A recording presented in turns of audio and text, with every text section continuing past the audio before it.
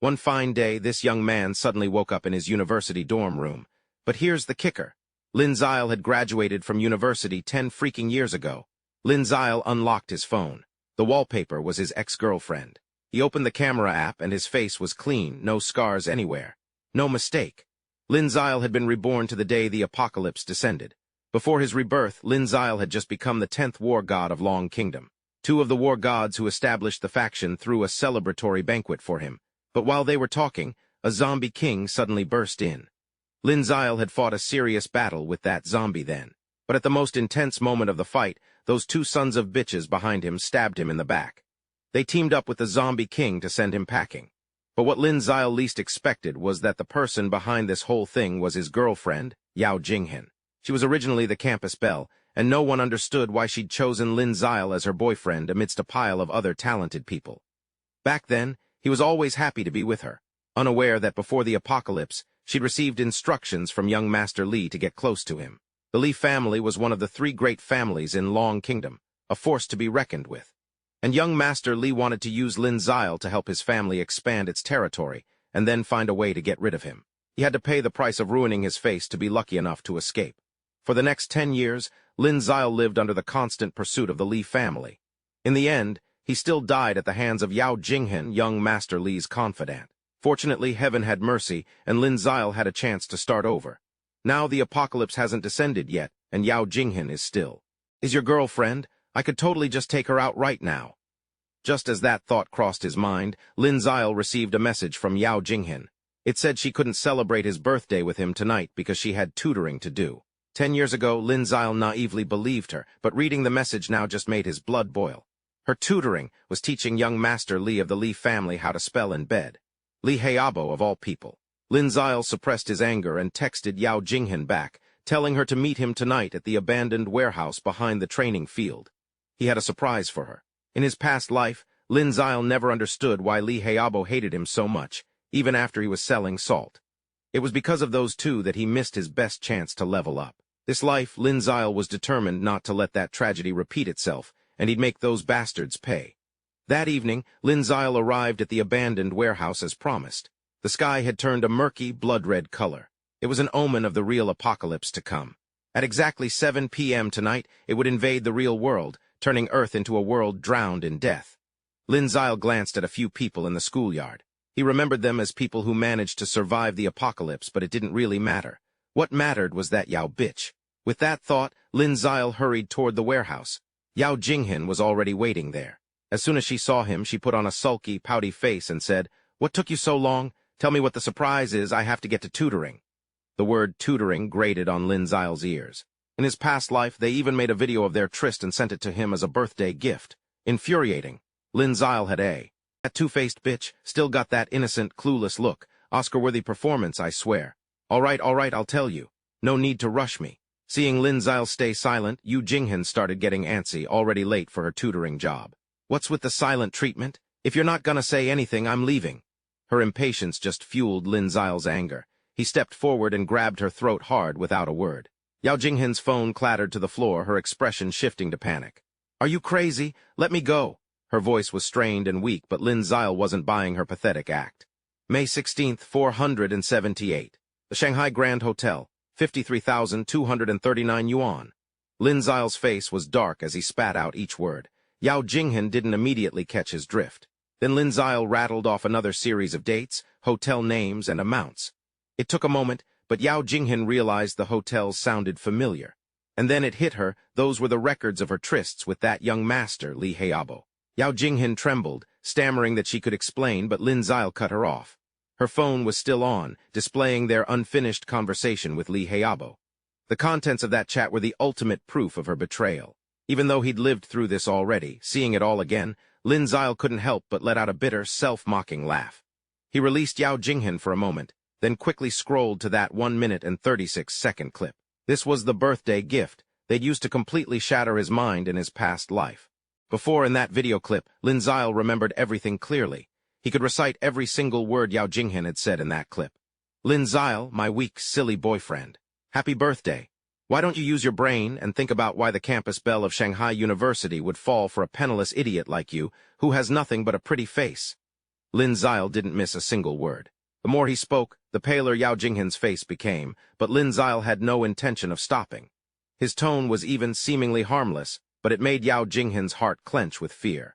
Clearly, this is the video she made while playing around with Li Heiabo, so why hasn't it been sent out yet? How did Lin Zile know what she was going to say? Oh, if it weren't for you, I wouldn't have caught the eye of young Master Li and enjoyed such wealth and glory, so in the end, I still have to thank you. Lin Zile even mimicked Yao Jinghen's mocking tone from the clip perfectly. This pushed her into utter despair. She was so scared that she collapsed onto the chair, no longer resisting. Lin Zile understood her feelings at this moment, but he had no intention of explaining anything. She'll have plenty of time to think about it once Yao Jinghen goes to hell. Thinking of this, Lin Zile grabbed Yao Jinghen's hands tightly. The dagger in his hand flashed and blood splattered everywhere. Lin Zile's stab was precise. Yao Jinghen immediately fell to the ground, blood spurting nonstop from her carotid artery. It was clear she had no chance of survival. Even though he had just become a murderer, Lin Zile wasn't afraid at all. On the contrary, he was extremely excited.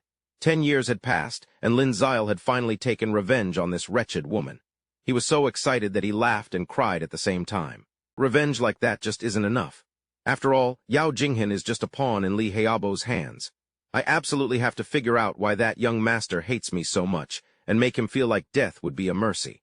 Just then a voice echoed in the space. Congratulations, host, on your successful rebirth, activating the Doomsday Guidance System. Lin Zile jerked around, startled. The voice was coming from his phone. 6:05 p.m. now, which means there are still 55 minutes before the apocalypse officially arrives. And this system is already showing up. Besides, this is the first time I've ever heard of this guidance system. As if understanding Lin Zile's doubts, the voice spoke again. This is a system that can decipher data from the apocalypse, providing many experiences for the host. The space around Lin Zile began to encode. The system has completed recognizing you as its master and can now extract a super guide called Absolute Drop Rate. It allows Lin Zile to increase the drop rate from 1% to 100% during the zombie extermination process. This means that every time you eliminate a zombie, an item will definitely drop. That's way too rich. Is this guide really reliable? Lin Zile asked skeptically. The system affirmed resolutely that its words were more real than pure gold.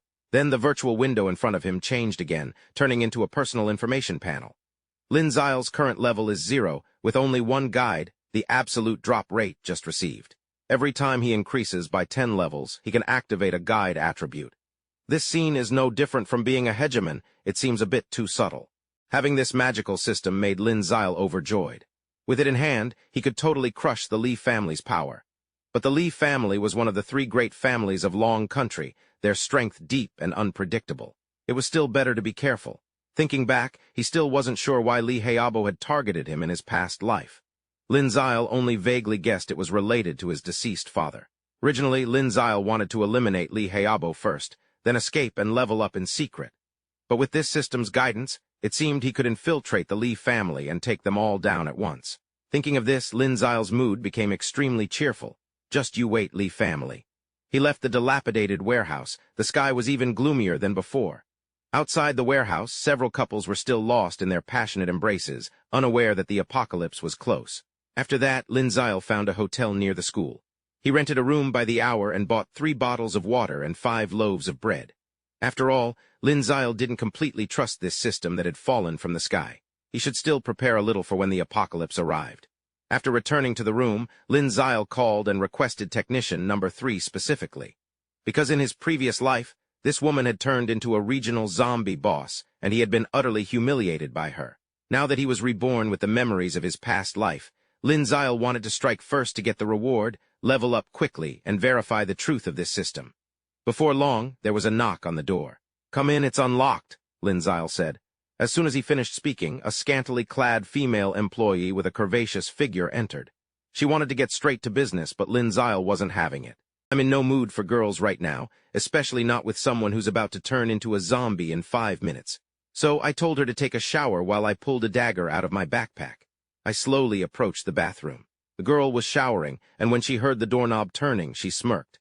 "I knew you'd try something like this. Hurry up, I'm getting tired of standing here." She thought she was about to see something steamy and R-rated in the bathroom. But just then my phone vibrated. It was 7 p.m. The girl's body immediately started to change. Her fair skin turned blue-green, her veins popped out, and she was covered in blood. She was shaking, not understanding what was happening. Her face twisted in horror and she started screaming. That's when I pushed open the bathroom door and stepped inside. As I entered, the last bit of humanity in the employee vanished, completely transforming her into a monster. It lunged at me, but I remained calm, dodging and striking back. My past life experience was more than enough to deal with this zombie. It didn't take long to knock her down. Then glowing circles appeared under my feet, and the space around me glitched out, just like when the system first appeared.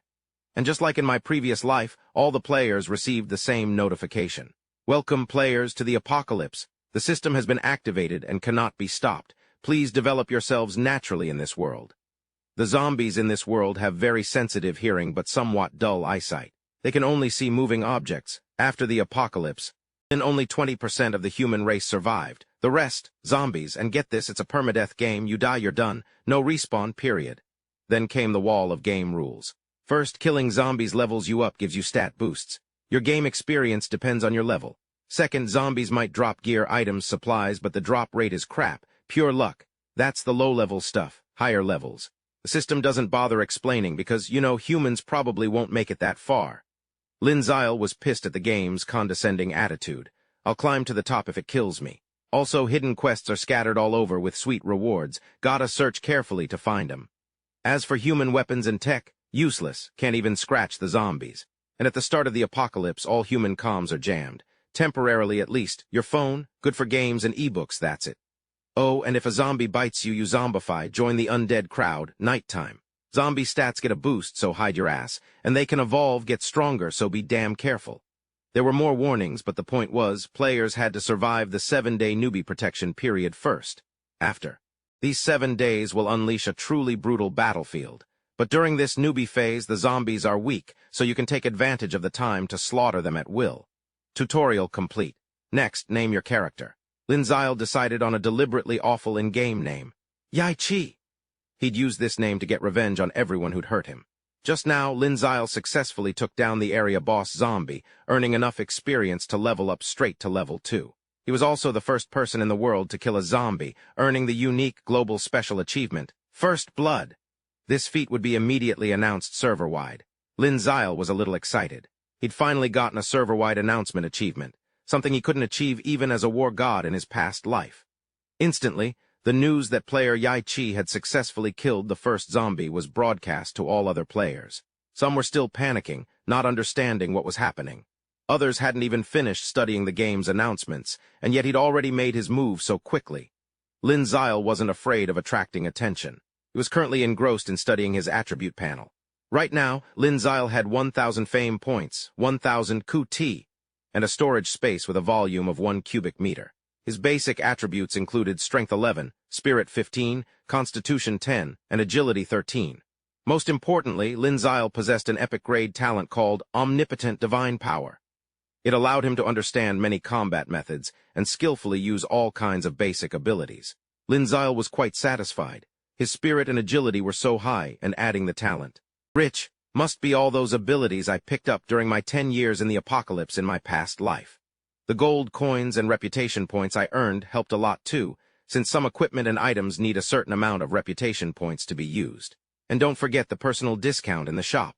But none of that compares to the First Blood title that Linzile just got. It gives a permanent 1-point boost to all attributes. Plus, every day after midnight, the first attack will deal an extra 100% damage. Getting 4 attribute points for free is already amazing, but that damage effect might just be the key to turning the tables. After studying all of his personal stats, Linzile went back to the zombie corpse again. He suddenly remembered the 100% drop rate hint from the system he got at the warehouse. And sure enough, a meditation necklace had dropped next to the boss's body. It's a bronze-grade equipment.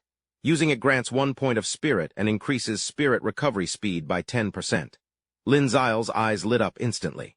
Holy crap, the system wasn't lying. A bronze-grade item on the first try? System. Hope the host makes good use of the guidance system and don't forget about my existence. Seeing that Linzile was still doubting him, the system felt a bit offended and reminded him. Okay, I got it. Linzile nodded vigorously. I can't believe free lunch really exists. Looks like I need to make the most of this system. His current mission is to make good use of the 8 hours of daylight to hunt and kill zombies.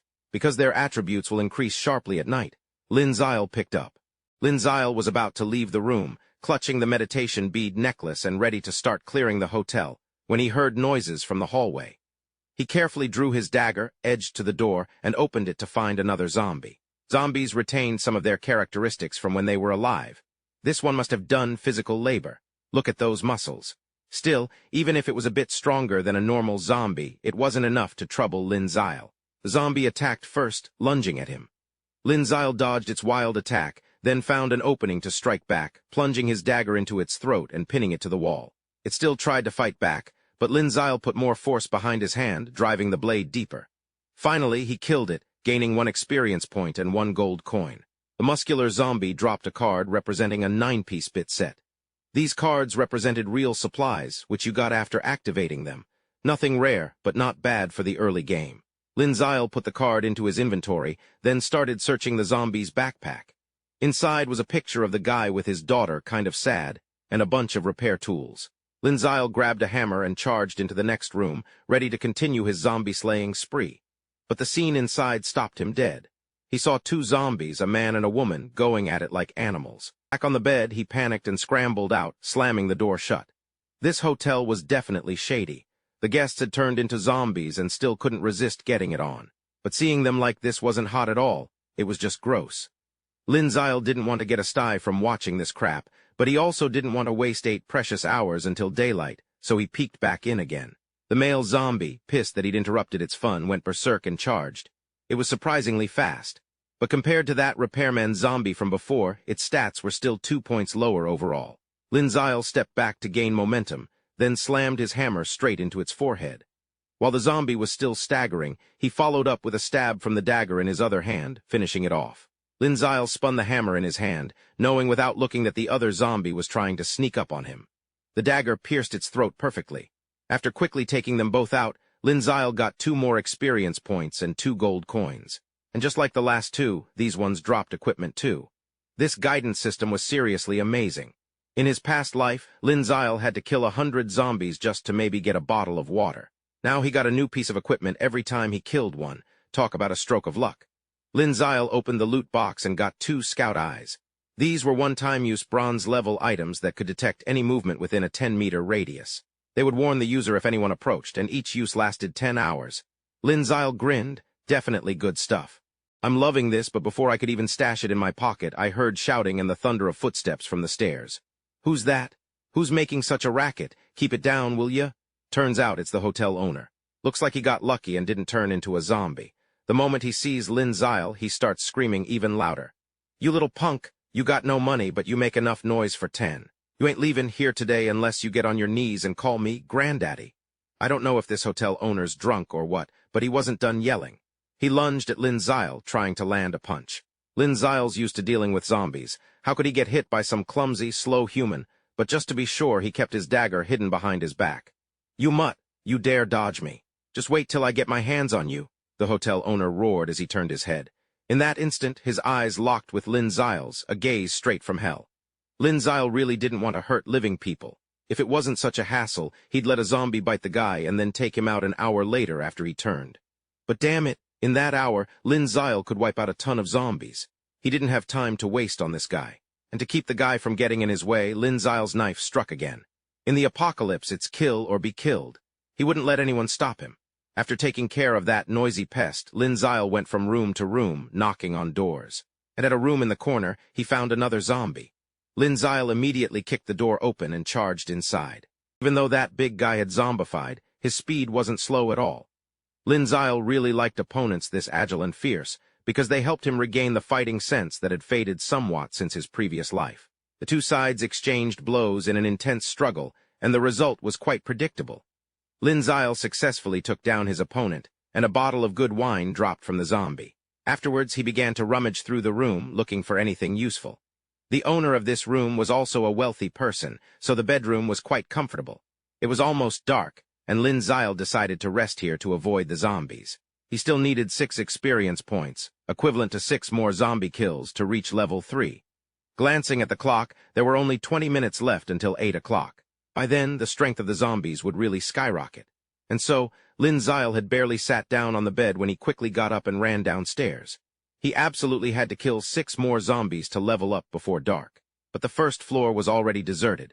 Lin Zile wandered around searching, and his eyes fell on a notice placed on the reception desk. As long as you are willing, technician number 3 is always ready to serve you.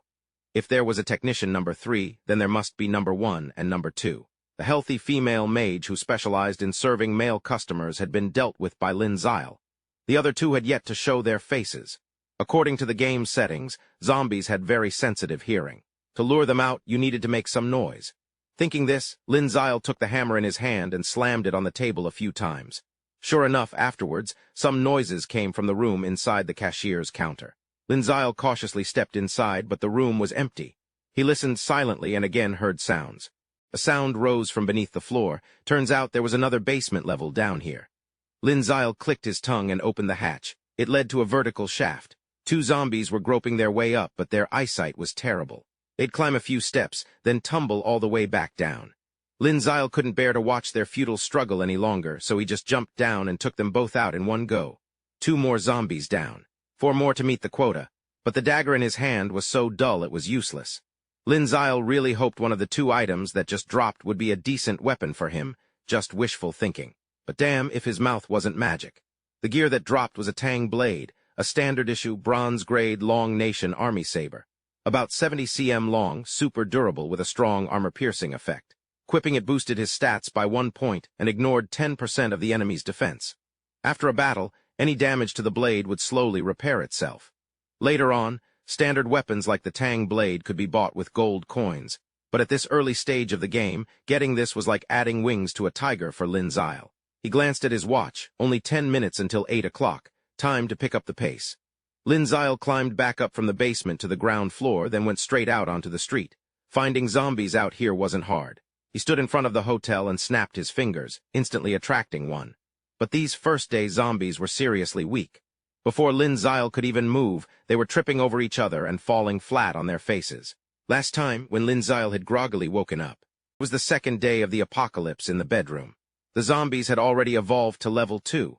He'd wasted crucial leveling time because of Yao Jinghan's father, but things were different now. With the Tang Heng blade in hand, wiping out these weaklings was no problem. At this stage, the quality of this blade was superb. He'd officially hit his KPI, eliminating 6 zombies before dark and leveling up to level 3. Lin Zile originally planned to retire, but another small zombie shuffled over. He thought this one might be a bit smarter, but it just walked straight into his blade and died. Stupid as it was, the loot it dropped wasn't bad at all. It was a skill book. For now, Lin Zile stashed the skill book in his inventory. The clock struck 8 p.m. Lin Zile's instincts screamed danger, and he took a step back. Sure enough, a zombie 1.5 times his size burst out of nowhere, right where he'd been standing a second ago. It was only a level 1 zombie, but all 4 of its stats were ridiculously high. Clearly, it had gotten a massive growth boost at night. This thing was going to be a problem. Its strength would peak in 1 minute, and he had to take it down fast, or it would attract more. But taking down this raging monster wasn't as easy as Lin Zile thought. The previous ones couldn't even withstand 1 strike from the Tang Heng blade. But this zombie, even after taking a direct hit to the neck, showed no signs of dying. In fact, Lin Zile's blade got stuck because its neck was so thick and tough. He tried to yank his blade back, but it was almost impossible. Facing the zombie with its cloudy eyes, Lin Zile had to retreat for now. He pulled out the hammer from his inventory and hurled it with all his might. The hammerhead slammed into the zombie's forehead. Taking advantage of the opportunity, Lin Zile wrenched his blade free. He thought 2 consecutive attacks like that would be enough to cripple the thing. But it only seemed to make the zombie even more insane. It lunged, trying to grab Lin Zile, forcing him to step back several paces. However, this didn't mean Lin Zile was at a disadvantage. Gripping the hammer tightly in one hand, he swung the horizontal blade in his other, slashing hard at the zombie's neck. This strike was extremely powerful, creating a deep wound. With 3 consecutive fierce attacks, a level 1 zombie like this finally couldn't hold on any longer. Lin Zile sighed in relief. This monster's stats were already at their peak. If he hadn't calmly dealt with it, thanks to his experience from his past life, there was no way he could have won. Lin Zile picked up the few prop boxes that had dropped to the ground and then began to clean up the scene. It was already past 8 o'clock, and the stats of the zombies outside had increased by at least 50%.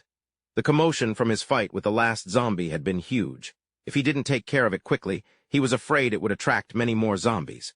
And so, Lin Zile hauled the zombies' corpses and barricaded all the hotel entrances. Then he returned to the luxury suite on the second floor and used the reconnaissance eye prop.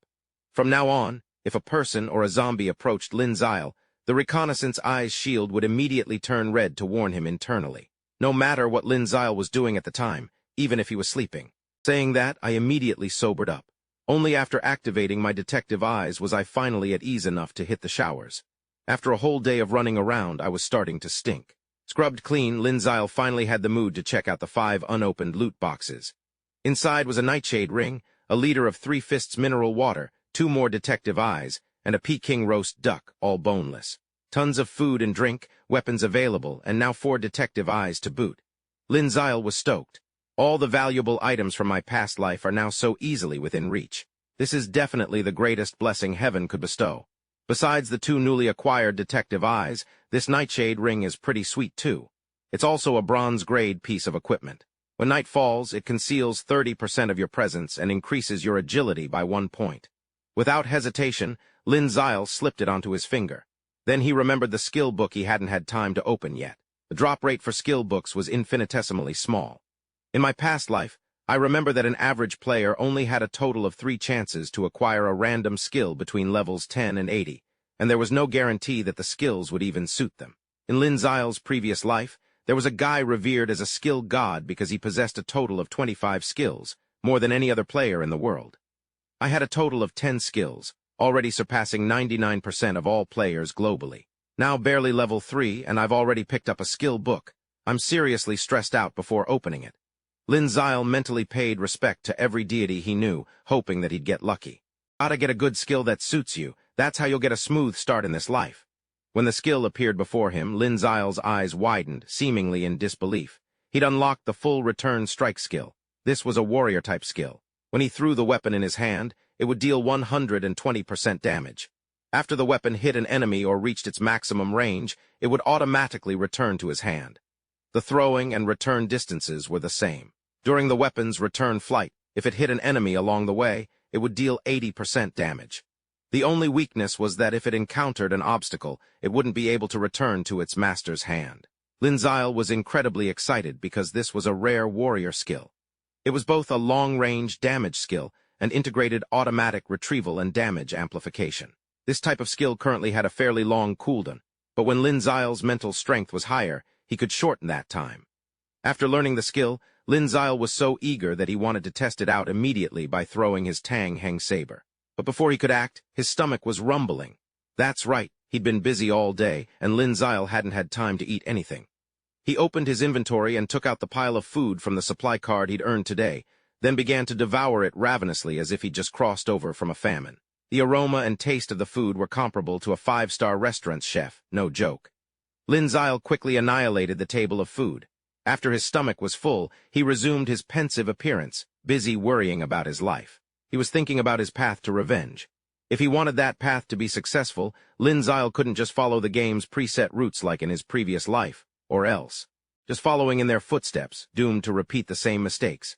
With that thought, Linzile started scribbling notes, mapping out the path he was about to take.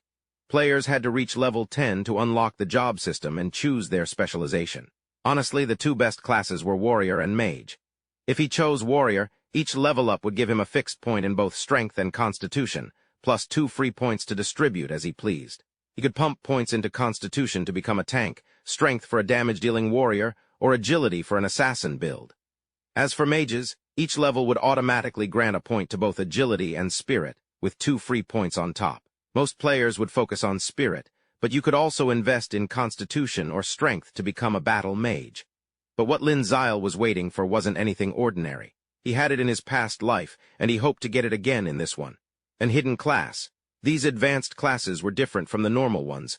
Only 1% of players worldwide could unlock the hidden class system.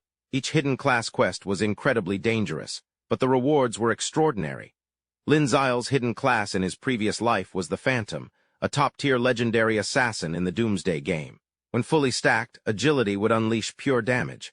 Before the second job advancement, each level up would give 1 point. Agility gets you an extra 3 free attribute points on top of your Strength. If I hadn't been lucky enough to unlock this top-tier hidden class in my past life, I never would have escaped the Lee family's pursuit for 10 years. Linzile continued to write down a series of other hidden classes, including the Holy Knight of Light, the Necromancer, the Usura Titan, and the Life Harvester. The players who possess these classes in the future will all become war gods, and they might be useful to me later. Then Linzile began to examine his own attributes. He currently had 5 free attribute points to distribute. His strength was 13, spirit was 17, constitution was 11, and agility was 15. After a moment of consideration, Linzile decided to add 3 points to strength and 2 to agility. With that done, Linzile began to rack his brains, thinking about where he could meet those future war gods, and where exactly the ancient stone-grade items from his past life were hidden. In the blink of an eye, dawn arrived. Linzile was still staying at the Li family's residence, and the eldest young master, Li Heiabo, had already gone insane. After hearing the news of Yao Jinghen's death, Li Heiabo couldn't calm down and kept smashing things in the house to vent his anger. Of course, his anger wasn't because he felt sorry for Yao Jinghen, but because his entire plan had been ruined by her. That damn Yao Jinghen! Where did she die? I didn't even get to complete the resources and send them to that useless Linzile. Besides that, the game of Doomsday infiltrating reality had also messed up Li Heiabo's plans. He kept smashing things to vent his anger. Butler Zhao just stood by, not interfering, only offering a few polite reminders. "Young master, please keep your cursing down. We've lost and injured quite a few guards already. If more zombies break through, they might not be able to protect you." Li Haobo didn't seem to care about Butler Zhao's reminders. "Uncle, tell me this. If I just make that Linzile explode, wouldn't that be sending him straight to his disgusting old man?" A twisted, almost excited look spread across Li Haobo's face as he spoke of ending Linzile's life. Butler Zhao wrestled with himself. On one hand, he felt that the head of the Li family's terrible parenting had turned Li Haobo into this. On the other hand, he felt that training a family heir like this made sense, preventing infighting later on. But now the apocalypse had arrived. Thinking it over, Li Haobo's current personality would suffer a great loss. "Uncle Zhao, I'm not satisfied," Li Haobo suddenly said. "What is it? Didn't my dad say the Hunter Mercenary Corps was coming to find me a few days ago? They should be in Shanghai by now, right? Tell them to find those too." Li Haobo wanted to find Yao Jinghen at all costs, even if he had to see her dead body. And Linzile was even more important to find. Li Haobo wanted to ruin his life, to completely shatter it. Butler Zhao was fed up with Li Haobo's attitude. But the Hunter Mercenary Corps was a collection of soldiers who had been cultivated specifically for him since childhood, and they would complete all of his orders. Linzile, at this moment, sneezed peacefully. He didn't know who was cursing him, but oh well, it didn't matter. After a night of rest in the hotel VIP room, having prepared everything he needed, Linzile leaped out the window. Zombies roamed the streets. With night over, their stats were back to normal. He drew his blade and began a bloody feast, cutting down one after another. Now level 3, these low-level zombies were no match for him. Especially with the full return slash in hand, the Azure Blade's power was amplified even further. The only problem was his weak spirit stat. Early game, he'd focused on strength and speed, so he hadn't allocated free stat points to spirit, resulting in a long cooldown for full return slash. After a while of swinging his blade, Linzile started to tire. He'd met his zombie-slaying KPI for the day, so he decided to switch gears and unbox the dropped items. His eyes lit up when he saw he'd obtained a new attribute item, a bronze-tier equipment enhancement scroll. This wasn't just useful, it was incredibly useful, something he'd been longing for. Using it would enhance the attributes of a bronze-tier item. The first enhancement was guaranteed to succeed, but subsequent attempts were uncertain because the higher the level, the lower the success rate. Linzile successfully enhanced his Tang Transverse Blade for the first time, boosting its stats by a level. His strength increased by 2 points, and his enemy's defense-breaking ability increased to 15%. Furthermore, continuous attacks would increase the damage output by 10%. It was easy to see that Linzile was very satisfied with this enhanced item. He temporarily stowed it away. He stepped aside, then glanced at the other items that had dropped. Among them was a bronze-grade hidden mask. Wearing it would help players conceal their basic information, like their in-game name and level, for 30 minutes. It could be used twice a day. In his past life, Linzile hadn't used this item, so he was a little curious. He put it on and successfully activated the information concealment, then lay directly on the ground to rest for a while. If he could reach level 5 before dark, Linzile could directly challenge the place he wanted to go without needing to find a dungeon. Although dungeons were the most important way to obtain experience, food, and items. To enter a dungeon, players only needed to find the dungeon's teleportation array distributed throughout the city, and pass through the teleportation gate to reach the dungeon waiting room. There they would choose a dungeon suitable for themselves to challenge. There were also a number of special, isolated dungeons. These were usually equivalent to hidden dungeons, meaning that the rewards were extremely rich. Linzile possessed the memories of his previous life, so he didn't even glance at the ordinary dungeons. He planned to head straight to the Lee family manor once he reached level 5. After lying down for a while, he'd rested enough. Linzile put a watch on his wrist and continued his journey. Along the way, he saw a house that was securely bolted. He used his odachi to smash the bolt to pieces. Although the outside door was bolted shut, the inside was extremely messy. Furniture was overturned, and bloodstains were splattered throughout the house. Linzile followed the bloodstains and opened the bedroom door. As soon as the door was slightly ajar, a pitch-black hand immediately reached out from inside. It was fast, but not as fast as the blade. Linzile's blade flashed. He took a step back, creating enough space to swing, but the zombie inside was faster than he thought, retracting its hand instantly. Seeing how cunning it was, Linzile sidled to the side on guard. Sure enough, the thing inside, seeing that he wasn't moving, started to get frantic. The zombie's hands, claws sharp, pierced through the wooden door, and then it used all its strength to smash the door open and lunge out. Linzile was already waiting by the door, ready to strike the moment it charged. His Tang-Heng blade sent that zombie on its way. Linzile went into the bedroom to take a look. He spotted a neatly placed photo frame on the desk. The ferocious zombie from just now turned out to be a single father of 2 high school students. Linzile's mood was momentarily troubled, but he quickly regained his composure. Forget it. There are so many zombies out there.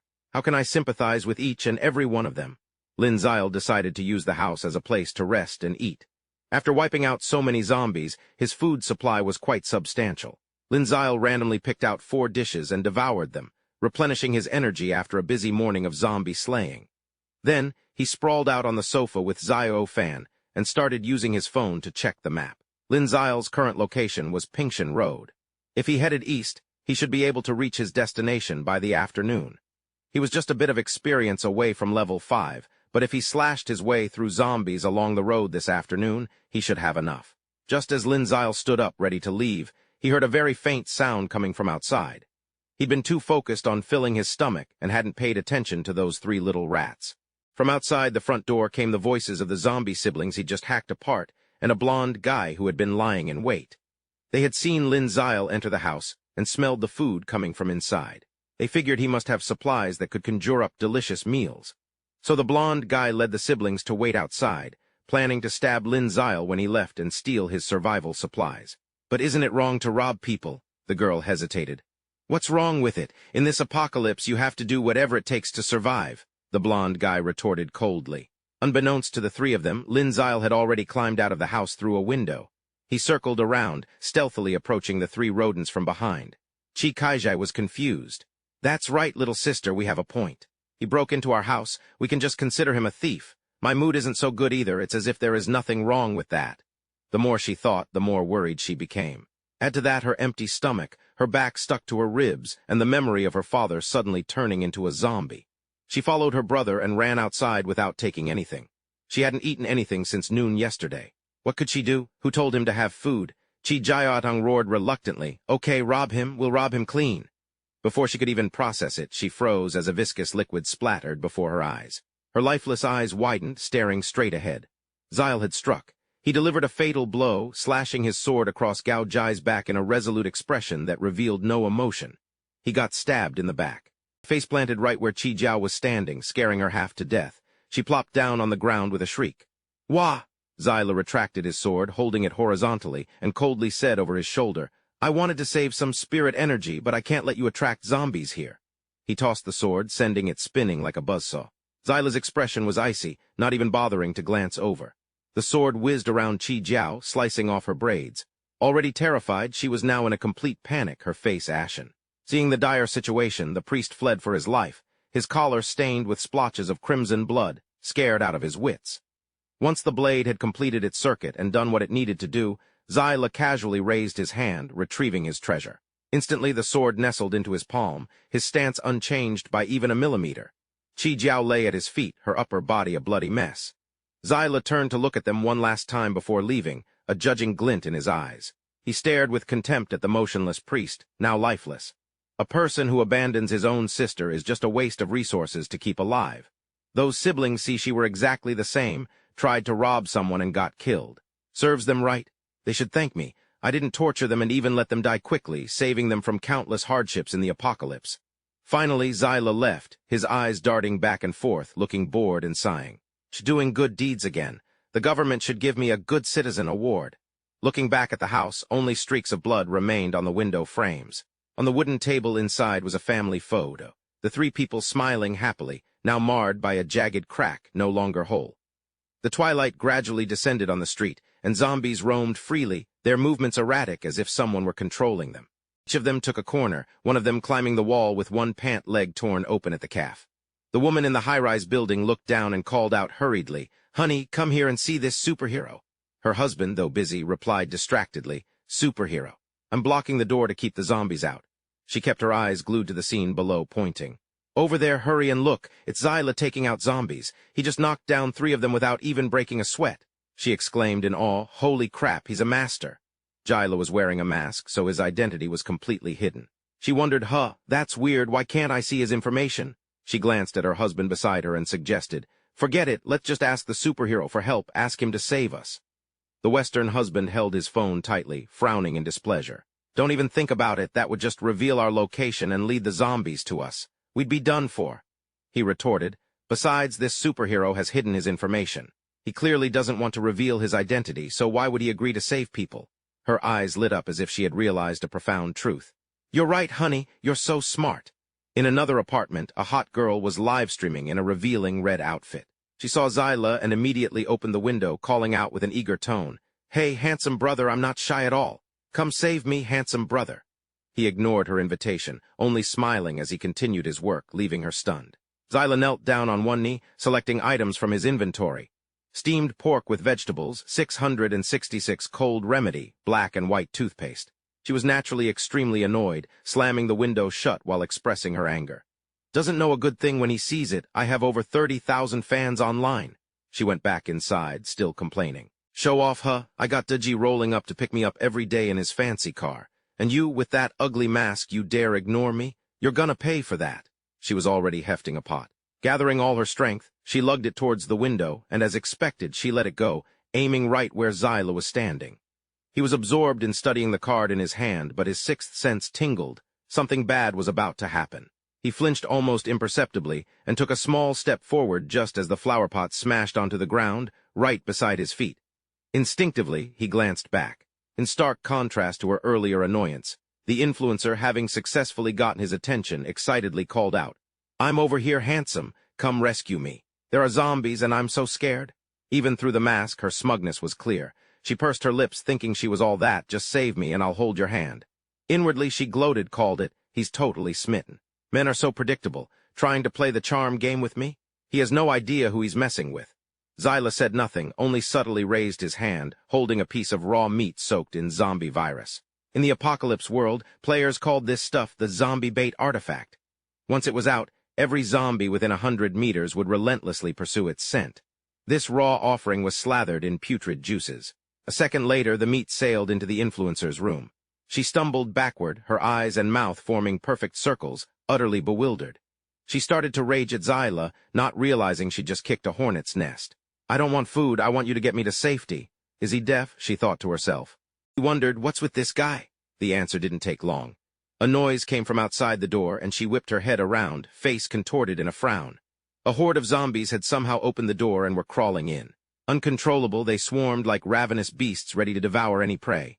The hot girl froze, her face pale with terror. Blood splattered as another life was extinguished, the red liquid spreading across the floor. Her phone, used for live streaming, clattered to the ground, the screen cracked. In the live chat, chaos erupted with conflicting opinions and criticisms. "Seriously, she's live streaming at a time like this, and she's so relaxed up there. Still watching the live stream, Wah, how far along is she? Which instance is this? I wanna live. Wah, damn it, are all zombies this scary?" After taking care of the nuisance, Zyla casually strolled away, hands in his pockets. This is just the first lesson of the apocalypse, he thought. The apocalypse began, and human life descended into chaos. Some threw themselves into the void, others leaned over balconies. Zyla seemed to be the only normal person amidst it all. The first lesson was to recognize your place and not recklessly seek help from strangers. That was about the hot girl from earlier. He strolled leisurely, as if taking a walk in the park, while a horde of hungry zombies charged toward him from afar. After a while, as dusk settled, he arrived. Before Zyla was the Shanghai Indoor Stadium, imposing and solid from the outside. He tilted his head, scanning the building. Yep, this is it. Zyla glanced at his watch, calculating the time. 2 hours before midnight. That's enough. He moved closer. At the entrance of the Shanghai Indoor Stadium, a wild, silver-grade treasure was supposedly hidden, according to the game's apocalypse setting. Iconic buildings around the city will trigger special events, like dungeons, hidden robot merchants, and wild treasure chests. The wild treasure chests are scattered everywhere and can be opened by anyone. Boss treasure chests, which can only be obtained by defeating bosses, are more valuable than wild treasure chests, but much harder to get. A silver treasure chest is guaranteed to drop a silver-grade item or equipment. Zai Luo entered and scanned the area with the system, quickly getting results. Ding, verifying that the host is about to enter the Shanghai Sports Center. Ding, the Shanghai Sports Center environment meets the mission requirements. Ding, announcing mission. Take 1, get 100. He looked up at the system's instructions. Esteemed host, you must demonstrate your strength. Please kill 100 zombies within the Shanghai Sports Center, regardless of their level. The mission reward is 1 random normal skill book and 1 bronze-grade equipment. The mission duration is 24 hours. Do you wish to accept the mission? Zai Luo Dan Zhao pondered.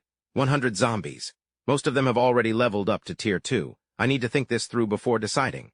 He thought, I was originally planning to avoid large groups of zombies in this huge sports center, use stealth, open the treasure chests, and then get out. But now there's this mission. Zai Luo frowned and asked the system, if I don't accept the mission or fail it, what are the consequences? A ding sounded, providing information. Please rest assured, host. The system exists solely to provide you with a better gaming experience and to allow you to enjoy the process of playing the game. Therefore, refusing the mission or failing it will not result in any penalties. On the contrary, we'll give the host 100 gold coins as a consolation prize. Hearing this, Zyla suddenly smiled. Wow, is it really that good? Without hesitation, Zyla Yin accepted the mission, thinking that whether he succeeded or failed, there would be no loss. He began his first steps of exploration in this sports hall. According to his memory, Yang Beabao Beijian should be in the warehouse on the 3rd floor. Zyla followed his memory, his face a little unsightly, entered through the side door, and then walked along the safety passage on the 1st floor, mentally drawing a map with specific steps. It's about to reach the medical room on the 3rd floor. It's almost 8 o'clock. Night is falling. There's a bed in the medical room, sleep here for a night, and continue fighting the next day. It's probably around noon on the 2nd day that I can reach the warehouse on the 3rd floor. Speaking of this, he crossed his arms, self-satisfied. Open Yang Beabao, jump directly from the edge of the building outside, and then slip away. Standing in front of the locked door, Zyla solved it with just 1 slash of his sword. The lock and chain were shattered. He opened the door and a zombie was already waiting. Hearing the noise, it rushed out. This one had bulging muscles, a haggard face, and red eyes like a vampire with sharp teeth, just waiting for prey to be delivered to its mouth. Good start, Zyla thought, then jumped into the room. He grasped the hilt of the sword with both hands and stabbed it through the zombie's throat, grinding his teeth as he watched. Zyla withdrew his sword and frowned slightly. The other hand pulled out a small hammer from somewhere, continuously delivering blows to its face, not giving it a chance to resist. The basketball splattered with blood bounced out, and everyone could foresee the end, this guy dying on the spot. Zyla didn't know what to say. HMPH, you didn't expect that, did you? Going out to play basketball and turning into a zombie too. Squinting, he noticed something odd. Right next to the body was a small box. Zyla didn't hesitate to kick the zombie corpse aside to grab it.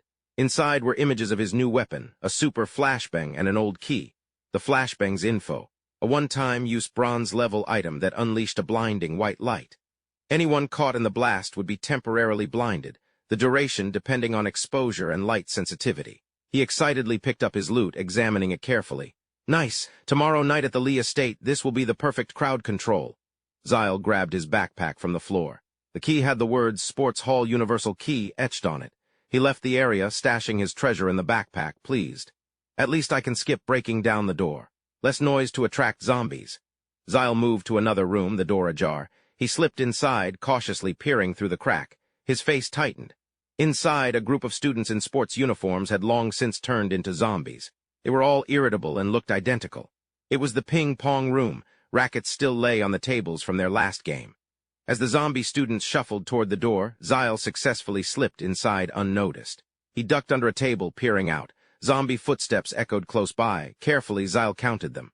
1, 2, 3, 17 in total. Know thy enemy. He finally relaxed his facial muscles a bit. Stat-wise, these zombies were no different from him. An average person would struggle against just one.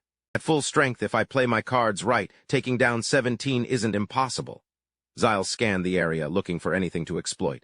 The main doors to the ping-pong arena are shut, just need to make a little noise. The zombies outside might come pouring in. Zyle's face was grim as he calculated his plan. Take out 2 zombies now to level up to 5, then pull off that migration strategy with the remaining 15. With that thought, he stepped into the fray, drawing his sword and eyeing the closest zombie. No need for words, you're it. Zyle leaped forward, bringing the sword down in a decisive strike across the zombie's skull. His face was set with determination. He was getting too used to this. Another unfortunate victim fell, dead on the spot. The noise startled the remaining zombies. They froze for a beat. 2 or 3 turned to stare at their buddy who just kicked the bucket, their eyes blazing. Gradually, more and more noticed. Their faces darkened, and bloodshot eyes fixed on a single point. Then the horde charged headlong toward Zyle, their faces twisted in utter rage. On the other side, Zyle was mentally prepared to face them. He held his sword out in front of him, his blue eyes gleaming. The zombies were almost upon him, just a few steps away. He swung his blade in a wide arc and blood sprayed. Wasting no time, Zyle used the momentum to leap forward, spinning around to finish off the ones he'd just crippled, clearing a path through the rest. Zyle landed a short distance away. The nearest zombie changed direction, lumbering slowly toward him. As usual, a single chop across the head sent the creature to its doom. Zyle pursed his lips. Just as he lowered his sword, the system notification chimed. Congratulations, player Zyle, for successfully killing 2 zombies and gaining 2 experience points. 3 gold coins. Congratulations, player, for leveling up. Level up, got 1 free attribute point. Player Zyle is 100 experience points away from the next level. Zyle opened the system to check things out, and his agility got a point. Done with that, he jumped over the corpse on the ground onto a table, his eyes slightly closed as he felt around. Right now, Zyle stood tall on the ping-pong table as the remaining zombies surrounded him. One of them was roaring menacingly behind him, but he noticed in time, tilting to the side. The blade lightly sliced across the zombie's neck, and it fell backward as Zyle clenched his fist. Another zombie saw this and got scared, wanting to run. At the same moment, the door behind him cracked open, and an eye peered inside, not even fully opening the door. After witnessing everything inside that spooky room, he panicked, stepping backward. Damn it! He frowned, annoyed, cursing his bad luck. From inside came a loud rumbling sound, 2 or 3 people piled on top of each other, the impression showing on the outside. This guy smirked slyly, thinking, looking at these shapes, it must be the zombies getting beaten up. The player inside must have supplies. A long time passed, waiting and waiting until he was starving, his face gaunt, mushrooms growing on his head, but still no movement. He muttered weakly, just need to wait for him to die, and I can make a profit and get the supplies. This guy impatiently brushed away the pile of mushrooms, frowning helplessly. Gathering his courage and curiosity, he cautiously approached the room to get a clearer look, telling himself, if you're done for, then I'll mercifully send you on your way. Inside, Zyle was still fighting the zombies. This guy grinned wickedly, his eyes gleaming. I need to find a way to lure more zombies here.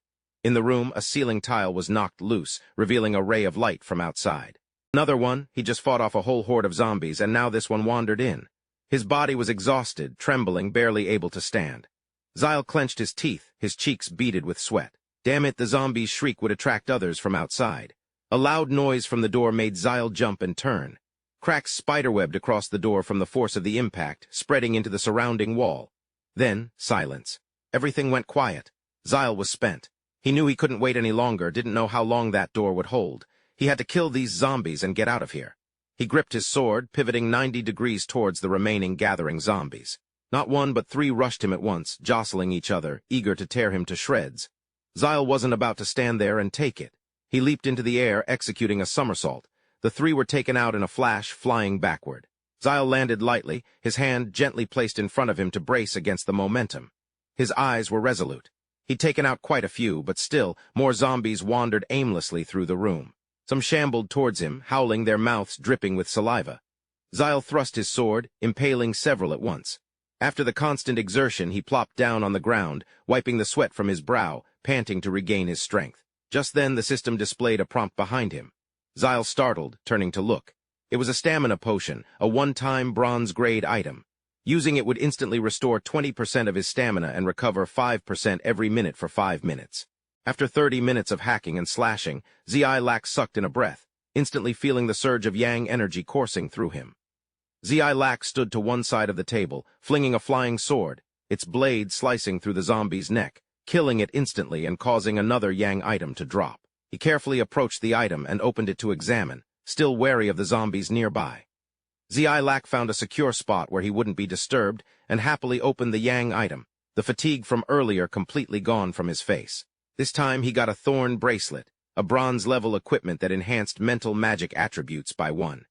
It came with an additional skill, Thorn Assault, which could summon a number of thorns from the ground to deliver a heavy vertical blow. The skill cooldown was 24 hours.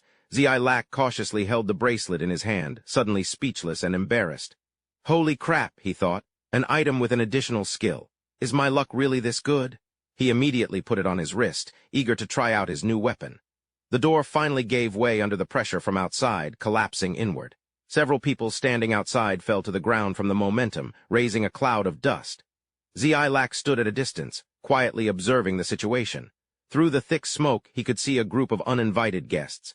He put one hand in his pocket, clenched the other in celebration, and sneered. Perfect timing! A horde of hungry zombies swarmed in from outside, even more gruesome than the ones in the room before. There were both men and women, their faces barely recognizable. Yahello jumped high into the air, soaring over the advancing zombies, who couldn't reach him even as they reached up. The bracelet on his wrist flashed like the light of the party illuminating the zombies, and large cracks appeared on the ground, frightening them. Of course, only one. The one laughing was Yahello. He was ecstatic seeing the effect of his new toy. This was only the beginning. From the cracks in the floor, huge thorns shot up. They grew densely, reaching straight up into the sky, stabbing wildly. Yahello stood to the side, watching intently. He was slightly surprised by what he had just caused, so much so that he cursed. Holy shit, is it really that strong? The destructive power of this skill was something only a level 20 mage could do. A lone zombie, having hid in some corner, jumped out. Yahello gave it a charitable glare, his expression unchanging. Sharing the same fate as its predecessors, this one was immediately decapitated. Just as things calmed down, he noticed thorns sprouting right where he was standing. He hurriedly jumped back to dodge. Before him was a scene of utter chaos. The thorns were busy dealing with the zombies. He remained silent, watching so many zombies die. The system notifications kept popping up rhythmically. Congratulations, player Yahello, for successfully killing 2 zombies.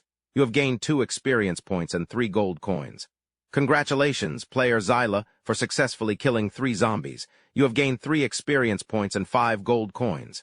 Congratulations, player Yahello, for successfully killing 2 zombies. You have gained 2 experience points and 3 gold coins, and a series of other congratulatory messages too numerous to count. Yahello's face lit up with excitement.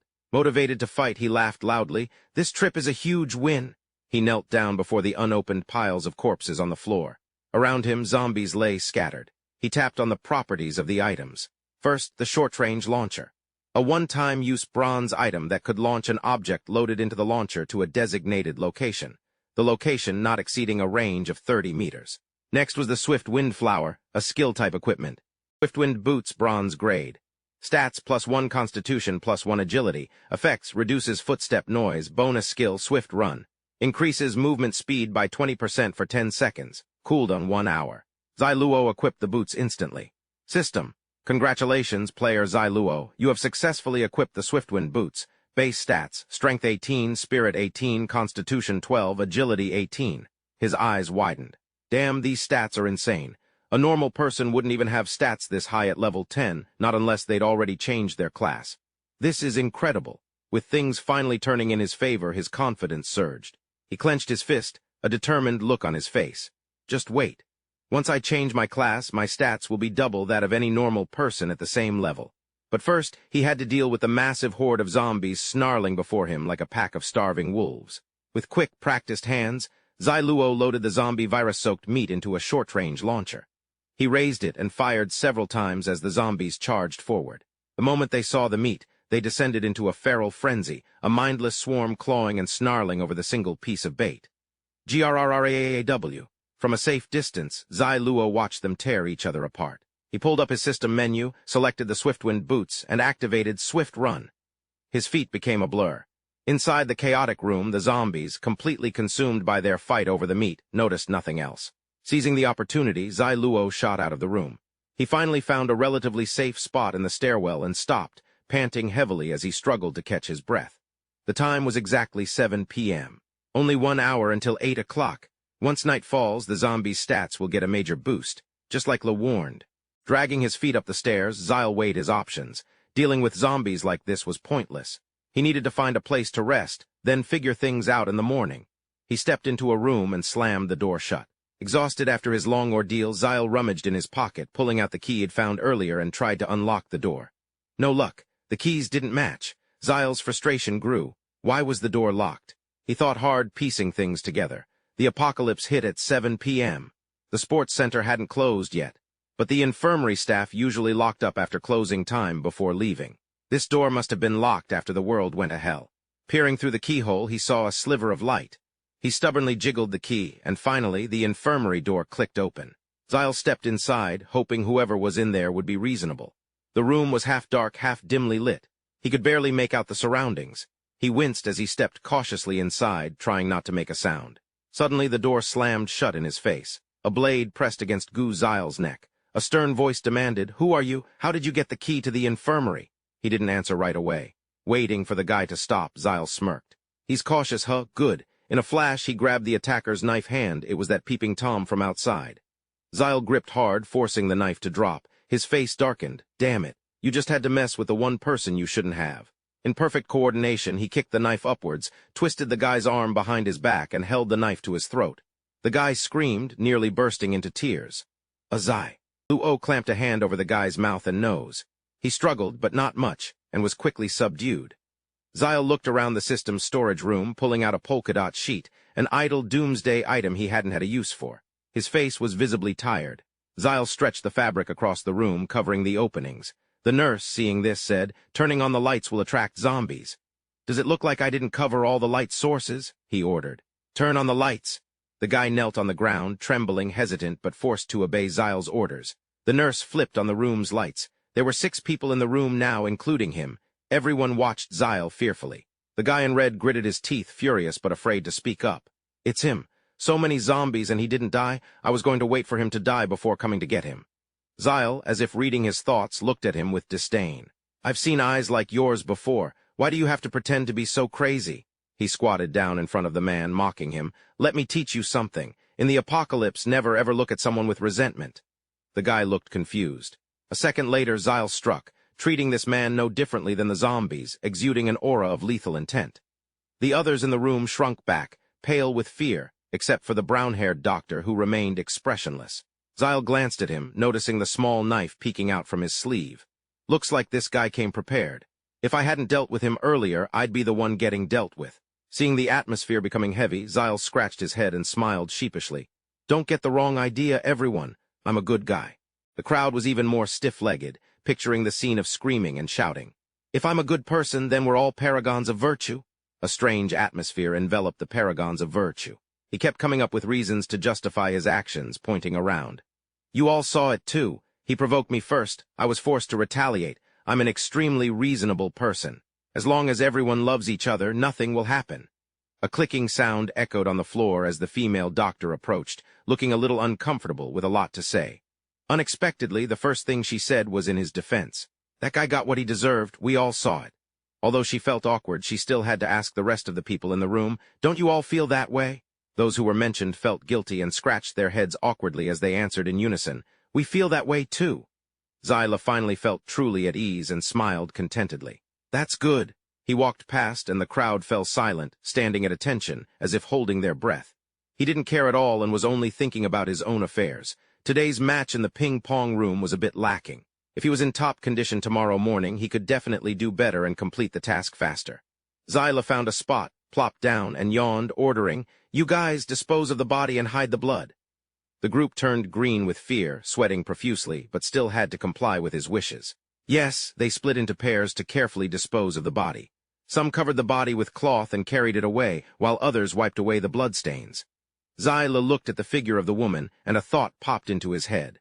Where have I seen this doctor before? After searching for information about her, he found her nickname, Zhang Yizhu. Temporary title, none. "Yeah, level up, level up." She pouted, reluctantly cleaning up the bloodstains. Only then did he suddenly realize, dumbstruck, "Zhang Yexu, it's her." In my previous life, I met her late in the post-apocalyptic world. Back then, she was already a person with the hidden profession of divine physician. A little bit of a throwback. When Zai Luo was injured, he sought out Yexu for help. I know your hidden profession is divine physician. Help me heal my wound, and I'll do anything you want. Yexu, wearing the same medical attire she wears now, except with her hair tied up high, glanced coolly at him and then turned her head away heartlessly. Your injury is related to your soul. It's fundamentally unrecoverable. Afterward, I suffered several serious injuries and sought her out for treatment. Although the divine physician profession was respected in the post-apocalyptic world and didn't face danger, bluntly speaking, it was just a tool. Without enough strength, one could die in the hands of others at any time. Zai Luo rested his chin in his hand, filled with nostalgia. Who wasn't suffering from the ravages of the apocalypse back then? She looks so different now. Fate is truly miraculous. In this life, just 2 days after the apocalypse descended, I was able to meet an acquaintance. Thinking of this, he closed his eyes slightly, feeling confused. Moreover, now they have a doctor, a nurse, and a repairman. The lights suddenly flickered on, and a loud noise echoed from outside the door. The group of people in the room trembled, their eyes following in one direction. They already had weapons in their hands. Cracks were appearing on the door, mottled and uneven. They became even more frightened, their faces drained of all color. Everyone stood motionless like statues. Only Zai Luo sat calmly, peering out of one eye to check the time. It was 8:30 p.m. He took out his items, looked at Dan Zhao, and revealed a pile of food with a diverse menu, full of nutrients from meat to vegetables. And it's still steaming. Zyla mindlessly shovels the food into his mouth, ignoring the bewildered stares he's attracting. The nurse's stomach is growling with hunger, and the guys are practically drooling as they watch him. Yizu is in the same boat. She takes a chance and asks, "Where did you get that food? Is there any way we could get some too?" Zyla chuckles inwardly but keeps his face blank. Got him. He holds out the bowl of rice with a condition. It's simple. Help me with something and you can have some. The nurse behind her is trembling uncontrollably with fear. She moves closer to Yizu, who's more composed, and repeats the question. Tell us what you want. She's got a million thoughts racing through her mind, and worry is written all over her face. Could it be that he wants? He's suddenly right in front of her, offering a piece of paper with a knowing smile. This paper lists some medicinal ingredients I need. You and that nurse find them for me, then pack everything up for me. Yizu stares at him, stunned, then asks for clarification. You want us to help you find medicinal ingredients? Zyla pretends to look away, acting dumb. What else would I want? Long Yizu is confused. What's with this guy? He's so weird. But she puts on a cheerful smile and takes the paper from him. No problem, we'll find them for you right away. The nurse next to her peeks at the list too. Zyla then heads over to the two technicians and gives them instructions. Here are some materials I need. I want you four to work hard tonight and make these. I'm leaving at 6 a.m. tomorrow. I'll decide how much food you get based on how much you've made. They gratefully accept the offer. All our tools are here. Zyla spreads out some rare material cards. You can use these too. With the tasks assigned, he turns to leave, waving his hand as he gives them all a final instruction. If that's all. You guys keep working, I'm heading to bed. Remember to find me at 6 a.m. tomorrow for food. He thought to himself that last spot was too close to the ground. Zombies kept running around, disturbing my rest. Zyla found a place to rest and activated a protective barrier around himself. Better safe than sorry. He carefully reviewed the treasures he had collected, a satisfied smile on his face. Not bad, everything's here. A notification appeared, 22 experience points until level 6. Take on 100 enemies. Esteemed host must demonstrate your strength. Please kill 100 zombies of any level within the Shanghai Sports Center. Mission requirement, 45/100. Mission reward, 1 random ordinary instruction manual, 1 bronze level equipment. Mission duration, 24 hours. Zyla was already rubbing his eyes, yawning constantly. I have a total of 6 hours in the morning, that's plenty of time. He laid down on the comfortable bed, closed his eyes, and drifted off to sleep. The next morning, Zyla, fully rested, returned to the infusion room to check on the others. Inside, the four were exhausted from staying up all night, their stomachs growling, looking gaunt and worn out, barely human. Zyla approached with a smile. Not bad, you did well. Yizu and the nurse, Quang Shen, were swaying like pandas, shaking each other awake. He handed them the food as promised. You guys don't need to fight. 1 tablet is enough to sustain you for a day, 1 for each of you, fair and reasonable. The group gratefully accepted. Thank you. The nurse took the card and held it to her chest, hesitant. Thank you? Yizu's face brightened and she smiled slightly. I thought he was going to kill us and take the supplies. I even had an escape plan ready. I didn't expect him to actually keep his promise. She nodded. Feeling the love spreading around, it seems he isn't as cruel as I thought. Zyla carried the medicine box, whistling as he walked. We just keep what we need. Yizu asked. Boss, how do I use this card? Brother Shock dropped the medicine box, stiffening, inwardly screaming as he remembered he'd forgotten that the Doomsday game didn't even have a newbie tutorial. In my past life, it took me days just to learn how to open a storage space, and I was crying and screaming because I couldn't do it. Zyla patiently explained step by step. He'd take this opportunity to do Zhang Yizu a favor. Zyla pointed at the smart screen to select the food. Instantly, the table was filled with chicken and sweet and sour pork. Zyla sat with his arms crossed, arrogant, enjoying the admiring gazes around him. Zhang Yizu smiled brightly. Thank you, boss. Everyone now held a different note in their hand. A feast was laid out and the group enjoyed it in happiness. Zyla sipped his dessert, thinking, I should remind Yizu. She helped me so much in my past life. If I don't have a good relationship with her this time, I'll lose a path in the future. Without hesitation, he stood up, cleared his throat, and ordered, Leave this place immediately, no later than 12 o'clock noon.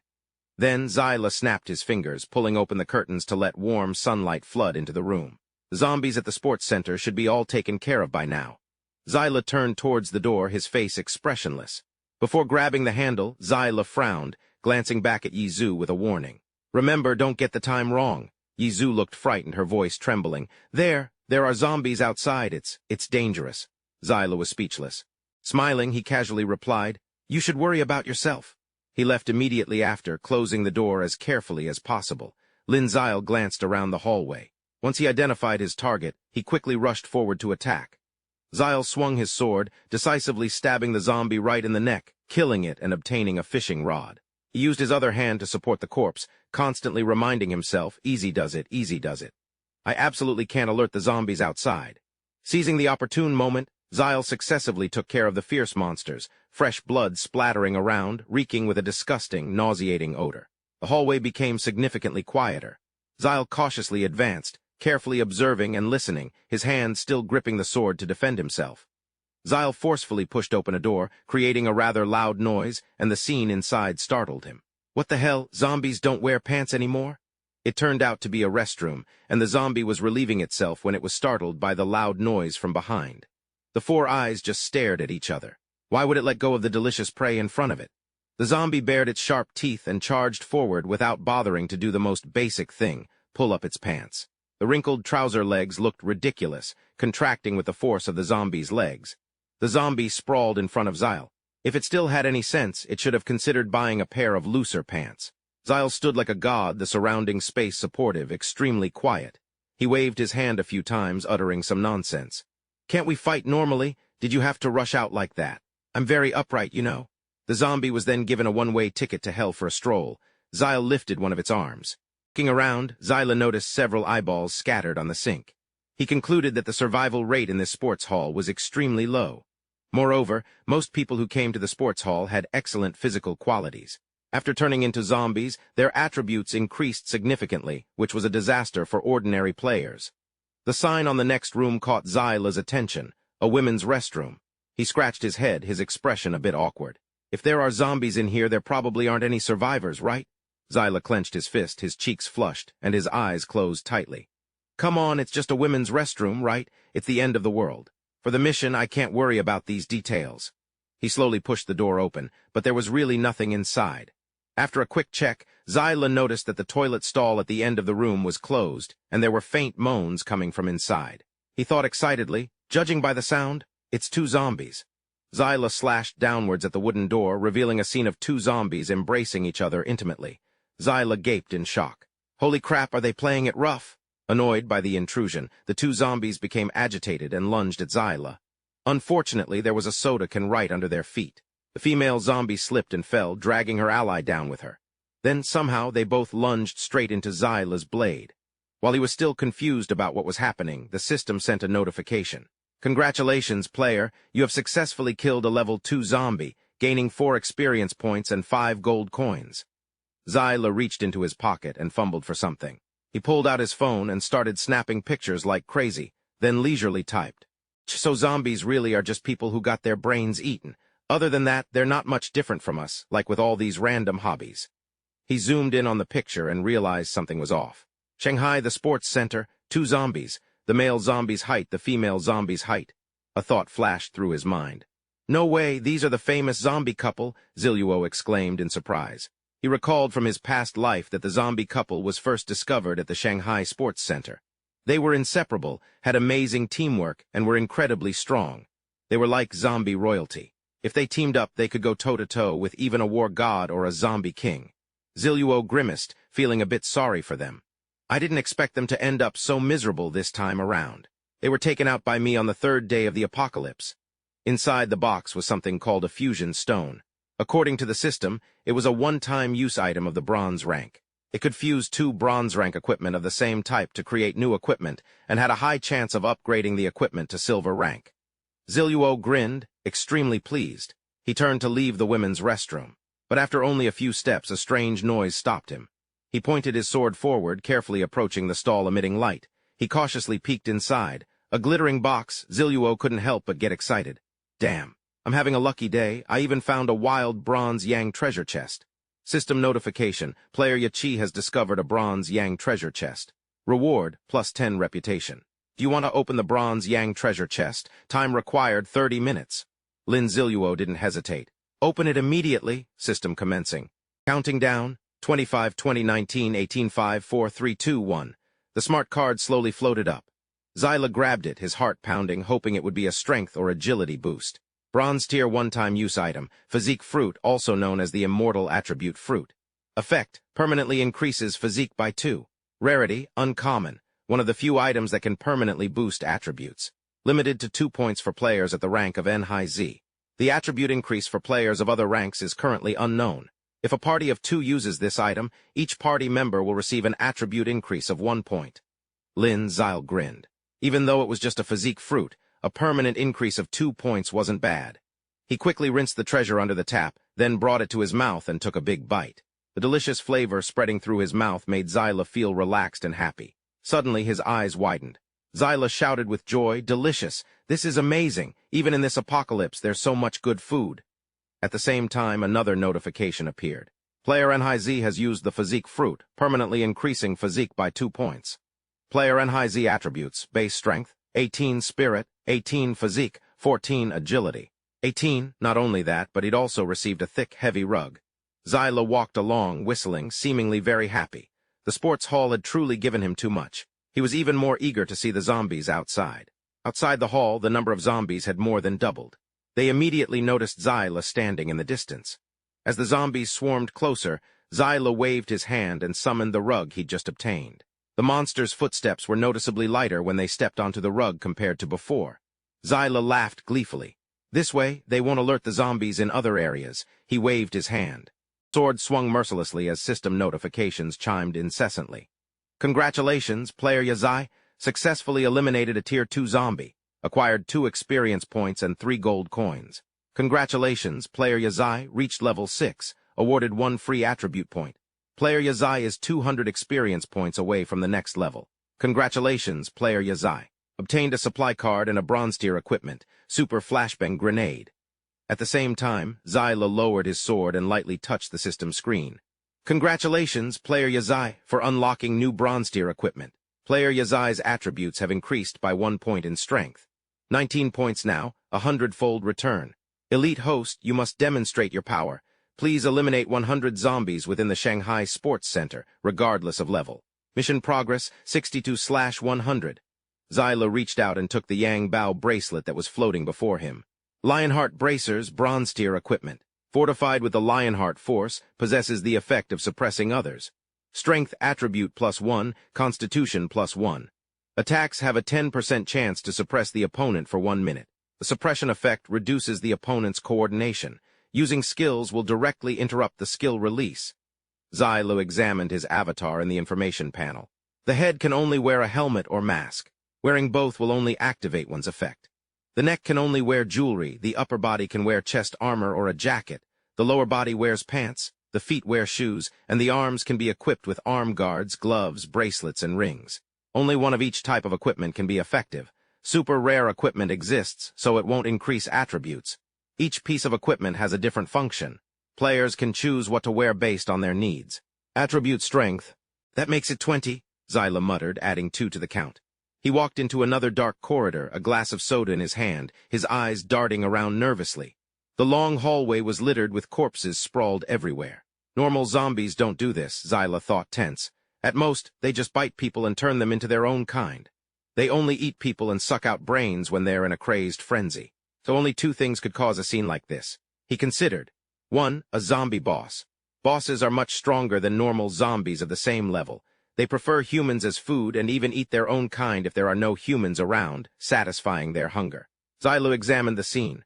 The second is a zombified animal. It's a small chance. The stronger the animal, the easier it is to turn into a zombie, and weaker ones not so much. It's like 1 in a million, or even a billion, successfully turning into a zombie. Zombified animals especially value humans. They love eating human brain marrow but won't pass up zombies either. Something caught his eye, turning Zyla's face pale. He recognized it with shock. A zombie cat? Zyla looked at the remaining traces on the ceiling of the corridor. A zombie cat is the most troublesome thing for me. They have keen hearing and perception. It definitely knows I'm here. His steps became more cautious. Time to scout and see if this zombie cat plans a sneak attack or a frontal assault. Where is it? I need to find its position and gain the upper hand. And it seemed he found it. Zyla's eyes widened. Thanks to his incredible reflexes, he narrowly dodged an attack. Avoiding the claws of that zombie cat, Zyla leaped back, keeping a safe distance. He then used his strength to knock the cat off the shelf. It was called Razor Claw, or Zombie Cat Boss, a 9th-level bronze rank with basic stats. Strength 21, Spirit 10, Constitution 9, Agility 20. Its skill, Afterimage Counterattack, instantly boosted its speed by 30%, dealing 120% of its power as damage. While in the afterimage state, damage taken was reduced by 50%. Zyla mused, zombie animals with that prefix, that signifies a boss. And that wasn't all. Its innate talent, Razor Claw, inflicted a tearing effect on wounds, reducing healing speed by 40% and increasing bleeding by 40%. Cat Eye Stare could drag enemies into terrifying illusions created by the cat's eyes, inducing a fear state that reduced all enemy stats by 20% and continued to impact their combat effectiveness. Zyla was a little excited. This kind of boss is naturally high-level. In terms of strength and agility, it surpasses me. No wonder it was at the forefront of the Doomsday game. Slowed healing, increased bleeding. This meant that once an opponent suffered damage, that part would basically be difficult to heal during the fight. He stroked his chin, a faint smile appearing. A plan formed in Zyla's mind. I'll just use my terrifying combat experience to kill you, zombie cat. Suddenly, a notification popped up. System player Yazizai has encountered bronze-level boss Razor Claw Zombie Cat. Initiating quest. Slay the zombie cat. Quest detail, avenge the zombie cat's betrayal. This feral cat with special talents was a regular on the 3rd floor of the gymnasium. Cat lovers would bring it food every day, but after the apocalypse, the instant Dang Lin was infected with the zombie virus, the cat went on a killing spree. Its sharp claws slashed across the bodies of those who had once helped it, causing them immense pain and costing them their lives. Quest. Kill the zombie cat. Reward, 100 fame points, 200 gold coins, 100 experience points, and a bronze tier item. Time limit, 8 hours. Penalty for failure. Permanent reduction of all attributes by 1 level. Note, abandoning the quest is equivalent to failure. Zailuo Zhang looked bewildered. System prompt. Detecting that the host has triggered the zombie cat's revenge quest. Optimizing quest details. Once the countdown reached 100%, Zailuo carefully read the quest details. Revenge quest. Kill the zombie cat. Reward. 100 fame points, 500 gold coins, 300 experience points, and a bronze tier plunder token. Rewards have been optimized. Time limit, 24 hours. No penalties for failure or abandonment. Zailuo clutched his head, looking utterly despondent. God, is this the Doomsday game I know? Is this really the same damn quest system that screwed me over countless times? He subconsciously recalled his past life, where every quest he undertook was incredibly difficult. Whether it was failure or refusal, the game's punishments were extremely severe. For ordinary people with only a 1% drop rate, the rewards, while seemingly decent, required a team of dozens to even attempt the 9th-level bronze-tier boss in the early stages of the apocalypse. Even then, the team reward after completion was only 50 gold coins. Lin Zailuo's lips trembled. It was practically worthless. Looking at the words appearing before him, he assessed a quest that was once meager now transformed into a generous reward, with no penalty for failure. Without a second thought, Zailuo hurriedly tapped the Accept Quest button. The system announced, Player Yaze has successfully accepted the quest Repay Kindness with Enmity from the zombie cat. Please complete it within 24 hours. The zombie cat was leisurely licking its little paws. It lay down, wagging its tail as if trying to provoke Zyla. He pondered. Based on his experience, provoking the boss before him was the only way to win. He had to force the boss to make the first move. The cat's crimson eyes widened when it saw Zyla sit down without attacking. He casually pulled out his phone and started watching something, then burst into a joyful laugh, infuriating the cat. It opened its mouth and howled, pushing off with its hind legs to jump. Just as planned, the zombie cat began its challenge against Zyla. Unexpectedly, a hoarse, grating voice came from the zombie cat's mouth. It cursed Zyla to die. Zyla gritted his teeth and leaned back to dodge the attack. He immediately summoned his weapon. The cat landed, its eyes never leaving Zyla. It charged a second time with a piercing shriek that echoed through the cold corridor. Gah! Zyla focused intently, striking the cat hard with the hilt of his sword. The zombie cat growled softly. It spun 180 degrees, loudly cursing. "You treacherous human, you knew what I was going to say without me even saying it, didn't you?" Zyla sensed the opportune moment had arrived, immediately adopting a stance. He decisively slashed out, the sharp blade swiftly severing 3 of the cat's claws. The cat fell, writhing and moaning. "A human wounded me. I will never forgive you." Zyla arrogantly looked at the zombie cat. "You've lost your claws. Come and hit me now." The cat's rage reached its peak. It lifted its face up. The zombie cat Ling Meow used its skill, Zombie Cat Eye Bewitchment. Its 2 pupils turned into mobile blood clots, invaded by a thick black mist. Zyla realized the gravity of the situation, having been pulled into an illusion. Before him now stood a colossal figure, its eye sockets, nostrils, and mouth wriggling with decaying human arms. Behind Zyla, countless unjustly dead souls screamed. Calmly he asked, "After 10 years, all you are is a zombie copy. You think you can scare me? You're not worthy." The Ling Meow was stunned upon hearing this, its whole body stiffening, and its spiritual energy waning significantly. The colossal figure from before shattered, dissolving into pieces. The cat could only look at Zyla with resentful eyes. With limping legs, it tried to escape. Zyla raised his sword high. He used a circular slash, the blade cutting in a straight line towards the fleeing zombie cat. The Ling Meow then died. The system's jingle rang out non-stop. Congratulations, player NZ, for completing the zombie cat's revenge quest.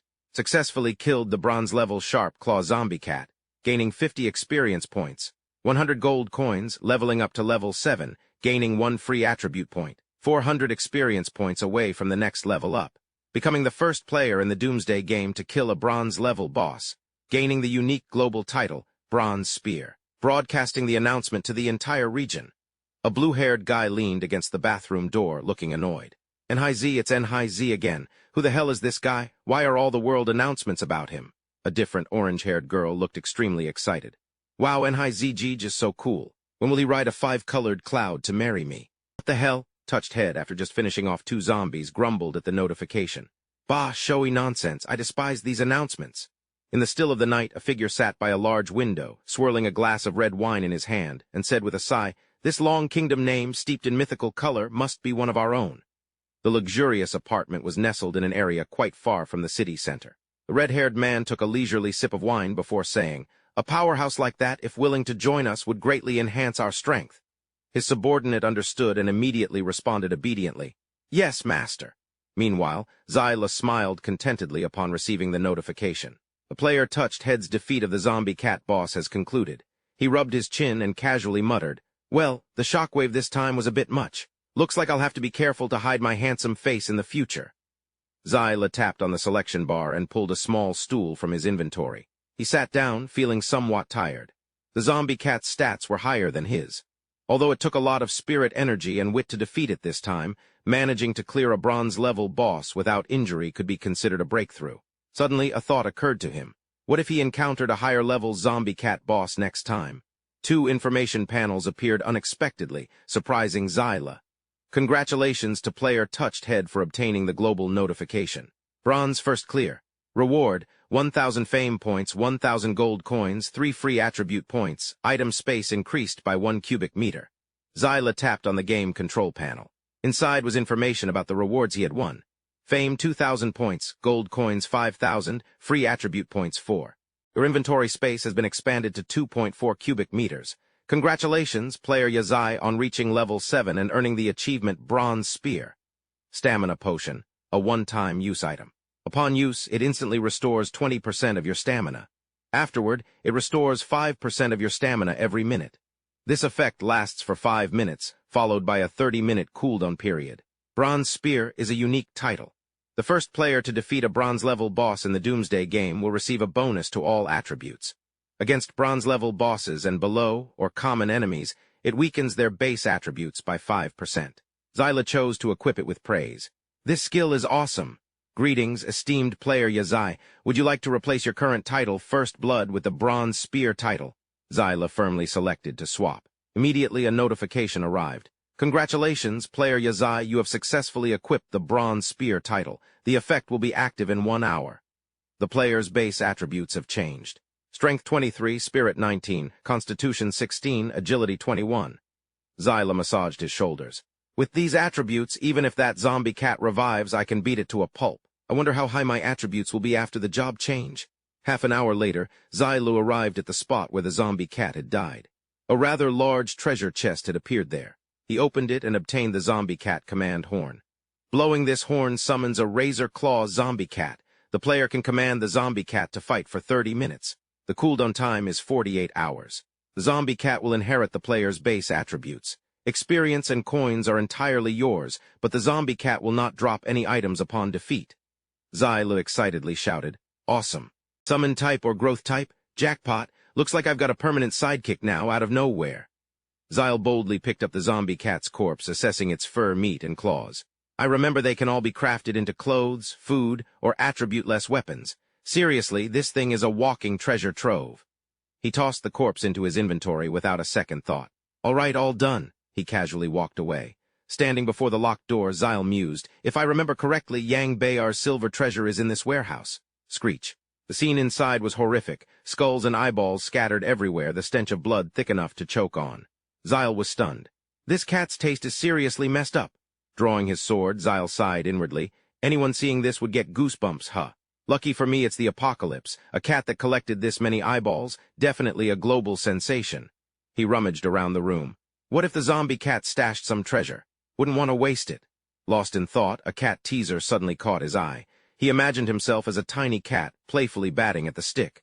Realizing he probably looked like an idiot, Zyle cleared his throat to cover his embarrassment.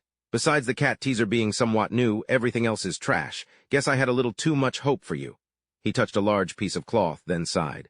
Ah, what the hell, might as well finish what I started. Zindu also found this place, just this last thing left.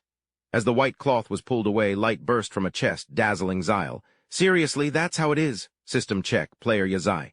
Silver treasure chest detected, awarding 20 reputation points. Player Yazai, would you like to open the silver treasure chest? It will take 60 minutes. Zai Luo immediately signaled to open it. Player Yazai is now opening a silver treasure chest. Please wait patiently. Countdown initiated. After what felt like an eternity, the announcement finally came. Player Yazai has successfully opened the silver treasure chest. Player Yazai has successfully found 360 gold coins in the silver treasure chest, received an enhancement, increased inventory space by 0.4 cubic meters, and gained 50 experience points. From within the chest, an item appeared named White Wing Cape. Zai Luo gasped in astonishment. Holy crap! A silver treasure chest that yields equipment plus a skill book. Talk about hitting the jackpot. The information displayed. Crack Split Dual Strike. A warrior-type skill that instantly unleashes 2 attacks. Each strike deals 70% of base attributes. If both strikes hit a single enemy, it can trigger an explosion, dealing damage equal to 70% of the user's strength attribute. Zai Luo smiled with satisfaction.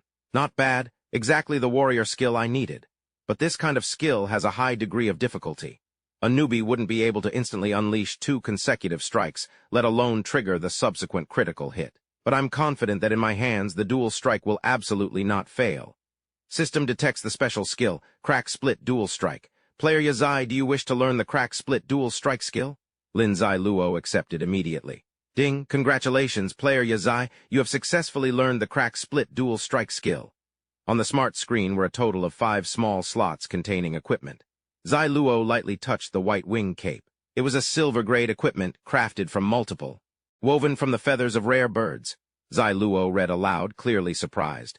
The cape has a special rune that lets you fly for short bursts, plus 18 to your constitution and 23 to agility, and brief air stall. When jumping or falling, you can effectively stall in the air for a short time. Cooldown 20 minutes. Zai Luo was astonished. Holy crap, this thing comes with a skill. He checked his character stats. Strength 23, Spirit 19, Constitution 18, Agility 23. Zai Luo swung the cape. Time for another round with those zombie cats. I really scored this time, he muttered to himself. I was just gonna take out Li Heiabo tonight, but maybe I'm aiming too low. Zai Luo glanced behind him, then spoke abruptly. How about I send your whole family on their way? What do you think? Lin Zai Luo slowly descended the stairs, thinking to himself. Now there's just one last task left. Complete the take on 100 enemies mission the system gave me. Ahead, a male zombie shuffled aimlessly. Zai Luo grinned, rapping twice on the door. Knock, knock. The sound echoed, attracting all the zombies inside the room. Feathers fell from Zai Luo's cloak. He took a deep breath, then yelled excitedly. This time I'm going on the offensive. The cloak billowed, and Zai Luo charged forward fearlessly. The starving zombies were incredibly savage at the sight of fresh meat. Zai Luo summoned the holy sword and jumped high into the air, drawing greedy eyes. He gripped the hilt with both hands and put all his strength into the downward swing. The first strike pierced the zombie's head. Zai Luo pulled back, the sword slick with monster blood, then retreated to a safer position. Zai Luo, thanks. Magic from the robe lifted his whole body into the air like a bird. Target 2 is approaching, Zyla said calmly. Help me test the power of tearing twin slashes. You're a pretty worthy opponent. He pointed his sword forward, then slashed it swiftly in a 90-degree arc, putting his full strength into it. The force from the blade burst out with such power that even Zyla was taken by surprise. Damn, tearing twin slashes, is this terrifying? The aged zombie disintegrated, a blinding green light erupting from the wound on its neck. At the same instant, a massive fire ignited, creating a horrifying explosion. Whoa, Lin Zyla's eyes widened. He couldn't react to the sudden event and was thrown backward with a scream. Wah! Zyla thrust his sword forward, his face etched with strain, both hands clawing at the air. He slammed the sword into the ground, digging his feet in to keep from being swept away. As the wind's force lessened, he breathed a sigh of relief. A zombie with stats 30% higher than normal couldn't even withstand the explosion and went down. The thick smoke gradually dissipated. Zyla surveyed the remnants and concluded, the speed of this slash is about the same as when I use Whirlwind Strike, but the effect is more than a little better. He finished. Experiment complete. The loud explosion attracted more zombies. Zyla grinned cruelly. Time to get serious. 15 minutes into the fight, notification sounds echoed constantly. Congratulations, player Yazai, for successfully killing a Tier 2 zombie. Acquired 2 experience points and 3 gold coins. Congratulations, player Yazai, for successfully killing a Tier 3 zombie. Acquired 3 experience points and 5 gold coins. Successfully eliminated 100 zombies at the Shanghai Sports Center. 1 against 100 mission complete. Rewards, 1 common guidance scroll and 1 bronze tier equipment. Claim rewards now, host? Zyle sat silently among the corpses. He didn't immediately reply, but instead sheathed his sword. Looking at the desolate scene before him, Zyle was surprised and asked himself, It's over already. He pulled the cards out of the wooden box, counting them over and over, the result leaving him truly disappointed. Sigh, did I use up all my luck today because I got so many good things before? Why are they all material cards? He stretched his stiff muscles and said wearily, Since they're all material cards, there's no rush. I'll rest for a bit and then collect them. Zyle sat on a chair, staring intently at the system's earlier prompt. He pondered for a long moment before deciding to draw the equipment first, secure the equipment, then save his luck for drawing the guidance scroll. Keep the important stuff for last so the good stuff appears at the end. That way I'll get a good result. Zyle pressed the draw button. The system announced, drawing bronze tier equipment. Congratulations, player. You have obtained bronze tier equipment, Ring of Vampirism. An evil ring capable of absorbing an opponent's stamina during combat. Attribute, Strength +1, Constitution +1. Ability, 5% of self-inflicted damage to enemies can be converted into stamina, transferred through the weapon into the user's body. Lin Zyle was overjoyed. Absorb damage and convert it into my own stamina, and it even has such a rare attribute. He carefully placed the ring in his inventory. Zyle's eyebrows furrowed. He grew anxious, thinking, if the equipment is this amazing, what if the guidance scroll I draw isn't good? As Zyla finished speaking, a note popped up. The general guidance was basically practical and could be of great help to the host. Despite some hesitation, Zyla resolutely signaled for me to draw a guidance card. He placed all his hopes on this lucky draw. Drawing a general guidance card complete. Zyla stared, mouth agape. The smart screen read, Congratulations, host, for drawing the common guidance automatic looting level 1. This allows you to automatically pick up items dropped when the host kills zombies and store them in your inventory space. The range is a radius of 0.5 meters around the host. If there is not enough space left in the inventory, looting will cease. Zyla, upon hearing this, whispered, "Then let's start now." His eyes lit up, a happy expression on his face as he imagined the future. Wouldn't he be able to enjoy the 100% drop rate when killing zombies while constantly collecting items? Zyla jumped down excitedly, clenching his fist, a wide grin of joy on his face. He used to worry that the drop rate was too high, attracting trouble. Now no more worries. Then he curiously inquired, "But system, is this level 1 the standard for common guidance?" The familiar voice responded, "Level 1 represents the level of the automatic looting guidance. If the host has the opportunity to draw guidance in the future and draws automatic looting again, it will upgrade. After the upgrade, automatic looting will increase its range and may even have other side effects. The system's guidance missions are randomly triggered based on the host's environment and circumstances. The host cannot specify the environment or events that occur." Zyla looked forward to his first time. "It's already this powerful. I wonder what skills other guides have. What kind of guide will I draw next time?" His gaze swept over the zombie corpses strewn all around. Zyla strolled slowly, savoring the feeling of reward. "Congratulations, host. You have obtained a supply card, a barbecue seasoning pack, a power bank with 50% charge, a bronze-level item, a scout eye, and a delicious guinea pig feast. The system has detected that the host has collected many types of items, and automatic collection has been optimized. From now on, only the equipment and props acquired by the host will be announced. The supply card will be automatically organized into categories in the host's inventory space." Zyla exclaimed excitedly, "Not bad. This experience isn't bad at all." He opened his inventory with a wave of his hand. Inside, food, drinks, tools, scraps, and special items were neatly organized. Zyla sighed, impressed. "Not bad. The categorization is very detailed and thoughtful." He suddenly remembered that he had wasted a lot of time with collection prompts when fighting the zombie cat earlier. He didn't even know what time it was now. Looking at the hands of the watch on his wrist, time was flying by so fast. Zyla had rushed out without eating and still had to get to the Lee family manor first. He leaped out of the large window and disappeared. Meanwhile, at a large villa, Haobo was happily playing with two beautiful women outside the living room when he suddenly turned serious, his eyes sharp. The grandfather clock showed the time.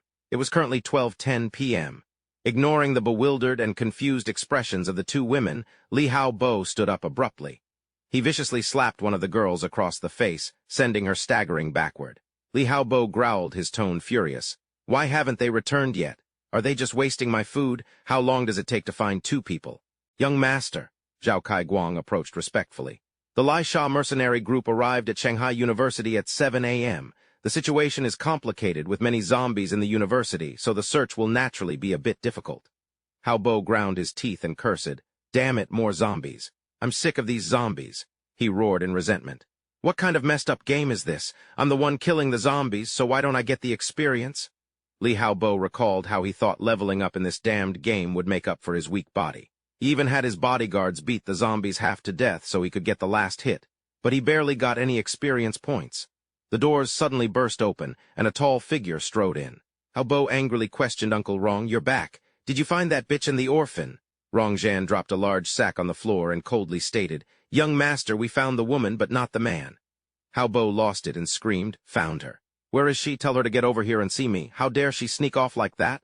Rong Zhan pointed at the sack. "She's dead. She's in here." Li Haobo's face turned pale. He couldn't believe what he was hearing. "What?" Rong Zhan casually explained. "Following the clues you provided, we tracked down Yao Jinghan's roommate and eventually found her in the school warehouse."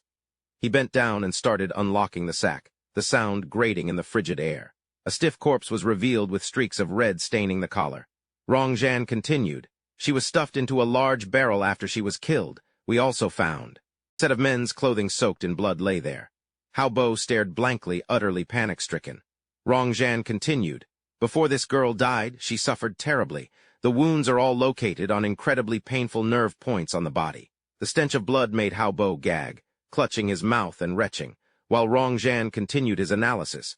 The perpetrator seems to have an acute understanding of Long Yuo's acupoint system. Each strike was precise, using a unique concussive weapon to shatter the surrounding tissue at specific points. He knelt on one knee, hand gently touching the bag. "Torturing someone to this extent, I fear even the world's top assassin from Xiling couldn't achieve this." Rong Zhan frowned, surmising, "Yao Jinghan's killer is likely her enemy. That murderer might be a threat to the young master." Haobo frantically wiped his mouth, blurting out, She was just a regular beauty if it weren't for her and that good-for-nothing. The words caught in his throat, his eyes widening, his voice stuttering. Good-for-nothing. Lin Zile isn't Li Haobo.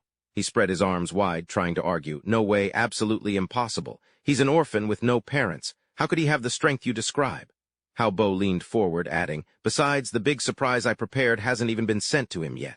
He couldn't possibly know Yao Jinghan betrayed him. Rong Zhan, surprised, pressed. The Lin Zile you mentioned, is he Lin Jian's son?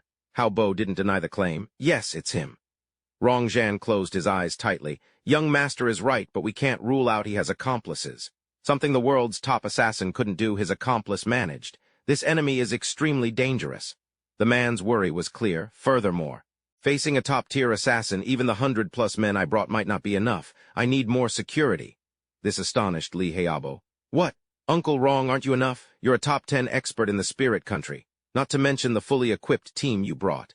He slapped the man's shoulder forcefully, urging, then hurry to the back of the mountain and find me more guards, even if they haven't finished their final training. I don't want to die. I absolutely can't die. I will not die. Rong Zhan smiled reassuringly. All right, rest assured, young master. With me here, even if it costs me my life, I'll protect you. His loyalty was evident even in his thoughts. As long as he could protect the young master, he wouldn't hesitate to sacrifice his life.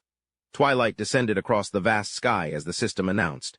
Congratulations to player Chewer for successfully killing a level 3 zombie, earning 3 experience points and 5 gold coins. Congratulations to the player for leveling up to level 8, earning 1 free attribute point. Zile rejoiced. I leveled up so fast, I thought I wouldn't reach level 8 until the evening of the 4th day. Now it's half a day earlier, he pondered. But this is good. Leveling up quickly means I don't need to do any more dungeons. Tonight's dinner is a nutritious meal bar. Zile looked towards the villa district. Li Haobo, I'm coming. The corners of his mouth curved into a menacing smile. Ready to settle the score? The estate was vast, indicating the owner had spent a considerable amount of money on it. Elite soldiers were deployed in small groups and double rows, their rifles at the ready. Zile hid behind a large tree, safely concealed from easy detection. After those top soldiers had moved far away, Zile landed. He searched around the thick bushes for something. There it was, a secret button camouflaged with green paint hidden in the foliage. A staircase opened, leading down into the darkness. Zile smirked to himself, pleased that his memory hadn't failed him. Just as I thought. Before descending, Zile turned back and pressed the secret button once more, restoring the garden to its original undisturbed state. Zile Li Haobo, I'm leaving you a path to survival, but just when you're at your peak of hope, I'll swoop in and take you down in one fell swoop. His face darkened with malice. This move is from Master Bai Kui, one of Long Country's most famous military strategies. With so many idiots by your side, can you possibly beat me this time? Zile followed the path, delving deeper into the crucial area, where the guards were noticeably denser. Their uniforms bore a symbol that Zile immediately recognized, the hunting hired squad. Li Haobo's most trusted squad, my old enemies from my past life, now prey in the palm of my hand. I know you all too well. Zile paused for a moment. However, the Li family's arrangements in my previous life, I didn't observe them closely enough. He focused his gaze on the large door guarded by 2 soldiers. The path here seems flawless, but in reality it's full of flaws. Only I... Suddenly, from a distance, a voice calling, Mr. Rong, surprised Zile. Rong Zhan. He looked at the man's back, confirming it was indeed him. Rong Zhan, one of Long Country's war gods, the hunting war god, and the commander of the hunting hired squad before the apocalypse. He frequently fought in the war zones controlled by the Li family, excelling in close combat and leading squads to hunt down targets. Zile recalled that after the game. The apocalypse started in my past life, and because of Li Haobo he began hunting me. After his subordinates failed multiple assassinations, he chose to act himself. Zile was cornered with no way to escape. Rong Zhan triumphantly raised his gun. He had repeatedly pushed me into desperate situations, making him my greatest enemy. But Zile used an invisibility card, escaping from a life-or-death situation just like that.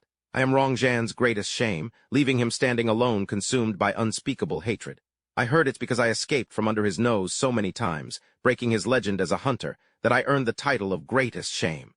Zile laughed. We truly are enemies who turn red-eyed upon meeting. A strange aura of killing intent caused Rong Zhan to immediately notice. He quickly searched around. Lin Zile was startled, thankful he reacted quickly. Zile was pondering when he suddenly remembered something. He quickly formed a plan in his mind. This confrontation with Rong Zhan will undoubtedly end with his death. If he dies, I'll cut off a significant arm of the Li family, greatly increasing my chances of winning. Not wanting to hesitate for another moment, he took out an invisibility mask and put it on. Just as Rong Zhan came to investigate, he could no longer see Xile's figure anywhere. A subordinate walked over and politely called out, "Mr. Rong, the young master invites you to take a trip." He coldly replied with a "understood." Xile watched the backs of the two people as they left, saying to himself, "I will absolutely not miss such a good opportunity." He changed direction and ran in the opposite direction. From his combat experience and skills, Rong Zhan couldn't help but have doubts. "Nothing at all. I clearly felt someone there just now. Could it be that I'm just being too cautious?" he loudly reminded. He ordered his men to strengthen the patrol and defense of the manor, thinking to himself, "I don't care who it is, but if they dare to come and harm the Li family, I will definitely not let them leave this place alive." The subordinate obediently replied, "Yes, sir." Time flew by, and it was exactly 12 o'clock midnight. Hao Bo yawned and asked Rongji impatiently, "Can I go to sleep now? It's already 12 o'clock. With the zombies outside so active, how could anyone come to kill me?" He replied leisurely, "Young master, it's better to be careful. My intuition tells me that we are definitely being targeted." Hao Bo angrily threw the clock on the ground, smashing it to pieces, and roared, "I'm bored to death. Staying up late here for a useless piece of trash who doesn't even dare to show his face." Zhao Kaiguang smiled kindly, "Young master, if you feel bored, you can find some amusement." Hearing this, Hao Bo clapped his hands to signal Tong Shun and smirked. "That's right, I can find some amusement." He said excitedly, "Right, Uncle Rong, didn't you guys catch a zombie during the day?" The man explained. "Yes, young master. I wanted to bring it back for research, to quickly develop a weapon to fight zombies for you." Li Hao suggested slyly, "There are so many zombies outside. Let me play with this one first." Rong Zhan showed concern. "Young master can certainly play, but I'm afraid the zombie will go crazy and hurt you." But in his heart, he had a different plan. Using the zombie to calm the young master down wasn't a bad choice. Hao Bo excitedly reassured him, "Don't worry, my way of playing will definitely not hurt me. Besides, even if the zombie goes crazy, I'm not afraid. There are plenty of people in this manor." Rong Zhan gave the order, "Bring the zombie captured this afternoon here for the young master." The subordinate hurried away. "Yes, Mr. Song." The massive zombie, restrained with iron chains and a muzzle, struggled violently, growling incoherently. Hao Bei, looking more sinister than ever, commanded, "Move my large iron cage over here." Inside were 6 captive girls, their faces etched with sorrow and exhaustion from prolonged starvation. Hao Bei grinned wickedly, producing a large golden bell from nowhere. As the bell rang, all 6 girls jolted awake. They suddenly went insane, lunging at the bars, flailing wildly. Li Hao Bei leaned back on the sofa, nonchalantly tossing the bell aside. He flicked his tongue disgustedly and signaled with his fingers. Hao Bei stomped his foot impatiently and moved towards the frenzied girls. He bounced on his heels, looking utterly deranged.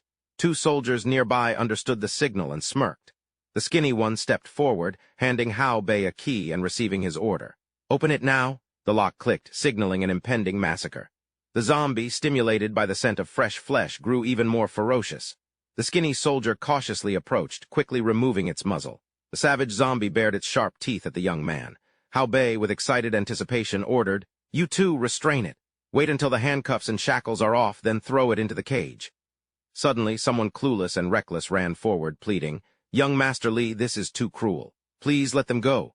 Before Hao Bei could erupt in anger, the manager knelt beside him, frantically explaining, "I apologize. Young master, his name is Wang Dahai. He's a new guard, just filled in last night after one of the others died. He's got natural strength, but, well, young master, please don't hold it against him." Hao Bo snapped, hands on his hips. "Are you trying to tell me how to do my job?" Wang Dahai just kept repeating himself, begging the young master to spare the women. The manager choked, stammering in fear, "I wouldn't dare, I was wrong." The young master let Hao Bo play his little game, finding it all extremely amusing. He chuckled cruelly. "Heh heh. It's been a long time since someone dared challenge my authority," he glared. "Wang Dahai, is it? Your strong guards, seize him." The champion of justice had one arm twisted behind his back. The guard squared up, fist clenched, ready to deliver a direct blow. Wang Dahai didn't flinch, blocking the attack with one hand. The room went silent. Hao Bo thought in surprise, he actually blocked his punch? Rong Zhan, who'd been watching everything, smirked and muttered, "Interesting." The guard's arm trembled from the pressure. They faced off, ready to fight. The guard was losing his mind, realizing he was outmatched in strength. He lowered his head slightly, resentment rising. "You've made me lose face. You'll pay for it with your life." He glanced back and barked, "You two, help me hold him down." They stepped forward, looking less than enthusiastic. "Hey, Hai Xing, have you been playing with the ladies too much lately? Yeah, how could some untrained guard push you around? But they all knew Wang Dahai's strength was not to be underestimated. They couldn't let this guy get on Rong Zhan's good side. In a flash, the two men held Wang Dahu's arms and forced him down hard. Hei seized the chance, rushing in with a sneer. Dahu was helpless, forced to take the beating. Hai Xing showed no mercy, treating him like a punching bag, raining down blows. Don't kill him, Haobo reminded him, standing nearby. Yes, young master, Hai Xing replied obediently. Haobo said cruelly, didn't you want to protect these women? Then watch them die with your own eyes. And your subordinates are cheering us on? Only young master knows how to have fun. Wang Dahu was forced to watch through the bars. The girls inside seemed to have completely accepted their fate, sitting motionless. The skinny guy cheerfully egged on the tall zombie, pushing it towards the bars with sticks. The zombie looked around, seeming to pick its first prey. It fixed on the long-haired girl huddled in a corner. Hunger made saliva drool from the monster's mouth. The zombie lunged, aiming a fatal bite at her neck. For the first time in his life, Wang Dahu was forced to witness such a horrifying scene. He wept, but with his mouth gagged, he couldn't make a sound. Wang Dahu struggled to break free, but all his efforts were useless. He despaired, his body going limp. At the same time, the soldiers released him. Wang Dahu fell to his knees on the cold tile floor. Even more ruthless, Haobo said. Throw Wang Dahu into the cage. Isn't he supposed to be super strong? I want to see who's stronger, him or the zombies. The soldiers cheered. Young Master Li is a genius. He knows how to have fun way more than us uncultured brutes. How could we have thought of such a brilliant idea? No wonder he's a young master. There are still some who think differently. Even though it's the end of the world, you can't treat human lives like trash. Wang Dahu was dragged. The iron gate creaked open again. The zombie was still ravenously devouring the corpses of the girls. Wang Dahu was thrown inside, causing the zombie to pause for a moment. It grinned, realizing it had been given a new prey.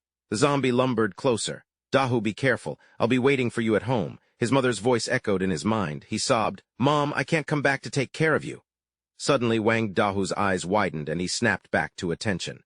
No, I can't die. Mom is waiting for me at home. Wang Dahu pushed himself up, adopting a fighting stance.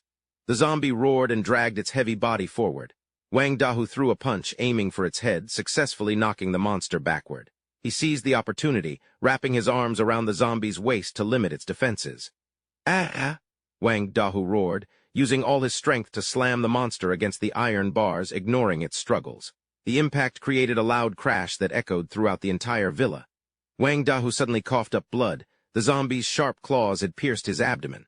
Wang Dahu still refused to let go, fighting with all his might as fresh blood poured out of his body. Haobo watched like he was enjoying a good show, excitedly exclaiming, That's thrilling! Wang Dahu strained, taking a few steps back. He decided to use his last fatal attack.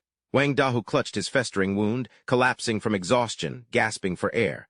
Wang Dahu knew he was done for and could only silently send his regrets to his mother. I was wrong. I shouldn't have listened. Rong Zhan remained silent, sighing and lamenting what a shame it was. As for the soldiers, they were terrified. Felt pretty good, like that threat's been taken care of. Died quick, too. Suddenly, something weird happened to Wang Dahu's corpse. It started shaking uncontrollably. His eyes slowly turned blood red, his skin darkened, and his fangs gnashed together. Zyla, waiting outside the villa, knew his chance had come. He smirked. While one of the guards wasn't paying attention, Zyla carefully approached and slit his throat with a knife. Blood spurted out, splashing onto the courtyard.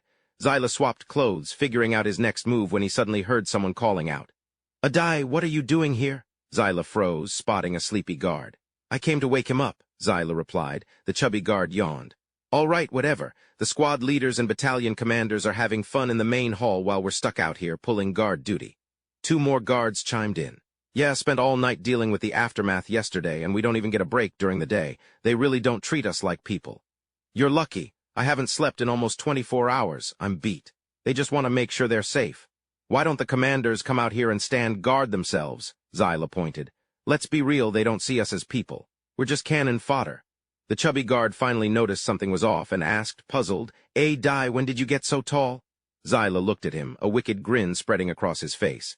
Few minutes later, Zyla had quickly taken care of the guards, cursing, Anyone dumb enough to know a secret and blab it deserves to die. Moving deeper into the estate, Zyla took down another guard. He noticed someone running away in the distance. Using incredible speed, Zyla appeared next to the fleeing subordinate in the blink of an eye. Before he knew it, he was falling to Zyla's blade. Luo managed to fire a signal flare into the sky just in time. Following the object's path, he forcefully darted forward. The flare had barely flown halfway before it was shattered by a sharp point. It fell in front of Zai Luo. He pulled out his knife and said coldly, "Good thing I thoroughly studied the Li family's ammunition in my past life, or it wouldn't have been this easy." System notification. All external security at the Li family estate has been breached. The host's path of vengeance has been unlocked, triggering the Tooth for a Tooth mission. The grudges of one who repays in kind mean that no one can survive after angering the host. Tonight, host transforms into the Grim Reaper, collecting all lives within the Li family estate. Requirement: kill the remaining 296 people. Reward: 1 random ordinary guide and a bronze-level equipment piece. Time limit: 12 hours. Does host accept the mission? Zai Luo tapped the accept button, a satisfied smile spreading across his face. Excellent. Li Haobo, you've just given me another reason why you can't die yet. System notification. Tooth for a Tooth, mission accepted. Vengeance barrier activated. If even one of the 296 members of the Li family leaves the estate, host can track the location of the escapee via the search function. We wish host success in fully completing the mission. Zai Luo was curious. A vengeance barrier? That thing just torments people's minds to death. I remember it first appeared in my past life, during the war between Longyu and Oagyu. He recalled that after Longyu placed a vengeance barrier over Oagyu's capital, the people of Longyu chased down the people of Oagyu who fled the capital for days. System notification. The duration lasted for at least a month as a reward.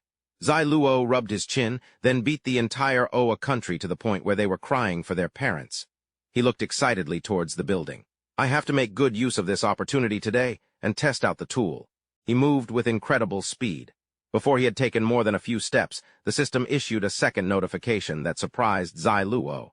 Congratulations to the host for successfully triggering the mission and completing it early. Moreover, the number of deaths is increasing. 7, 8. Zai Luo was confused. What was going on? He hadn't even made a move and people were already dying. He ran even faster, thinking, I have to go see what's happening, just in case. Inside the building, people were chatting lively. Hey, Crocodile, what did you do? The last woman is dead. I'm so sorry. My grip was too strong and I broke her spine. My brothers have lost a toy. She's finally gone. What do we do now? Suddenly, a strange voice echoed in the air. Why not play with me? Rongzhan frowned, listening intently. The voice repeated the 3 words, play with me. Rongzhan stood up abruptly, his face expressionless, but his tension was obvious. I've never seen anyone who can emanate such dense, murderous intent without even showing themselves. Compared to him, I'm just a little witch meeting a great sorcerer. Haobo, terrified, collapsed to the ground, muttering, It's here, it's really here. Someone really wants to kill me. Zhao Kaiguang rushed to comfort him. Young master, calm down. With the people from the Guyang group and Mr. Rong here, you'll be fine. Haobo stammered. Right, Uncle Rong, kill them.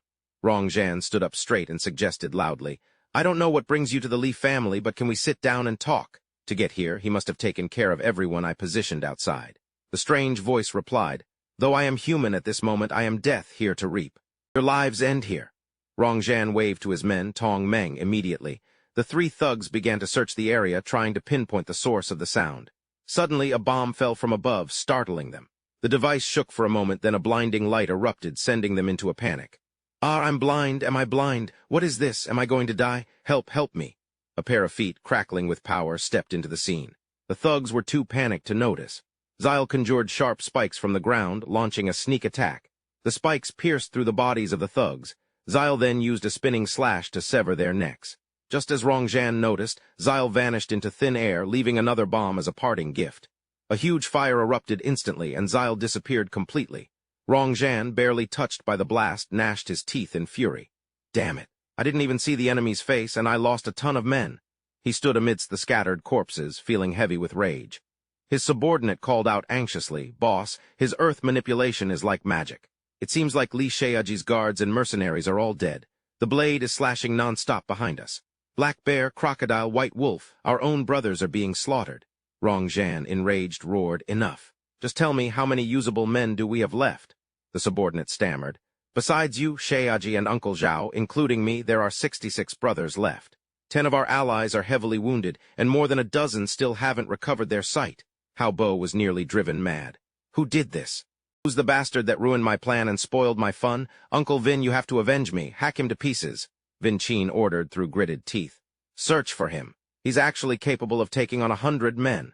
Vin Qin quickly told Uncle Trio to get the young master, and those skinny monkey guys into the secret passage. The rest of us will stay here and hold off that assassin. Kai Kwong had no choice but to obey. Okay, he's still here. I can feel him watching us. Vin Chin gently placed a hand on the old butler's shoulder, as if placing all his hopes on him. Triu Kai Kwong looked up at the sky. His entire youth had been spent here. If he had to leave, he'd have no regrets. Zyla found a safe spot in the luxurious compound, thinking this was truly beyond his expectations. He hadn't expected this butler to be such a master. Currently, the life points he'd earned were at 200.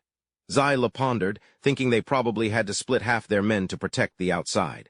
Escort Li Hao back away and take care of the rest first. He was confident he could escape unscathed.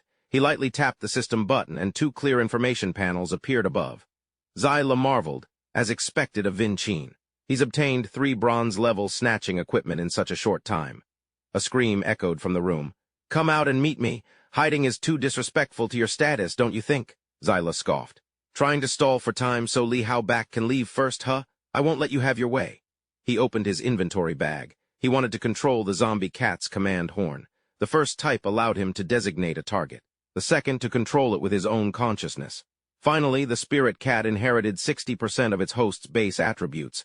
Zyla decided to activate it. The cat.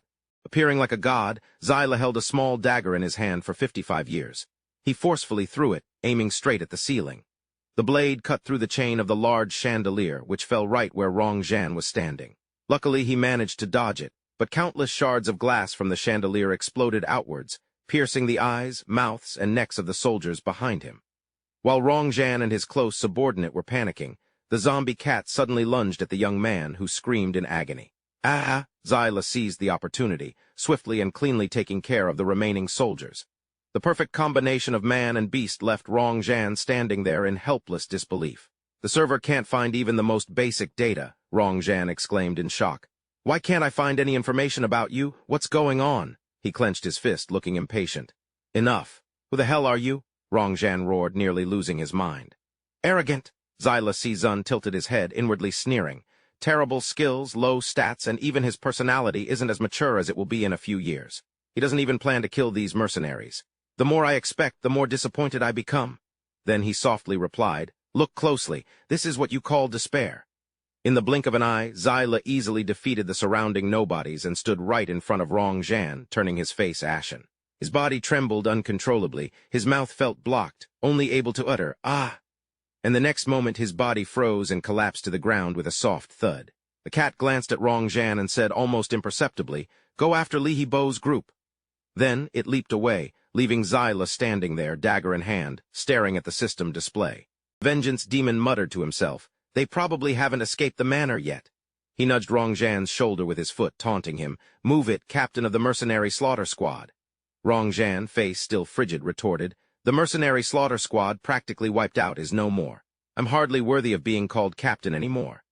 At this, the Vengeance Demon cracked a gleeful smile, inwardly reveling in the thought, killing all his subordinates right before his eyes, crushing his will to resist bit by bit. This is the highest level of revenge. Like a dam bursting, Rong Zhan bolted upright, screaming, Who are you? Who the hell are you? I'm telling you, if I don't know, I won't die in peace. But no matter how much he screamed, the Vengeance Demon gripped the knife tightly, stepping closer and closer, saying, Die in peace. Is there even such a thing? Rong Zhan, terrified, trembled as he scrambled backward, until he hit the wall with nowhere left to run. With a single thrust to the neck, Zai Luo gently sent him on his way, but his eyes remained wide open. Even so, Zai Luo wasn't finished. He stomped repeatedly on the corpse, venting the deep-seated hatred in his heart. I still remember how you looked that day. You kicked me to the ground, calling me trash and orphan, a useless piece of garbage, saying I had no face, no courage to challenge the authority of the Li family. I should thank you for that, too. Your actions taught me a lesson. Before killing someone, don't waste words. If you can strike, don't bother talking. Look at you now lying down and talking to me. Feels good, doesn't it? This is what will truly make you die in peace. Satisfied, Zai Luo took a deep breath. Heaving a sigh, he turned and walked away, already strategizing his next moves. With Rong Zhan dead, he'd effectively cut off one of the Li family's most useful arms, making it much easier to deal with them now. He pushed the door wide open, casually slipped his hands into his pockets and strolled out of the blood-soaked room. Meanwhile, in the Li family's secret chamber, Li Haobo paced nervously beside the pale-faced Zhao Guangkai, anxiously running his hands through his hair. Uncle Zhao, they wouldn't follow us here, would they? Zhao Guangkai quickly reassured him. Of course not. Mr. Rong will take care of them. But before he could finish, a loud crash from outside cut him off. Li Haobo whipped his head toward the door just in time to see a figure imprinted on the wood as it splintered inward. Panic swelled within him, and he screamed, "It's them! It's definitely someone Lin Zai Luo sent. He killed Yao Jinghan first, and now he's come for me." Seeing the young master losing his grip, Zhao Guangkai tried to soothe him. "Young master, don't panic. We've already arranged for others to escape through the secret passage. He won't think to look for us here." That seemed to calm Li Haobo down a bit, but anger still gnawed at him. He gritted his teeth, cursing under his breath. How did he find out about my connection to Yao Jinghan? And where did he find such powerful assassins? Suddenly, Zhao Guangkai seemed to realize something. Could it be that Lin Jian left some contingencies for Lin Zai Luo? Hearing this, Li Haobo jumped, vehemently objecting. Impossible. When we killed Lin Jian, the Li family practically uprooted the entire Lin clan. There's no way Lin Jian could have left any backup plans. If it hadn't been for that boss's insistence on leaving Lin family's bloodline, that Lin Zile fellow is already dead. At that moment, Zile, standing just outside the door, overheard everything. A wave of icy air emanated from him, along with the words, "So that's how it is." Inside, Haobo seemed to recognize the voice, fear gripping him as he screamed, "Lin Zile, that's right, it's Lin Zile's voice. How could he get here? How did he find this place?" Zile took a deep breath, leaning back against the door, looking up, and said, "So you had your eyes on me all along. Turns out there's so much to me." Suddenly, from the other side of the door, Haobo cackled maniacally, shouting, "Lin Zile, let me tell you, you're going to die by my hand. I should have just arranged for someone to kill you from the start." Zile reacted instantly, whirling around, raising his blade, wary, and asked, "I'm genuinely curious, who is Lin Jian? What's this about the Li family wiping out the Lin family root and stem?"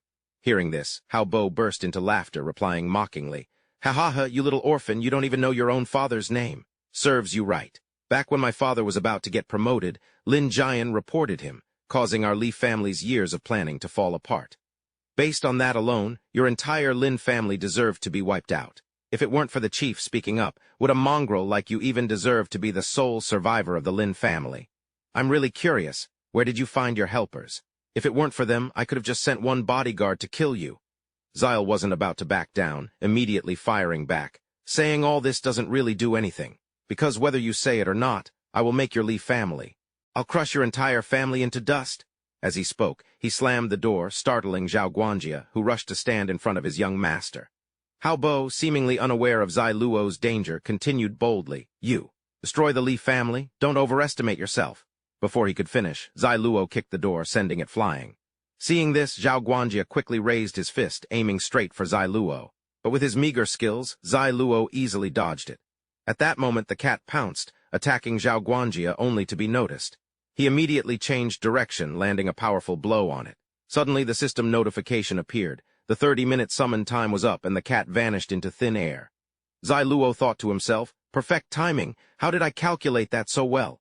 Without hesitation, he ripped off his mask, revealing his true face. Zhao Guanjia stared at him and said, "You're Lin Zilu. You were the assassin all along. It was you the whole time." Haobo, breaking out in a cold sweat, yelled, "Lin Zilu. It really is you?" Even he seemed unable to believe his eyes, repeatedly questioning, "Impossible. The strength to kill Rong Zhan, the strength to infiltrate the manor. There's no way a milk-fed brat like you could do it." Ignoring their shock, Zai Luo smirked and said calmly, "The useless are doomed in the apocalypse.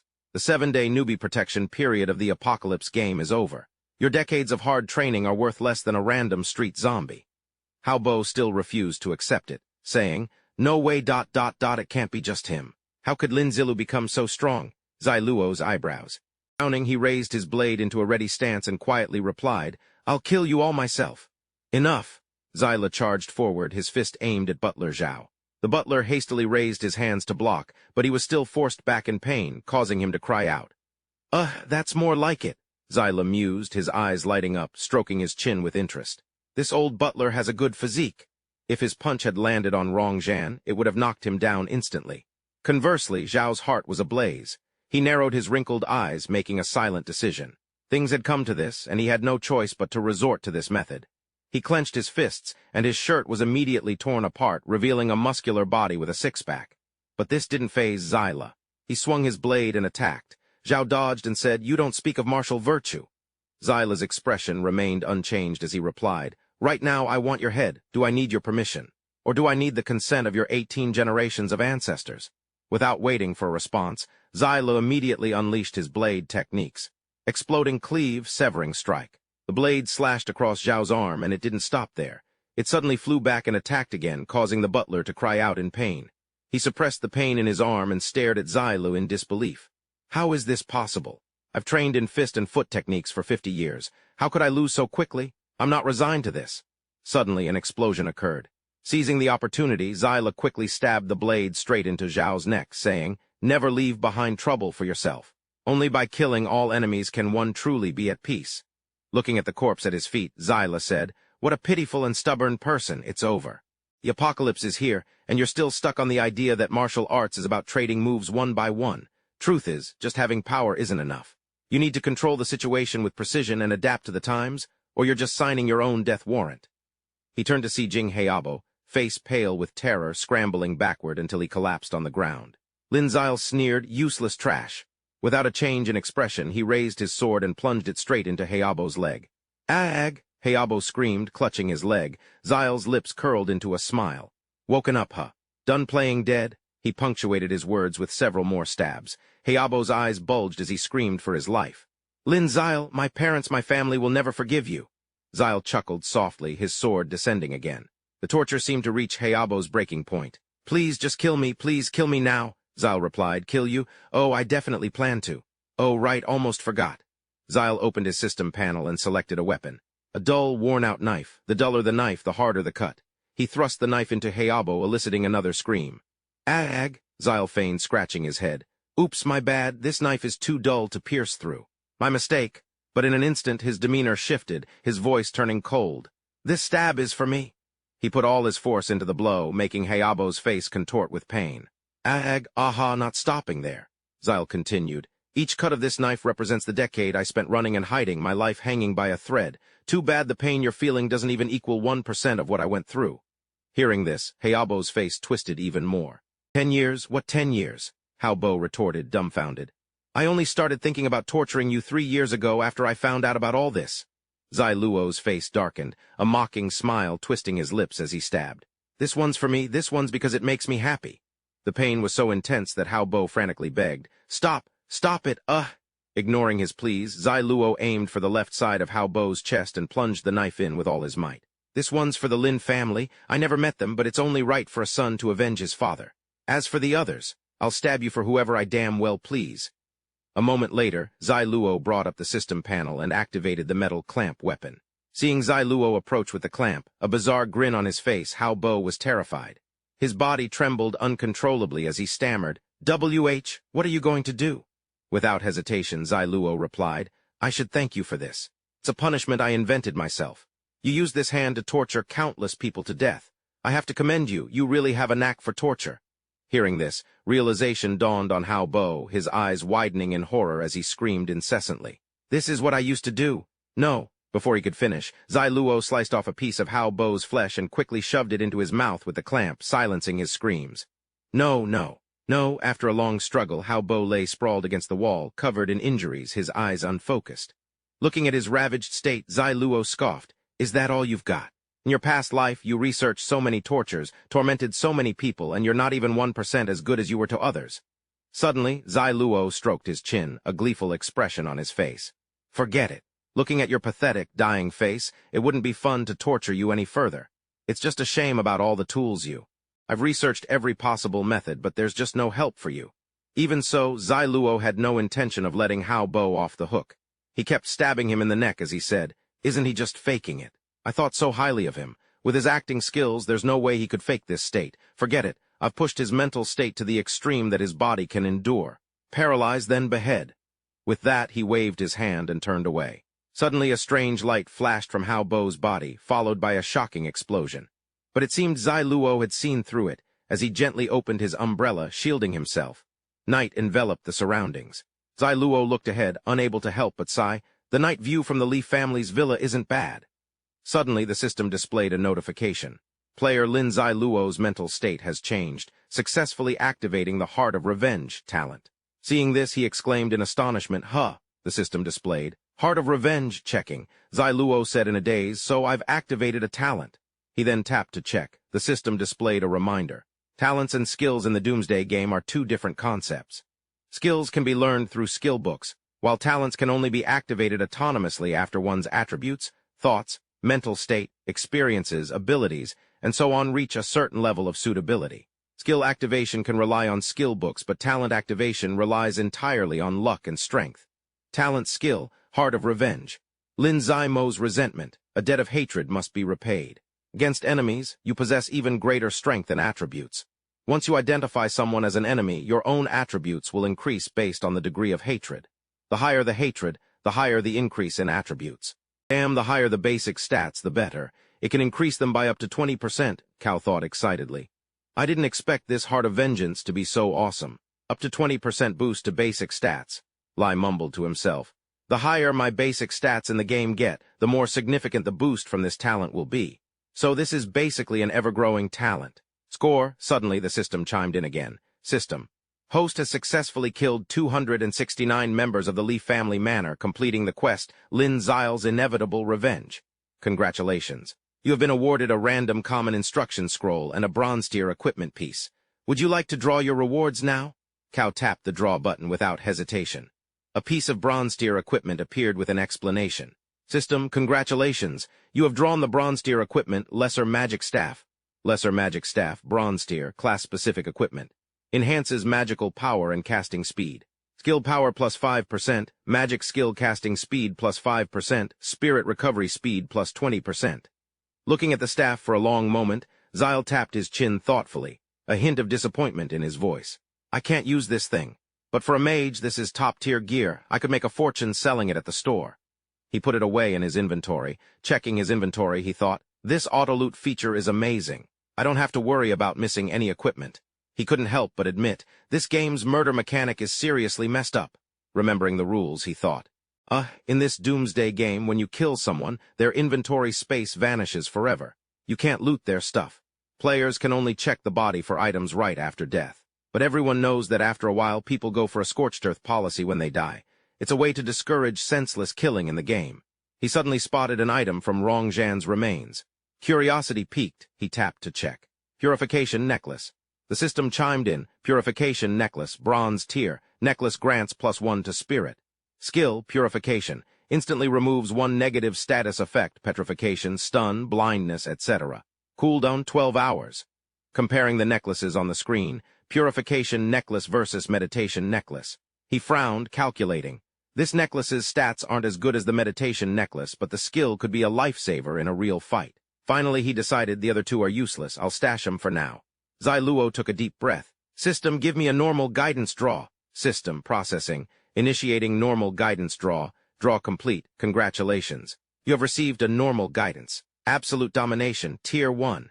Absolute Domination, Tier 1, allows the user to enslave one zombie with power no greater than their own.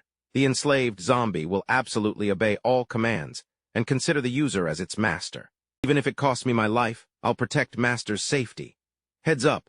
Zombies can get player analysis features that evolve as they mature, and they can also acquire some player-like abilities. But once a zombie under control dies, these guiding functions disappear. Realizing the key point, he gasped, Holy crap, zombie thralls? I've never heard of zombie thralls in my past life. Am I dreaming? He pinched his cheek and yelped at the sharp sting. Damn, this is real. That's some crazy-ass power right there. If this zombie is really loyal to me.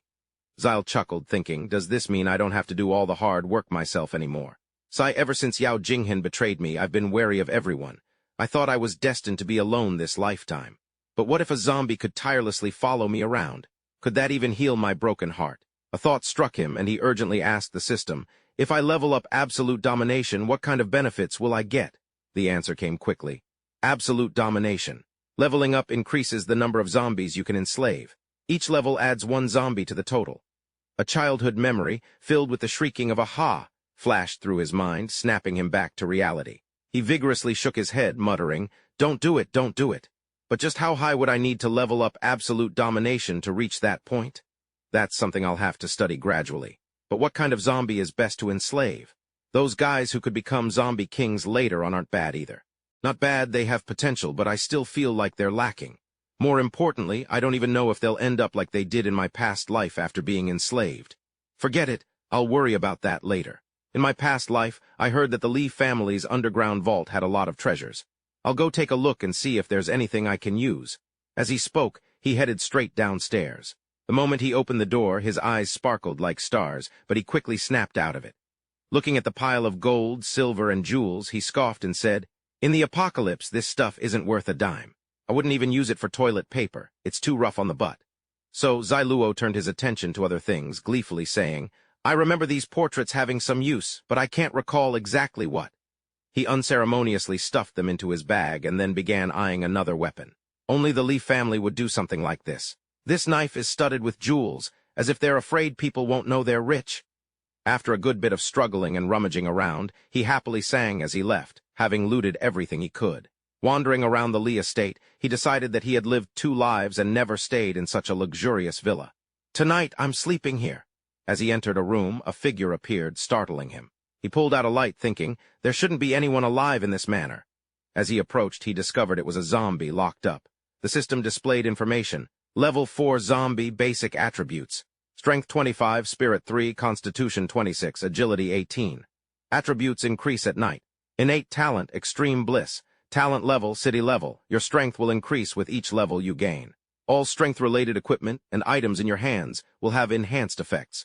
You use skills that only consume stamina, not mental power. This skill, one-hit wonder, concentrates all your strength into your fist. This punch deals damage equal to 150% of your strength attribute. As if striking gold, Yahello exclaimed joyfully, "This zombie is ridiculously strong, and it even gets an attribute boost at night. It's just like a bronze-level boss. What a coincidence! I just drew an absolute domination instruction and got this zombie." Suddenly, the zombie widened its bloodshot eyes and glared at him. The two of them stood in silence, face to face, noticing an unusual calm. Yahello spoke first. "Hey pal, I'm human, you're a zombie. Shouldn't you be biting me?" Suddenly, the system displayed mental strength 3. This baffled him, and he covered his face, saying, "No wonder its mental strength is only 3. If it were let loose among humans, it would be pretty mentally challenged." But then he changed his tune, chuckling, It's got personality. System, now that this zombie's attributes are so high, can I choose to enslave it?" The system replied, "Yes." Due to the zombie's mental deficiencies, the overall attribute boost wouldn't be as high as the host's. He fell into thoughtful contemplation, muttering to himself, "Sigh, this zombie is really not bad. I'm a little envious of its talent in the mental aspect. All right, system, I want to enslave this zombie." He secretly decided in his mind, "Oh well, being a little dumb is fine. Being a little dumb means it'll listen to me." The system confirmed, "Host, are you sure you want to use absolute domination level 1 to enslave this zombie?" "Yes, I am." Without hesitation, he selected yes. A red light emanated from the zombie, and it seemed to resist with all its might. Yahello didn't expect that. His eyes went wide as he exclaimed in shock, "Is it trying to fight back?" But in the blink of an eye, the zombie's face returned to its blank, dazed state. This sudden change left Yahello dumbfounded. This counts as fighting back. Is it too late to regret this? Just as he finished speaking in his mind, the system notified him, "Zombie subjugation successful. Please name your zombie slave." Even more of a headache, he scratched his head, pondering. If this guy is so tall and mighty with such strong power and a legendary tier talent, born with immense strength, then I'll call him Big Dummy. The system recorded the information and replied, "Successfully named zombie, Durangok. Big Dummy. Congratulations on successfully subduing Durangok. Durangok will absolutely obey any command from its master. It will protect its master's safety even at the cost of its own life. Absolute level 1 subjugation has bound Durangok. Generating player analysis panel for Durangok. Player, Durangok level, 4 experience, 32/50 reputation. Predicted loss, cannot open gold coins. Predicted loss from inventory, cannot open basic attributes. Strength, 25 spirit, 3 constitution, 26 agility, 18 title, none talent. Born with immense strength skill. All-out strike equipment. None, reminder. Durangok's player analysis panel is forcibly implanted by the system, so it cannot inherit reputation or inventory functions, nor can it benefit from the experience rewards gained from zombie kills. Durangok's leveling method and progress are the same as regular zombies. Killing zombies can earn gold coins, with a 1% chance of dropping items and equipment. Yahello looked at it in the iron cage, grinning. "All right, Durangok, prove yourself. I don't believe this cage can stop you with stats like that." Just as he predicted, Yug grasped the 2 iron bars in front of him, forcefully pulled them apart, and slowly walked towards him. Once he was out, Yug grinned foolishly. Yahello could only sigh in frustration. What was I even thinking? expecting him to do something else. It's already a miracle he can understand my commands. He opened the system interface, selected the leather wrist guards, +1 constitution, +1 strength, and then clicked equip to review the basic stats. The system displayed Yug's basic stats: strength 26, spirit 3, agility 18. It also reminded him that this zombie didn't receive any stat boosts at night. Not too surprised, he yawned, turned around, and said, "Called it. If his stats were already this ridiculous, a nighttime boost would be too much." Without even looking back, he waved his hand and commanded, "Yug, I'm going to get some sleep. Stand guard at the door and don't let anything disturb me." Yug roared in response. The next morning after waking up, Zai Luo stretched and opened the door. The first thing he saw was Yug's tall figure waiting there. He didn't hold back his praise. "Not bad, buddy, not bad at all." Hearing that, Yug laughed gleefully. He. Zai Luo pointed at the ground and asked curiously, "You still haven't eaten any of the other zombies' corpses?" Yug shook his head with all his might. Zai Luo chuckled. "You really are one of a kind, aren't you?" With that, he turned and walked towards the dining room, using a minor spell to conjure a table full of delicious food. But just as he picked up his chopsticks, the constant dripping sound caught his attention. Zai Luo turned to look and saw Yug with his eyes wide and saliva drooling non-stop, begging for food. Seeing this, "Why don't you grab a bite too? Come on in." Hearing that, he nodded eagerly. The man continued, "Come on, let's eat together." He was dumbfounded, realizing he'd lived 2 lives and never encountered a zombie as strange as this one, who didn't eat zombie flesh or human meat but loved hot food. He pointed to a chair and said, "Sit down and eat." Dekong happily rushed over and devoured the food, ignoring Zai Luo's judgmental gaze. He used to worry about having so many supply cards and nowhere to store them, but now having Dekong to share the burden wasn't bad. His original plan was to seek revenge on Li Hao Bo when he reached levels 5 or 6, but now it was all over. He had reached level 8, so there was no need to find instances to level up anymore. With that, he opened the system, took out a map, and continued to ponder, relying on his current equipment and Dekong's strength. Looking at the map in his hand, he couldn't help but say, "Maybe I can directly try the illusionist promotion." Looking at the Shanghai Museum, he declared the next destination to be the Shanghai Museum to find the job change scroll. Zai Luo thought to himself that he remembered the ancient scroll hidden in the Shanghai Museum was the key to the job promotion. Suddenly, he remembered that in the job change space, one absolutely had to know that after activating the job change space, players needed to complete 3 job change trials to obtain the job change scroll set up for them. If they failed to complete it within the specified time, the job promotion would fail, and the player would be directly killed. At this point, memories of his previous life began to play back in his mind like a film. Luckily, he had Li Hao Bo in his previous life. In his past life, he and his roommate had heard about the Shanghai Museum. "Heard there were treasures here, so I came looking. But on the way, I got the news that Yao Jinghan was cheating on me with Li Hao. I originally wanted to find Li Hao and get my revenge, but I didn't expect him to bribe my 3 roommates. They tricked me into entering the class transfer space. They wanted me to fail the transfer and use that as an excuse to kill me. Who knew I'd actually succeed? That wound has been with me for 10 years. Thinking of the Modo Museum, Zai Luo mused, "In my past life, this happened on the 8th day of the Doomsday game. It's only the 4th day now. There definitely won't be anyone at the Modo Museum." After thinking it over, he said contentedly, "This time, without Li Hao in my way, things should go a lot smoother." Just then, looking at Yang still eating and drinking with gusto, he suddenly had an idea. "It's just that this getup of yours is a bit too conspicuous for the bank." "Got it."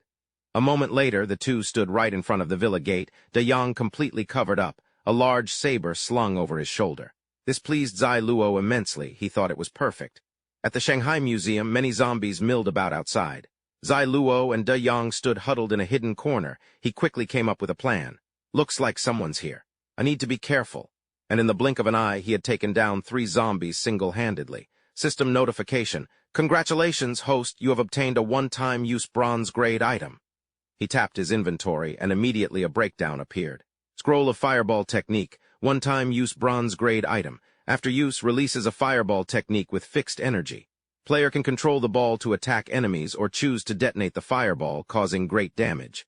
He said happily, "Not bad at all." Suddenly, he sensed something. Just then, he spun around and saw Durengak being pawed at by other zombies. Zai Luo hid behind the wall, quietly observing Durengak.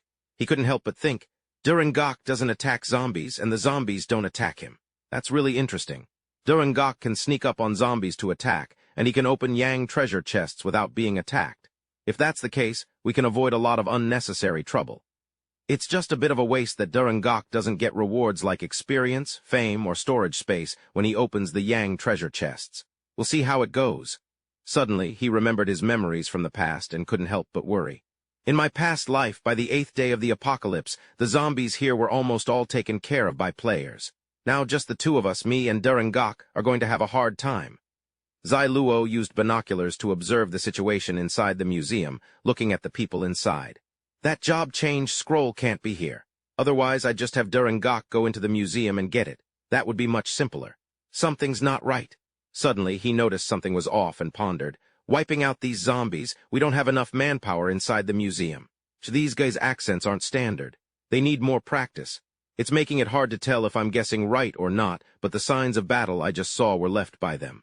If I could join them and follow them into the museum, I could avoid a lot of trouble. Inside the Zio-run Fa shopping center at the Death Club, Gao Dong stood high above, looking down at the crowd of people below, shouting, "All right, then it's decided. We'll set off once we've gathered 200 people. Everyone prepare your own weapons." But the people below weren't.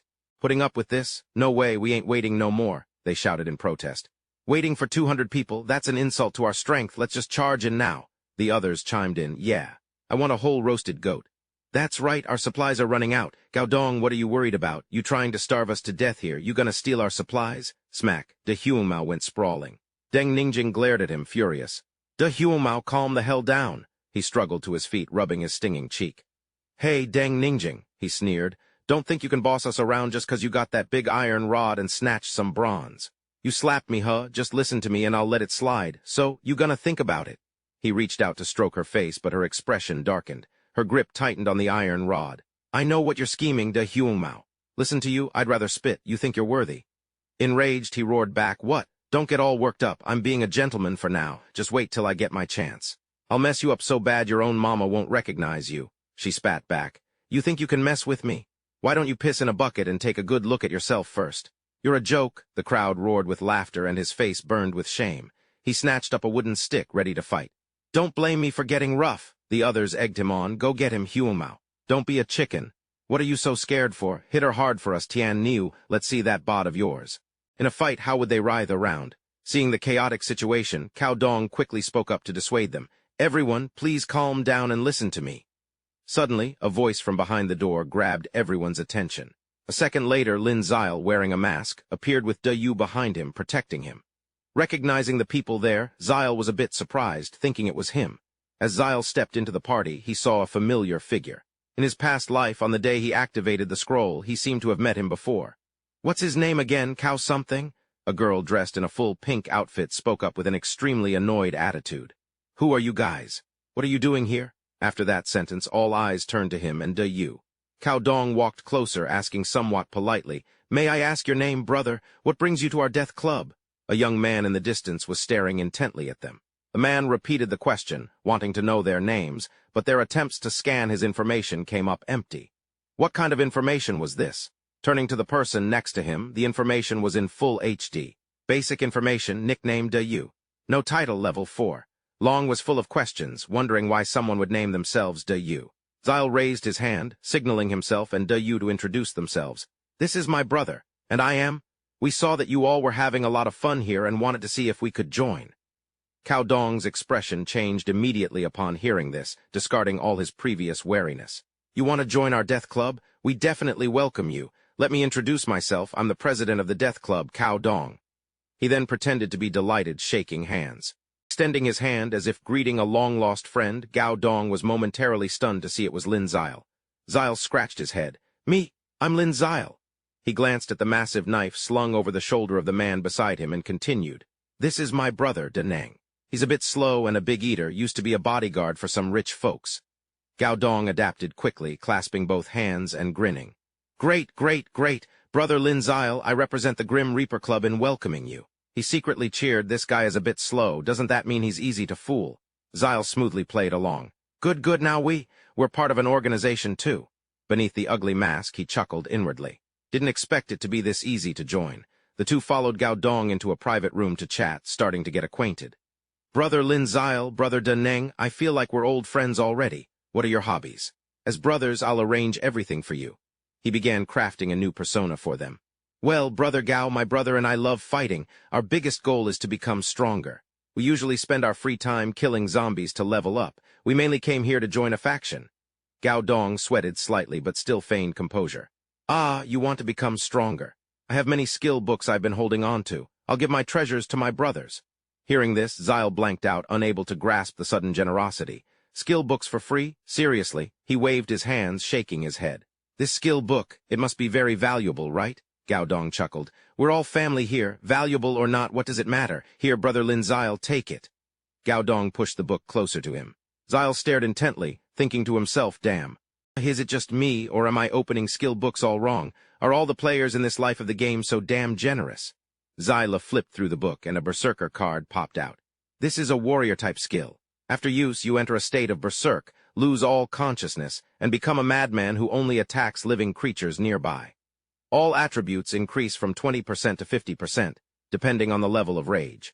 Duration is 2 minutes. After 2 minutes, you will descend into chaos based on the level of increase. The higher the level increase, the longer the duration of chaos. The side effects of this skill are significant. Use with caution. Use with caution. Zyla pouted as he read these lines, his face falling. I knew it. There's no such thing as a free lunch. Completely lose consciousness for 2 minutes. How is that any different from being a zombie? Besides, a person without consciousness can't possibly have the same combat power as under conscious conditions. Gao Dong scratched his face, laughing awkwardly to cover up his embarrassment. Although the side effects of this skill are quite significant, he hesitated for a moment, then came up with a face-saving solution. But these skills can be a lifesaver when you're in desperate straits. He thinks I'm an idiot, using skill books. But is this skill even for humans to use? He didn't expect this kid to react so quickly. Zyla closed the book and clenched his fists, pretending to be very grateful. I've felt old Gao's intentions. I really like this skill book. Thank you, old Gao. Then he finished with a sentence that left Gao Dong gaping, unable to react. Old Gao, is there anything else you wanted to say? If not, my brother and I are going to level up now. The two quickly stood up, preparing to leave. He still hadn't recovered. The smile went. Did I misjudge him? Just as Zyla turned to leave, he was stopped. Brother Lin, wait. What is it, Brother Cao? Zyla asked. Cao Dong pulled out a gold card from his pocket, hastily offering it. I feel bad, Brother Lin. How about this? I have some KFC coupons. We can use them together. I did trick him with that skill book, he thought. I should compensate him somehow. Zyla waved his hand in refusal. Nah, you and I are heading out to grind some zombies for experience. Beneath his mask, he felt conflicted. He couldn't go forward or back, having taken the guy's skill book and now making him feel guilty. Seriously, take the card. I'll feel better. Cao Dong shoved the card into Ba Zyla's hand. Just take it, brother. Anything you need to eat or drink, just grab it from the warehouse. Don't be shy. He was too embarrassed to refuse any longer. Then, on behalf of my brother, I'll thank you, Brother Cao. Finally, they left. Cao Dong waved goodbye. Whenever you need anything, just come find us, Brother Lin. He smiled affectionately as he watched them go. Lin Luo is a good guy. I gave him a useless skill book, and he didn't even complain. A true bro. As Zyla and Dayu left the room, they heard footsteps approaching from the opposite direction. A man, arms crossed, a cigarette dangling from his lips, brushed past Zyla without looking. Brother, he said, I'm not trying to threaten you. I just want to give you a heads up. Don't get too close to Cao Dong. He placed a hand on Zyla's shoulder, leaning in menacingly. Or else. Even though your brother hit hard, Zyla didn't have time to say much. He shoved the man off him and turned to his friend. You big idiot, what are you spacing out for? Get to work. The arrogant guys laughed. Their disciple even pulled out a gun. Ha, so what if they're big? They're only level 4. Let me tell you, I've got level 5 backing me up. The big idiot stomped his foot hard, making the ground shake and crack, stunning everyone. He casually flicked his hand, and a guy went flying, blood spurting from his mouth. The leader tumbled to the ground, rolling a long distance. By this point, the disciples holding guns couldn't keep a grip. They trembled with fear, not daring to look straight. Zyla casually asked, Do you guys have anything else to add? The two trembled like leaves, dropped their weapons, raised their hands in surrender, and stammered, No, nothing. The big idiot quietly took a step back, hiding behind Zyla. People passing by saw the blood all over the floor and marveled. Damn, one slap and his head spun around 1,000,000 times. Disgusting. You have to know Jia Tai was always trying to steal the club leader position from Cao Dong. They had overthought everything, imagined 77-49 scenarios. Who knew this was the helper Cao Dong had found? He used this simple and brutal method to eliminate dissent and conveniently warn the others. Someone next to them in a daze replied, That's not impossible. Cao Dong had been standing right behind them for who knows how long, listening to who knows what. What's all the noise? Don't you all have anything better to do? Everyone felt guilty. One of them went to whisper the news to him. Looking at the man on the floor with his head tilted to one side, still full of questions, Cao Dong sternly asked the person who had reported the news, "Is it really Lin Chengdi and his brother who killed Jia Tai?" "Never met the guy, don't know him. He was with a bunch of lackeys. What was his name again?" "Oh yeah, Big Dummy." Cao Dong chuckled, glancing at the body. "Lin Luo, you've given me quite the gift." Hands on his hips, he stared at the corpse, figuring the real killer was flexing right in front of everyone. "He's helping me establish my authority. No one's gonna be eyeing the club leader spot anytime soon." He crossed his arms, then ordered his disciple, "Hey, find some guys to bury the body, make it a decent funeral. And if he had any good gear, divvy it up among the brothers." "Yes, boss," the disciple replied obediently. With one less rival, Cao Dong skipped off, humming and singing happily. Meanwhile, Zai Luo and Big Dummy had found a quiet room. Zai Luo, bored, propped his chin up, studying the skill book while his disciple munched on snacks. Zai Luo glanced over. "System, I've got a question. Will Big Dummy ever attack me? Do anything to hurt me?" The system responded immediately. "Under no circumstances. Protecting the host is Big Dummy's core programming. It has nothing to do with whether he's got a brain or not." Zai Luo snapped the book shut, pursing his lips. "Got it!" Big Dummy, mid-chomp, saw Zai Luo approaching and flinched. Zai Luo held out the book, speaking loudly. "I can still control Big Dummy even if..." Meaning, even after Big Dummy goes into berserk mode, I can get a free stat boost. Sweet. Though he was still eating, Big Dummy obediently took the book. Zai Luo patted his shoulder, encouraging him with a bright smile. "Study hard, okay?" Little did he know, Big Dummy just breathed a nasty breath into it. Right in front of him, Zai Luo reluctantly supervised De Yu Yin's new skill training. Watching him so happy, Zai Luo smiled unconsciously. That Big Dummy is one lucky zombie. I need to buckle down and hit level 10 and at least double my stats after the job change. De Yu Yin was halfway through munching on his snack when Zai Luo dragged him off. "Let's go level up, De Yu Yin, and see if your new skill is any good. I remember a sweet spot in the Shanghai library and there's a game shop too." Scene change, outside on the street. People strolled by as usual. The two of them ambled along in the bright sunlight. Arriving at an emergency exit, De Yu Yin stuck close, his familiar sword in hand. At the end of the hallway was a glowing door. Beyond it lay the game shop Zai Luo had mentioned. Zai Luo put on a mask, completely covering his face, and they approached. Zai Luo placed his hand on the door's opening. "System, welcome, player Zai Luo, to the game shop. Happy shopping." The door slid open, releasing a cloud of smoke. Zai Luo stepped into a room filled with holographic displays. Each screen offered choices, weapons, jewelry, masks. Zai Luo scanned them intently, eyes narrowed. "Okay, I've got 6,000 gold on deposit. A good quality bronze set costs 2,000 gold, so I can totally buy the pants, gloves, and armor I'm missing." Zai Luo grinned, spotting the section he wanted. As he happily browsed, a black-gloved hand emerged from one of the screens, its nails sharp and pointed. The zombie was getting closer and closer to Zai Luo. Suddenly, he was shocked to see it was the hand of a zombie. Zai Luo nimbly dodged to the side, luckily escaping. Faced with this situation, even someone as capable as him broke out in a cold sweat, his face turning green. Too dangerous. He almost got hit. Danger lurks everywhere. Zai Luo stood still, considering the situation. The store wasn't damaged anywhere, so it seemed the zombie was inside.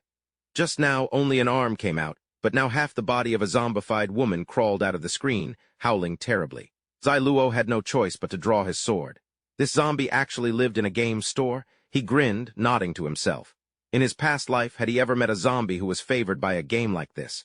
The woman had completely emerged from the game, struggling to stand firm.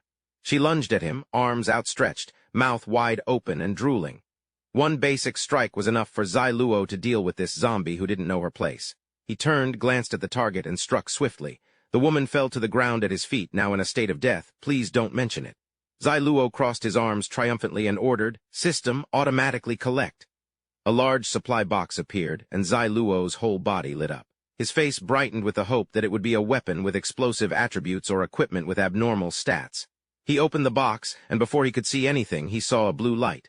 The ironic result, a toilet paper card. "Congratulations, host, you have received a supply card, 1 roll of toilet paper." Zai Luo was utterly disgusted, his face twisting slightly. He was in a bad mood. This purchase cost a total of 6,000 gold coins, and the remaining balance is 0 gold coins. The purchase is complete, preparing to close the game store. The surrounding scenery changed to a normal place displaying goods. It took a moment to get his bearings. He was in a clean, brightly lit room with neatly arranged items on shelves. He glanced around, unimpressed.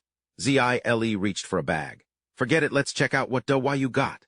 Stepping outside, he saw Yu had already dealt with the zombies sprawled before the door. Zile gave him a thumbs up. They exchanged a strange smile. Chai stepped towards the muscular zombie that was still moving. Streaks of blood smeared the floor. The system pinged. Ding, congratulations, host, for obtaining the one-time bronze-level item, Ragged Scarecrow. Ding, congratulations, host, for obtaining the bronze-level equipment, Combo Gauntlets.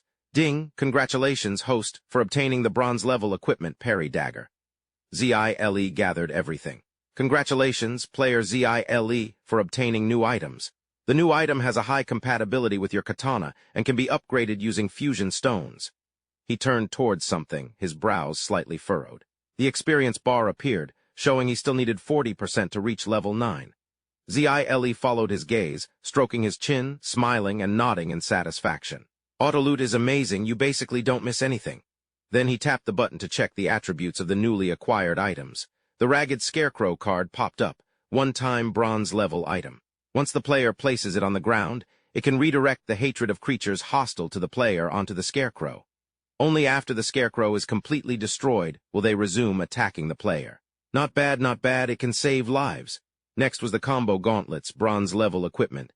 Wearing these gauntlets grants a chance to trigger a combo attack. Strength stat increased. 1 point of physique. Zile was surprised that each attack had a 5% chance of adding an extra attack. This skill attribute was similar to the exploding twin blades, just without the explosion effect. The power wasn't greater, but it wasn't bad either. He happily studied his new toy and then looked at the equipment he had looted.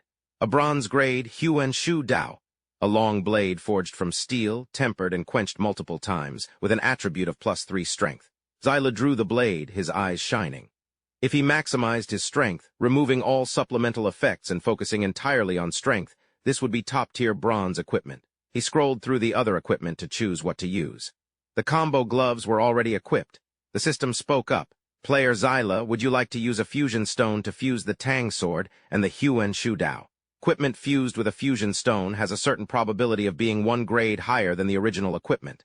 Unless you are extremely unlucky, it will not result in equipment inferior to the original. Zile clutched the material card in his hand, suddenly flustered, tense, and sweating profusely. Even with a golden finger system, it can only guarantee the drop rate of equipment, not other things. He took a light breath and made a decision. Summoning his courage, Zile decisively shouted, "Fuse," he thought. "At worst, I'll lose a piece of equipment. What if it succeeds?" The system quickly activated. Player Zile has activated the fusion stone, preparing to fuse the Huan Shu Dao and the Tang sword. Are you sure you want a fuse? After fusion, these 2 pieces of equipment will be permanently lost. Fusion commencing. Please wait 30 minutes. At this moment, a lavish spread of food was laid out before them, enough to make anyone's mouth water just by looking at it. Daegong and I took our spots and started wolfing down our food. He cleaned his plate the second it hit the table, leaving nothing but bones. I was halfway through my rice when the system chimed in. Congratulations, player Zile, successful fusion, obtained silver-grade equipment. DMONSLAYR blade. I froze, a question mark practically hanging over my head. After a beat, Zile, all flustered and tripping over himself, repeated, "Silver-grade weapon." I shot up and rushed over, trying to keep the panic off my face. DMONSLAYR blade, silver-grade equipment. Forged from a Tang sword and a headsman's saber plus a history of successful decapitations. Has synergy with the headsman trait. Strength +2, constitution +1, can slowly repair cracks after battle. Passive skill, headsman. During decapitation attempts, decapitation speed increased by 20%. Successful decapitations grant the player +1 strength for 3 minutes. Stacks up to 2 times. Zile exploded with excitement. "Oh my god, these stats are insane!" He pulled out his new weapon for a test drive. "This is off the charts powerful, absolutely broken." I was still meticulously picking clean the last bit of meat off a bone when he called out, "Daegong, let's go, we're hitting the library for that scroll." The 2 of us left. Zile was busy checking the map, figuring out the route. He pointed and laid out the plan. "Daegong, no holding back this time. We're charging straight in, mowing down everything until we reach the library." "Got it." Daegong just stared blankly back at him. And then, just like I was told, I stormed in, immediately started blasting through the crowd without a second glance.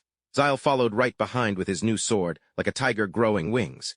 He swung that thing around, roaring to show off his newfound power.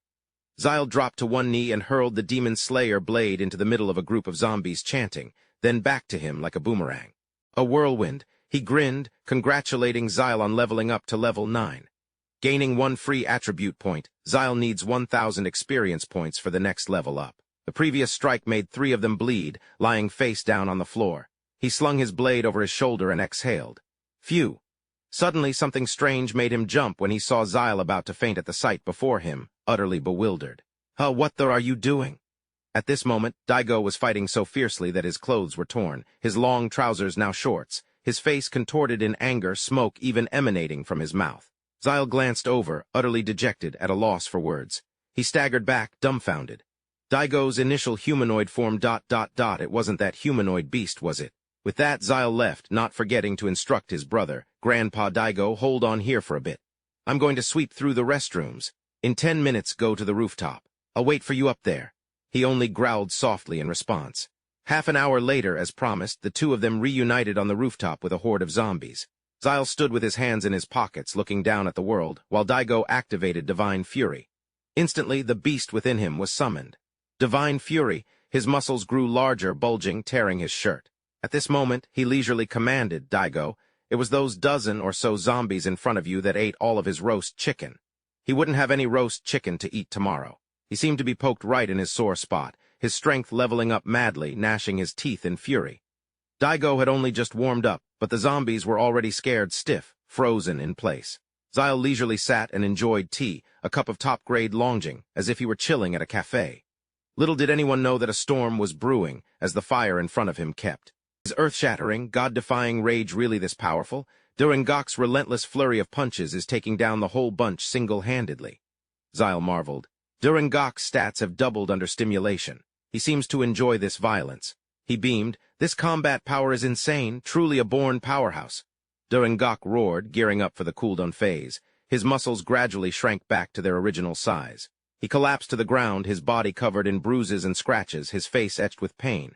His body was gradually recovering, hot air seeping out of the wounds. Speechless, Zyle muttered, seriously. This doomsday game has skills this twisted. System notification. Energy replenishment and consumption speed increased by 30%. While consuming, the food you eat will rapidly convert into energy to heal your wounds and replenish your stamina. Zyle stared in disbelief. Durangok is going further and further down this strange path. He tossed drinks and supplies into Durangok's mouth and commanded, System Autoloot. The system automatically collected everything. Congratulations, host. Acquired equipment, enchantment scroll. Congratulations, host, acquired equipment, stamina potion. Congratulations, host, acquired equipment, mental potion. Congratulations, host, acquired equipment. Protective armor. A brief description of the items appeared. Protective armor, bronze-grade equipment. Lightweight metal armor with enhanced defense. Physique +1, agility +1. Skill, protection. Can form a transparent shield around the body based on intention. The shield lasts for 1 second. Once it takes an attack exceeding a certain threshold, it will break prematurely. The skill's cooldown is 1 hour. If the shield breaks, the cooldown jumps to 12 hours. And this one-time bronze-grade mental potion instantly restores 10% of my mental strength, plus another 5% every minute for 4 minutes. It's got a 30-minute cooldown after use. Zyle gazed lovingly at the new equipment on the system screen, then tapped the upgrade button. Hopefully, after this upgrade, the stamina this blood-draining ring absorbs in battle can keep up with my own consumption. Let's see what happens with this lucky body of mine. His emerald eyes sparkled as the ring floated into the palm of his hand. Zyle smirked, his eyes glued to the system screen, which now displayed, Enhancement successful. Congratulations, player Zyle, for obtaining Blood-Draining Ring +2. Blood-Draining Ring +2. An evil ring that absorbs the enemy's stamina in battle. Strength +2, Constitution +2. He pursed his lips, somewhat satisfied. Not bad, it worked. As he spoke, he tapped the equip button. Zyle was already imagining all sorts of combat scenarios with this precious treasure. Blood-Draining Ring +2. Player Zyle successfully converts 12% of the damage dealt to enemies into your own stamina through the Blood-Draining Ring. Blood-Draining Ring +2. Player Zyle successfully converts 12% of the damage dealt to enemies into your own stamina through the Blood-Draining Ring. The message repeated over and over. He rubbed his chin thoughtfully, a distant look in his eyes. Base stats. Strength 28, Spirit 19, Constitution 20, Agility 2%. Zyle moved alongside his bro, his hands in his pockets. All right, that's enough rest, you big lug. He headed upstairs. The door was a wreck, scratched to hell. They pushed it open, stepping into a trashed room, books scattered everywhere, dark and dusty. Zyla frowned, puzzled. But then a smile crept across his face. Only a boss could cause this kind of damage, have that kind of power. They moved cautiously into the room. Last time the boss was already taken care of. Didn't expect to get here in time this time around. His steps faltered. I really want to see what kind of boss this is. He stood before a door with a sign that read Shanghai Store and turned the handle. Click. The room inside was spacious like the old game store. Congratulations, player, you have successfully discovered the Shanghai Store. Earn 10 fame points. Each player's daily time inside the store cannot exceed 30 minutes. Exceeding 30 minutes will result in a huge fine. There is a cylindrical machine in the corner of the room. Refusal to pay the fine will result in direct logout by the game system. I get it, he interrupted coldly. Dear player Zyla, welcome to the Shanghai Store. Since you are the first customer to visit the Shanghai Store, you have been granted a one-time 50% discount on your purchase. Zyla turned back, surprised. Seriously? Some kind of deal? He turned back to Daiv. Block the entrance for me, idiot. Daiv grunted in response. Zyla strode inside, the machine sealing the door shut as Daiv stood guard outside. Inside, the store was vast, surrounded by system screens. Zyla, hands in his pockets, scanned the place, pausing at the Shanghai Store welcomes you sign and scoffing. He tapped the sign to view the merchandise. A large screen appeared before him, things to know when shopping at the store. Shanghai shops do not prohibit physical altercations between customers. If a fist or magic attack hits a metal fixture on the wall, you will be charged for repairs, even if the metal is undamaged. If a customer's conflict damages the shop's walls or floors, you must pay for the cleaning. All fees will be calculated based on the actual situation. We hope you have a pleasant and peaceful shopping experience here. Zyla mulled this over, thinking of setting things up just like in his previous life. He hoped that no one would come while he was shopping so he could avoid cleaning fees. He pressed the item button, and 4 options appeared on the screen. Super Flashbang, 1,000 gold coins. Stock, 100 Short Range Emitter, 500 gold coins. Stock, 100 Ice Spike Scroll, 3,000 gold coins. Sun Cornel Power Ring, 1,000 gold coins. Zyla was a bit flustered, still not used to the situation. Am I just too rich now? What are these things anyway? In the right corner of the screen, a red 10 appeared. The system chimed. Zin has detected that the host is not satisfied with the items in the Shanghai shop. The ability to purchase hidden items in the Shanghai shop has now been unlocked. He stared, eyes glued to the screen. Zin. Each city's shop has a hidden shop unique to that city. Ding.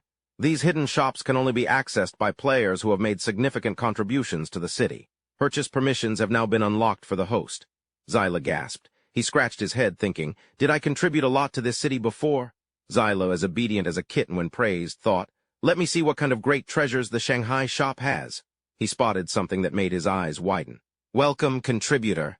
City of Reverence. The words appeared, bigger and clearer than ever. Zylhuyer asked in a serious tone, System, are you absolutely sure you're not mistaken?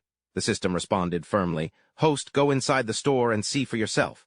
Before him were incredibly valuable items.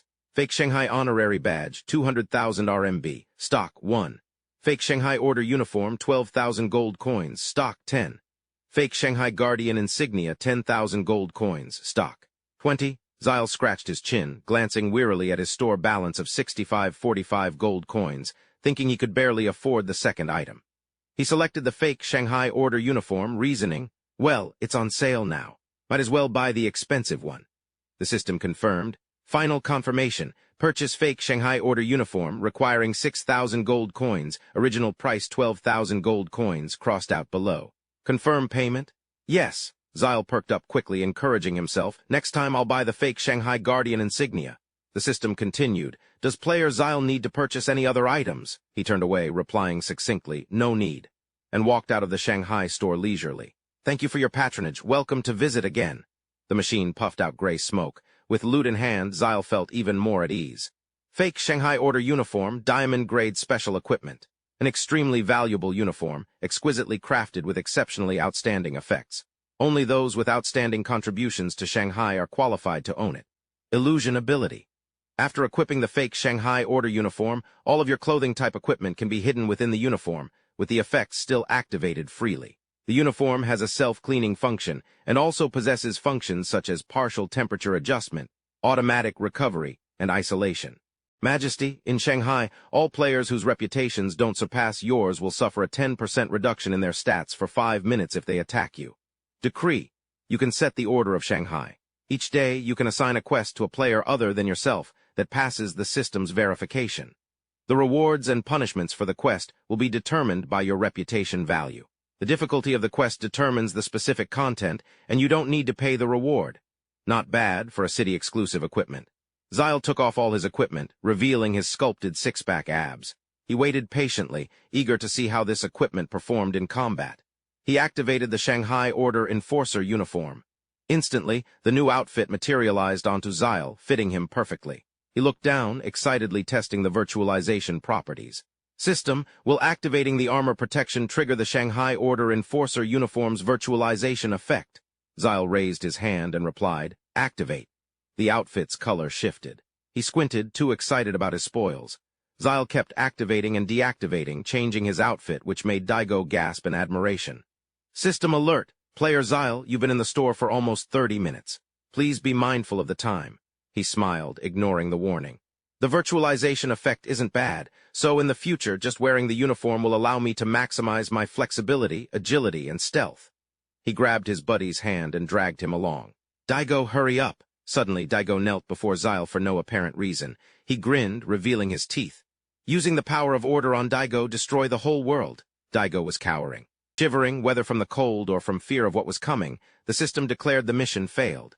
Zyle and he glared at each other, clearly displeased. Zyle, looking incredibly annoyed, kept demanding to go kill a legendary boss. The system declared the mission failed. Punch the Shanghai Museum. Mission failed. Peeking at girls changing clothes.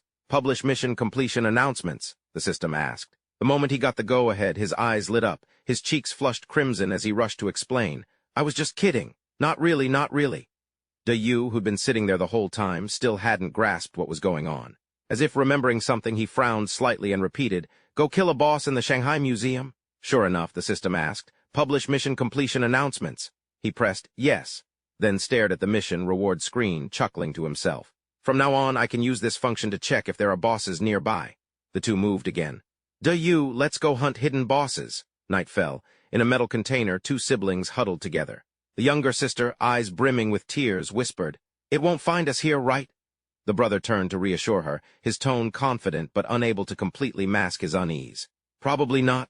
With a sixth sense, the girl felt something ominous and glanced to the side. Through a crack in the container, a red light flashed, petrifying her. Her face turned ashen, tears streamed down uncontrollably, and she screamed. Ah, the brother hurriedly covered her mouth, whispering urgently, Don't make a sound. They huddled close, the girl sobbing uncontrollably. Reacting instinctively, the brother followed her gaze. A zombie, humanoid but lizard-like, flicked out a long, disgusting tongue. My threat made him tremble. A string of saliva dripped from its tongue onto his face. His younger sister cried even harder but bit down to endure it. The two siblings hugged each other. She was shaking. They decided to leave this damned place. He yelled, Zyo may run. The door appeared right in front of them, bringing hope to the two siblings. But it was too late. The zombie's tongue had already wrapped tightly around her leg. It pulled her back out of his arms in shock. Blood splattered on the door, the walls, and the room was filled with a scream. Zyo Nai, the zombie, was now holding her tightly. He trembled helplessly, unable to do anything. Spotting a broom in the corner, he gritted his teeth and with all the courage he could muster, grabbed the handle and charged at the monster. You evil thing, I'll risk it all. The moon was high, round, and full tonight. Zai Luo and Yug had just arrived at the door, ready to deal with the zombie. But unfortunately, both siblings were lying down, showing no signs of life. The zombie stuck out its tongue, looking as if nothing had happened. Zai Luo was speechless at this sight. He said blankly, Forget it, people like this wouldn't last long even after the newbie protection period. Dying now is a release. He added, If it weren't for those 2 hours earlier, I wouldn't have known you were hiding here, right? The monster didn't understand why he would say this to it. Congratulations to player Zai Luo for the first kill. Zombies can now change classes. The process is similar to humans. Zombies are in the process of evolution and have their own unique directions of development. The evolution rate of bosses is the fastest. Mutations can appear as early as the initial phase of the game. The killer form is like a human assassin, with super high movement speed and extremely strong attack power, and they like to eat human brains. They can communicate. Alright, let's boost our IQ, shall we? System notification. Bronze level reptilian zombie boss detected. Level 10. Base stats, Strength 23, Spirit 15, Constitution 8, Agility 23. Innate talent. Wall crawl, can freely crawl on smooth surfaces like walls. Skills. Backstab strike, unleashes a claw attack dealing 17% of strength as damage. Double damage if it hits the enemy's back. Shadow ambush, instantly merges into the ground or walls to attack or mimic the opponent's movement. Upon attack, executes a sudden lunge, dealing 80% of strength as damage. Zyla smirked. Its talent and skills mesh perfectly. He put his hands on his hips, staring intently at the zombie. It noticed them too, moving restlessly. Dawayu stood beside him, even more confused. Zyla crossed his arms. System notification. Scanning, player Zyla has encountered a bronze-level boss, Reptilian Zombie. Triggering quest, Reptilian Zombie's Grudge. Golden Finger System. Scanning, host has activated the quest Reptilian Zombie's Grudge. Optimizing quest-related issues. The Reptilian Zombie glared directly at him. Quest, Reptilian Zombie's Grudge. The museum manager was falsely accused of stealing the relic, Descent. After being scolded by his superior, he transformed into a zombie and killed the leader. He seeks revenge. He wants to kill everyone in the world who loves reading books. Quest objective, kill the Reptilian Zombie. Reward, 100 fame, 600 gold coins, 300 experience points, 1 set of bronze-level equipment. Time limit, 12 hours. Who knew a doomsday game could avenge people? Too bad it's too late. Zyla waved his hand dismissively. Do you go kill it? Don't let any other zombies come here. You two work together. Almost got you. Ow, the big oaf's one-on-one with the crawler zombie. He's raising his weapon high, ready to strike. Gao, somehow the thing dodged it, vanishing into thin air. The big oaf missed. You're gone, vanished. The crawler zombie is clinging to the corner, grinning at him. While the big oaf is looking all around, clueless, it starts flicking its poisonous snake tongue. A second later, the zombie leaps down. Who knows what'll happen next? The crawler zombie lunges at the big oaf, who's still clueless. But Zyle, he's still in the room. He seizes the chance and jumps forward, grinning slyly. Scared now, huh? That's all you are. Zyle brings his blade down, and they both land. The monster raises its hands, trying to block with all its might. A flurry of strikes cleaves through both arms. Seeing this, the crawler zombie whimpers, trembling like a child. He watches the little kid from behind. The monster flees for its life, wailing like a river. Gao, gao, gao, gao, gao, roughly translated. Help me, someone's killing zombies. Zyle yawns, covering his mouth. Your chance. I'll count to 3, then give chase. Ah, the two brothers flick their blades downward and with a sly grin, and then activates the swift step of Zephyr Bloom. Activate the short-term ephemeral halt of the white wing cloak. Zyle soars into the air, chasing after the zombie. Here I come. He's almost on top of the little runt with lightning speed. Zyle swings his blade back and forth repeatedly, roaring, splitting rend. The blows all target the crawler zombie's head. It sticks its tongue out, hunching forward, desperately trying to dodge. The result is a burst of fire. Zyle calmly turns and walks away, satisfied with his achievement. Congratulations, player Zyle, for successfully killing the level 10 bronze rank crawler zombie boss. Awarded 50 experience points and 100 gold coins. Congratulations, player Zyle, for completing the quest. Quest completed, Reptile Zombie's Vengeance. You have received the following rewards: 100 reputation, 600 gold coins, 300 EXP, and 1 piece of bronze tier equipment. Congratulations, you have reached level 10. You have gained 1 free attribute point. Player Zyluo has reached level 10. A class advancement is required to level up further. All future EXP will be stored until the advancement is complete. Please wait for the class advancement system to become available. A knowing smile touched Zyluo's lips as he stared at the system interface. Looks like I need to find that scroll and fast. Ding! Congratulations, host, on reaching level 10. You have earned 1 super golden finger lottery draw. Would you like to use it now? Zyluo scratched his head, his eyes closed in thought. The newbie phase is almost over. If I can be the first player on the entire server to complete my class advancement, I'll even get a server-wide announcement. His eyes snapped open. Draw, the interface began to whirl. Ding, drawing your second super golden finger. The words that scrolled across the screen left him completely stunned. Congratulations, you have drawn the super golden finger, Yin-Yang twins. The host may now possess 2 classes. When the host possesses 2 classes, the first class acquired will be your public-facing class. There are no restrictions on the combination of classes. If both classes provide a fixed bonus to the same attribute, only the higher of the 2 bonuses will be applied. You will only receive 50% of the free attribute points from your second class, rounded up. Ding. Congratulations to the host for obtaining dual classes. Ding. Congratulations to the host for obtaining dual classes. He was frozen solid. When he finally snapped out of it, a wide, mischievous grin spread across his face. A heaven-defying dual class in the middle of the apocalypse, he mused. System, is this your way of telling me I'm destined to rule the world? Lost in his own thoughts, Lin Zai Luo began to ponder. He burst out laughing, looking foolish as he pointed at his face. Wouldn't that be, totally unfair to the other players? Suddenly, he seemed to hear something. His ears twitched a few times, then he angrily clenched a fist and shouted, "Earth spike assault, boom!" Sharp stone pillars erupted from the ground through cracks, piercing the ceiling. Zombies that couldn't dodge were impaled, while others were caught between the stone pillars. His gaze lowered to the ground as if he'd seen something. Ignoring the remaining zombies, he headed towards a glowing silver-white box.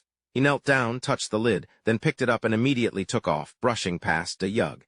He told Da Yug to head straight upstairs. He remembered Yang Beowu's reminder that silver drops could be moved, but wild Yang Beowu couldn't. He and Da Yug gradually moved up to the 5th floor via the stairs. He reached the 5th floor. In front of the stairwell, 3 zombies growled, slowly moving along the 5th floor hallway. He saw them and thought to himself, "They're all low-level zombies, so I don't need to act." He looked at Da Yug and told him to take care of it. Da Yug responded to his command with a roar. Then he turned and walked away, thinking to himself, "According to the Golden Fingers prompt, illusions will increase strength and agility. Does that mean I still need to find a class that increases physique and spirit?" He raised a hand to his head. "It's not that there isn't one, it's just that the best class, Holy Sword Knight, is only on the other side of the ocean. It seems there really isn't a particularly good class type in Long Country." Sigh. He stood in a corner of the hallway, idly fiddling with the system's virtual screen, when his fingers suddenly froze. After a long moment, his hand moved slightly across the screen, and then a hammer appeared in his grasp. A lightning bolt symbol emblazoned its head. He gripped it tightly, gazing at it with interest. Durungu seemed to sense something unusual and turned to look at him. Seeing the hammer in his hand, Durungu grinned, grabbed it, and tried to bite it. Meanwhile, he continued to manipulate the virtual system screen. A small rectangular area appeared with the words Scout Eye. "As expected, no problem," he muttered. Behind him, Durungu gnawed away at the hammer, while he stared at the chest with anticipation, his hand reaching out to open it. As soon as it opened, a system notification popped up. Player Yazai successfully opened a silver treasure chest. Player Yazai, upon opening a silver treasure chest, received an enhancement from the treasure chest. Personal storage space increased by 0.3 cubic meters. An item materialized named Tough Warrior's Pants. The system continued to announce. Player Yazai, after opening a silver treasure chest and receiving an enhancement, gained 50 experience points. Player Yazai searched the silver treasure chest and successfully found 270 gold coins. He picked up the awarded item, and information about it instantly appeared. Tough Warrior's Pants, silver-grade equipment. Elastic Pants. Greatly assists players with physical attributes in combat. Physique +3, agility +1, duration of negative effects suffered by the player reduced by 20%. He finished reading. Zin of Battle Treasury tapped the Equip button on the screen. Character stats. Tiri Special Forces, basic attributes Strength 28, Spirit 20, Constitution 23, Agility 25. After receiving the items, he turned to Da Yang and patted his shoulder, telling him to collect the dropped items from the zombies he had just killed. "Meet you downstairs after receiving orders," Da Yang roared in response. Then Zin left, continuing his thoughts. The newbie protection period hasn't ended yet, and the class advancement system hasn't opened. First, prepare for illusion. As for the second profession, I'll study it carefully before deciding. Hopefully the people from the Death Club have gathered so we can deal with the museum soon. The afternoon of the 8th day before the newbie protection disappeared. The sky was clear and cloudless, sunlight streaming through every window. Ding. The elevator chimed, and Zin and Da Yang stepped out. Zin's powerful aura radiated everywhere as he walked towards Da Huomao, asking, "When can we attack the museum?" Da Huomao replied, "We haven't recruited enough people these past few days. The club has over 200 members now. We can enter the Shanghai Museum this afternoon."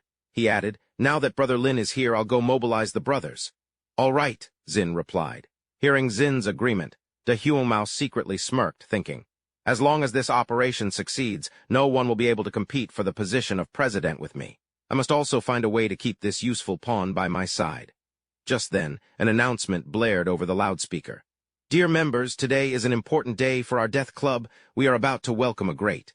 Huangmao felt a little skeptical when he heard the announcement. "A simple mobilization. All of us are heading out to deal with the zombies in the Shanghai Museum?" Ahem. In short, everyone gathers and prepares to attack the Shanghai Museum. The members of the Death Club cheered and shouted, I'm going to kill zombies in the museum. I want a bronze tier equipment drop. This is the day. De Huangmao is finally rising up. I'm not bragging. This time I'm definitely leveling up to tier 5. This time I want to kill 10 zombies. He sighed, seeing the scene before him, and thought, they really treat this doomsday game like some boring, easy monster-killing game. Killing monsters to get stronger, huh? Once the newbie protection period is over, I wonder how many unlucky bastards will die miserably. Suddenly, a strange object flew towards him. A scuffle broke out in the crowd. Shouts rang out. Someone yelled, "Where are my shorts? Who stole my shorts? And my shoes, my shoes?" De Huangmao was speechless at the scene. Outside the building, hordes of zombies were slowly advancing, accompanied by guttural growls. At this moment, a pair of binoculars was observing the zombies, watching them jostle and move. De Huangmao, holding the binoculars, called out to him, "Lin Layati, are you sure your strategy will work?" "There are too many zombies in here," he calmly replied. "It will work. As long as the speed of the people you arranged is fast enough, there won't be any casualties." He gently placed his hand on De Huangmao's shoulder, saying that it was almost 7 p.m., and if they missed this opportunity, there wouldn't be another. Moreover, everyone had agreed to this plan. Of course. All right, he seemed a little nervous, but still answered, "Okay, let's give it a shot then." He looked behind me, then nodded slightly to the Death Club members as if giving an order. The Death Club members received the order and nodded back. Just then, a piece of meat appeared, floating in the air above my hand. It was a piece of raw meat soaked in zombie virus. He said that my agility in the club was considered top-notch, so leading the first wave of zombies would be my job. He turned back and said, "Cao Layaj, De Yug is your responsibility." The one called Cao Lao replied, "Don't worry, De Yug is still happily playing with the mallet you gave him earlier." I looked over and saw the scene before me and thought, why is he always playing with that mallet? Is the attraction of that mallet that high for him? Thinking that, I chuckled softly. But he does seem to like that mallet quite a bit. The mallet seems to suit him quite well, too. Then whoosh, I darted past De Huangmao like a gust of wind, leaving only a fleeting glimpse of my robe. Seeing this, De Huangmao muttered, "Damn, he's fast." The others excitedly said that the first wave was the most dangerous, and that it was hard work for Lin Chengdi. Another person said, "With his spirit of dedication, no matter how high his position and rewards are in the club later, I definitely won't be jealous." At this time, I, along with a few others, rushed out into the swarm of zombies, holding the piece of meat in my hand, its scent spreading everywhere. At the same time, the others were also taking the opportunity to move towards another gate. The zombies smelled the scent and began to move towards me. Just then, I threw the piece of meat at a Death Club member. With a solemn and righteous demeanor, I said, "You guys, take this meat and keep running. I'll handle these zombies." Lin Mu waved towards the 2 Death Protector Club members while running toward the zombies. "When we get back, Gao, the president, will reward you handsomely. This is all thanks to you guys." One of the club members looked at Lin Mu, while the other carefully held the meat, his eyes fixated on it. Both were visibly moved, giving thumbs up in admiration. "Brother Lin is such a good guy." Lin Mu chuckled inwardly as he ran. "So easy to fool. Go kill zombies? Right. I'm here for the scroll before someone else nabs it." Outside the zombie horde, the 2 club members watched in disbelief as Lin Mu sent zombies flying. Holy crap, no wonder he's a big shot. Turns out he was holding back. At the entrance to a secret room, Lin Mu's figure appeared through the doorway. "The job change scroll is mine." Inside a clear container, a scroll rested. Lin Mu, seeing his target, murmured in awe, "So this is it. No wonder so many people would risk their lives for it. What a scam, though." He cracked his knuckles as he approached the box. His fist slammed into the glass case, shattering it with a resounding crash. "WEO!" The alarm blared to life as red lights flashed. Lin Mu glanced up at the alarm. He then unleashed a furious barrage of punches against the glass, each blow landing with a thud. Crack! Cracks spiderwebbed across the glass surface. With a final, devastating blow, the case shattered completely, sending shards flying everywhere. Smashing through the glass case, Yazai clenched his fist, gently blowing on his throbbing knuckles. He reached for the glowing yellow scroll, and the system chimed in. "System, player Yazai, a strange scroll detected. It seems to hold a great secret. Fame increased by 500, scroll calling out to player. Does player Yazai wish to heed the call?" "Accept," he replied. A beam of light shot from the scroll, illuminating his face. Then 2 lines of text appeared on its surface. "Player Yazai heeds the scroll's call, initiating entry sequence." Entering the scroll, he wondered, puzzled. Suddenly, a golden light enveloped him, pulling him into the scroll. He found himself falling into another dimension. "System, player Yazai, scroll entry sequence complete." He opened his eyes, his feet touching the ground. Flames danced all around him. He reached out and touched a wall emanating a blue light, his hands sinking into the spatial gateway. If I remember right, the location is right here, he thought. System, congratulations, player Yazai, trial activated. He stepped into the wall as a long notification appeared before him. Mysterious trial description. A trial exists within this scroll, holding secrets and waiting for a worthy successor. Trial requirements, clear 3 trials. Restrictions. All equipment, skills, and abilities are forbidden during the trial. Trial reward, level +1, job class. Special trait, illusion, trial period. The flow of time here isn't the same as the outside world. Please disregard it. Trial penalty, failure results in immediate termination of the host. He felt unsurprised after reading the series of announcements. It was indeed as brutal as in his past life. The system chimed with another notification. Ding! The Golden Finger system detects that the host is undergoing a trial and is initiating program modifications. Ding! The host will not be subject to any penalty for failing the task. The system will protect the host and exit the trial space. Ling, detecting that the host is undergoing a trial, successfully activated the Old Relics trial task. He was puzzled after hearing the series of system notifications. Another announcement appeared before him. The Old Relics trial is a legacy of thousands of years. It awaits a person with sufficient strength to inherit it. Trial requirement, pass the trial from the scroll. Inherit the true power of the scroll. Trial rewards, 1 random ordinary golden finger draw, 1 silver-grade equipment piece. Trial period. The flow of time here is different from the outside world. Please disregard it. After reading the series of system announcements, he touched his chin in thought. Thousands of years, sufficient strength. The illusion class may be called top tier, but it doesn't quite live up to that description. It's true that the illusion class comes from a legendary assassin in ancient Longguo, but it only has a history of 1,000 years.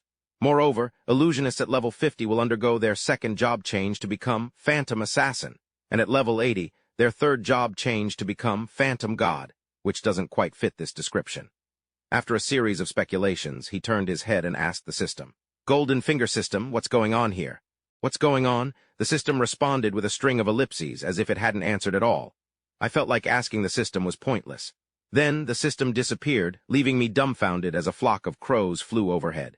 Helpless, I facepalmed and sighed, deciding to just accept the mission. The system immediately notified me that it had been accepted. Internally, I was speechless. Just then, a piece of fabric appeared before me, and a cave opened up. The system announced the opening of the first trial.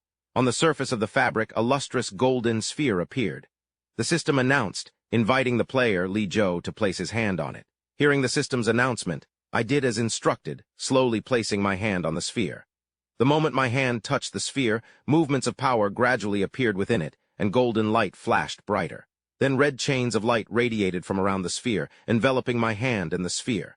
My eyes widened as I stared intently at the sphere, inwardly shouting, "It's coming!"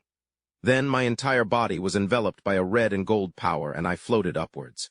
Rays of light from the sphere radiated and covered me, causing my eyes to gradually ache. Instinctively, I raised my hand to shield my eyes. After a few minutes, I slowly opened my eyes, looking around in astonishment. I was now surrounded by a completely red space, and a transparent cushion supported my body. Kneeling down, I reached out and grasped the red liquid with my hand. Then I clenched my fist, and the liquid dripped down. I stood up and gazed into the distance. A vortex appeared above my head, its center a faint pink. My body felt tormented by pain. My face darkened, and I trembled, curled up in agony. All for my own head. In my past life, I relied on my hatred for Yu Jinghan to get through this gate, a truly cowardly way to pass. Back then, my hands were covered in blood, and I endured the pain with gritted teeth. I secretly vowed that in this life, I would never be so cowardly.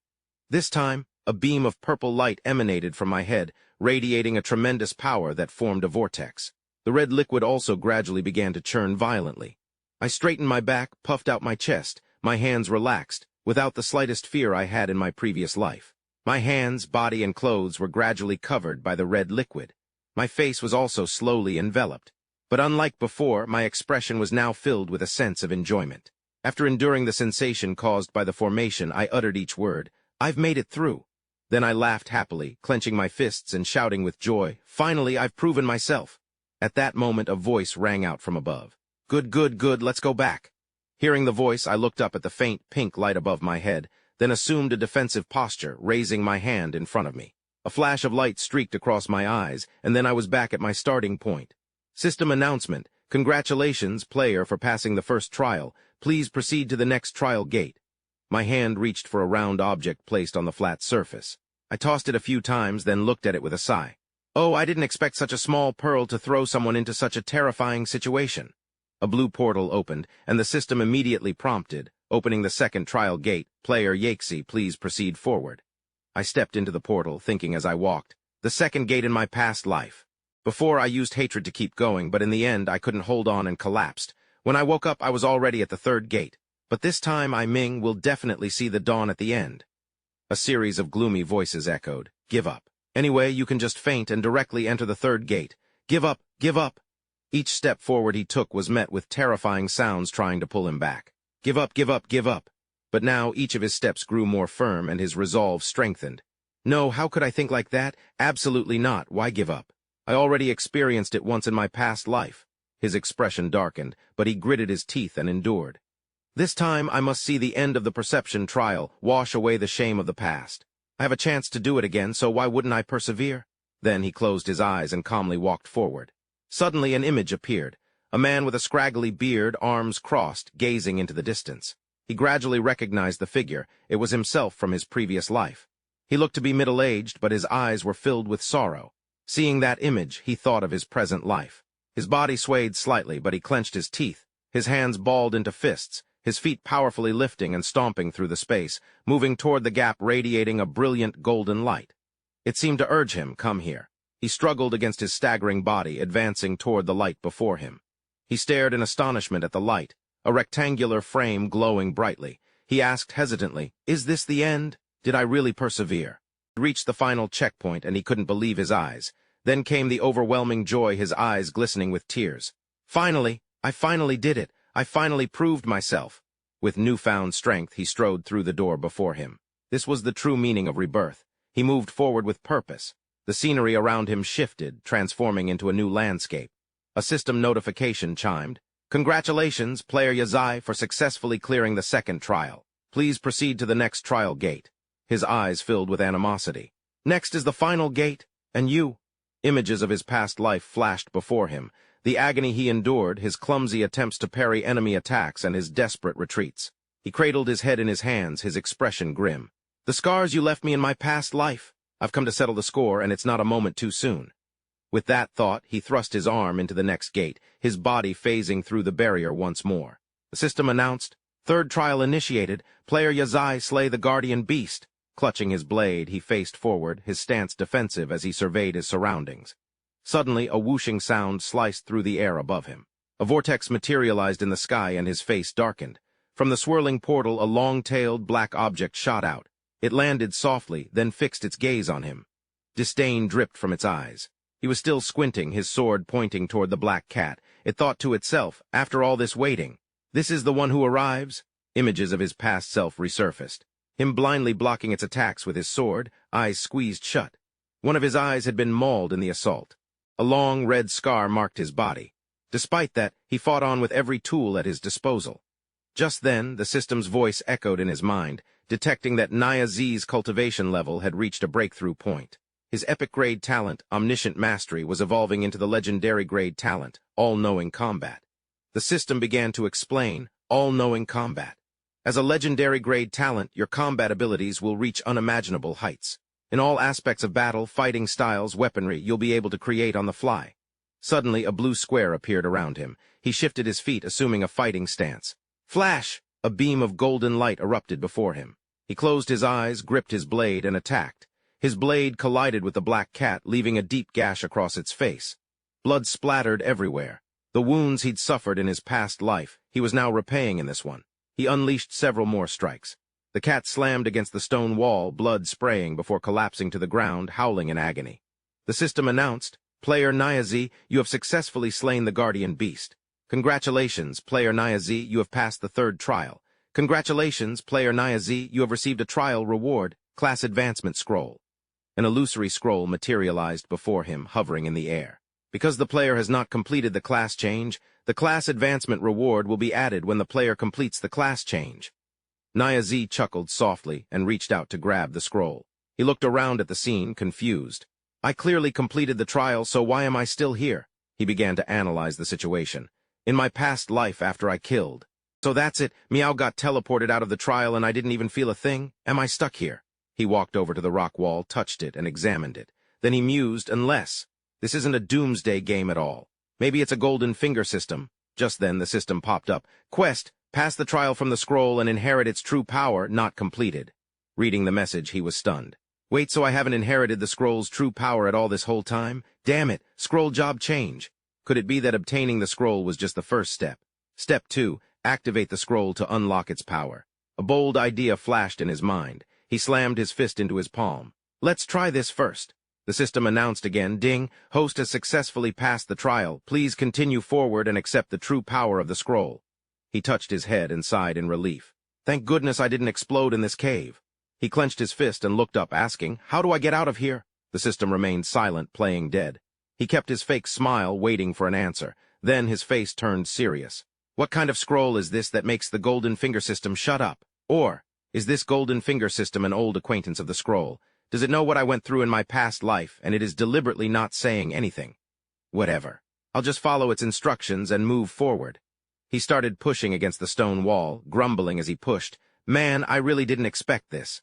This crack, if it hadn't told me to come straight here, how would I have ever found it, let alone know how to use it? The way these cracks connect, it feels like a pattern. He reached out and gently touched the crack. It immediately flashed with light. He took a few steps back, watching as the golden light gradually intensified. He saw the images of an ox and a bird appear on the stone face, and exclaimed in surprise, aren't those the two patterns recorded in the scroll? Then the two patterns roared loudly, and the earth began to collapse, revealing a gate. After a tremor, a stone door with patterns appeared. He reached out and gently pushed the door. Creak! The sound of the door opening echoed. Before him was a stone table, and on top of the stone table was a scroll and a glowing Lee pearl. He walked in, observing his surroundings. He put his hands on his hips and approached the stone table. Then he reached out and picked up the scroll, opening it. Streams of light escaped from within the scroll, emitting a dzzzzzz sound. One of the streams of light touched his hand and wrapped around his wrist. At this moment, the entire scroll glowed completely, as if trying to suck him in again. However, a change occurred. The two words civil appeared on the scroll. He read aloud in confusion, CV? What the? This is getting serious. Even so, he thought the key information in the scroll, CV, always appears with patterns, pearl images, and birds. Could it be the ox totem and bird totem of the Jiu Li tribe? The words inside the scroll gradually appeared, and he read them aloud. Civil was killed by the emperor, who beheaded him and buried his head. The head transformed into the blood maple forest. Legend has it that meow demons can preserve the soul. Civil's soul is because only those who encounter the mystical feline can remain. The words, echoing his voice, detached from the scroll, floating in midair. He knew his soul would dissipate, so before it did, he created this trial scroll. The scroll's final gate is guarded by a feline with mystical feline blood. What Lord C wants to test is unyielding will, eternal perseverance, flawless combat. Your 3 trials all met the highest requirements. You have earned the right to inherit the greatest power of the 9 Li tribe. Please place your hand upon the totem. As he finished reading, his hand instinctively reached for the scroll. He suddenly understood this was the scroll's true power. He placed both hands on it. System. Detecting player Yizai receiving unknown inherited power. Initiating ability scan. Source of power emitting from the scroll, enveloping the player. System. Successfully identified unknown power originating from Blue Star. Doomsday Game System is integrating unknown energy with Blue Star culture. With the system's announcement, the power intensified, integrating successfully. System. Successful gamification, commencing class transfer for player Yizai. Time passed and finally he absorbed the power. His body staggered back a few steps. System. Congratulations, player Yizai, successful class transfer. Based on Blue Star culture, the Doomsday Game System designates this class as Warlord. Player Yizai, please conclude the trial. The Warlord class requires further data processing. Exhausted, he collapsed onto the ground. He looked up and laughed. I just wanted the illusionist scroll, but I unexpectedly passed Civil's trial. Talk about a double win. Player name, Yaxi. Player class, War Sovereign. He tapped his name on the system's virtual screen. War Sovereign, huh? Interesting. A line of text popped up, catching him off guard. Huh! Suddenly, he waved his arm around, looking panicked. He noticed a golden pearl stuck stubbornly to the back of his hand. The system chimed in. 9 Li Pearl, bronze-grade item. A treasure of the 9 Li clan and the most important item for the War Sovereign. Will is the weapon of the War Sovereign. After inheriting the scroll's power, the player can pass Civil's trial, and CV will bind to the player's consciousness. Function 1. Freely change forms according to the player's thoughts, granting the player the skills of that form's class. 2. Devour energy to enhance the item's attributes and abilities. He held the pearl, listening to the system, then examined it closely. So this item can grow infinitely? Suddenly, the pearl slipped from his hand and flew straight into his forehead. He cried out and sat down in pain, clutching his forehead. Sweat poured down his face. But as soon as he saw the system notification that the trial had ended, he reached out and tapped the screen. As he tapped, he thought, HMPH, typical of Civil's weapon, even its existence is unique. The space around him twisted and changed. Undead corpses lay scattered on the ground. He looked at the shattered glass case. The scroll still rested inside. He reached for it. The system chimed, "Player, are you?" "Right, Naxi, the trial's over. Your Soldier Lord class is being digitized. Without gear or titles, your base stats are Strength 18, Spirit 16, Constitution 12, Agility 19. Class digitization complete. As a Soldier Lord, you gain 3 Strength, 3 Constitution, and 3 free attribute points per level. Based on your previous experience and quest rewards, you've leveled up to level 10. Naxi's stat screen: Strength, 49 Spirit, 24 Constitution, 46 Agility, 36 free attribute points, 9. He gaped, hearing the system notifications. These stats are insane. I could walk through a zombie horde now. Congratulations. You're the first player to successfully change classes in Doomsday. You've earned the unique global achievement, the Pioneer. He reached out and touched the system's virtual interface. Class analysis and a server-wide announcement are coming up. Introducing the Soldier Lord class, the master of all weapons, a god of war. The ancient Geoli tribe's AI created this terrifying class with unimaginable power. Those who haven't endured terrifying trials can't control it. You gain 3 Strength, 3 Constitution, and 3 free attribute points per level. Abilities. 1. Master of all weapons. You can manipulate Geoli transformation into any warrior-type weapon, gaining that warrior class's abilities and skills. 2. Geoli armor. By pouring power into Geoli Pearl can improve attributes and grade. Regarding the third ability, the system only showed a notification without further details, indicating that the specific ability was temporarily unactivated. After reading a series of system notifications, he involuntarily reached out and pulled hard on both cheeks. The pain made him wince. Ouch, so I'm not dreaming. He stood up, clenched his fist, and shouted, "This isn't just awesome. This is supremely awesome. Awesome to the point of being boundless." He raised his hand. "Let me test the power of this Geoli Pearl first." A long staff appeared in his hand, along with the hovering Geoli Pearl. At this moment, a line appeared on the virtual screen, indicating energy absorption. The surrounding power was being strongly drawn into the Geoli Pearl. After a series of operations, the pearl shone brilliantly, with a sparkling star appearing above it. He stared intently, as if deep in thought. At this time, the system announced that the Geoli Pearl had absorbed enough energy and successfully evolved into a silver-grade item. The pearl began to radiate power. Inside the pearl, the power fluctuated violently. He reached towards the pearl, then suddenly his eyes widened in astonishment, his pupils contracted. The pearl in his hand turned into a red liquid, then transformed into a saber that rested perfectly in his hand. Geoli Saber, silver-grade equipment. Strength +4, Constitution +2, 10% armor penetration on attack. Geoli Slash, fires a blade aura forward, dealing 130% strength-based damage, with pain amplified to 200%. Geoli Heavy Strike, delivers a powerful strike dealing 200% strength-based damage, but froze for 2 seconds. Finally, the system reminded him that players cannot acquire skills through the Soldier Master class. These skills will change with the transformations of Geoli. After reading the information provided by the system, he screamed inwardly. This was no ordinary feat of strength. It was truly extraordinary, so much so that it knew no bounds. His curiosity piqued. He picked up the saber and said with doubt, "Bow and arrow." The saber in his hand gradually transformed into a bow and arrow called the Geoli Bow. Geoli Bow silver rank equipment stats. +4 strength, +2 agility abilities, can condense spiritual power to form arrows. Flame arrow, shoots a flame arrow forward. The power of the flame arrow is equal to 120% of the strength stat. After hitting the enemy, it will inflict a continuous burning state.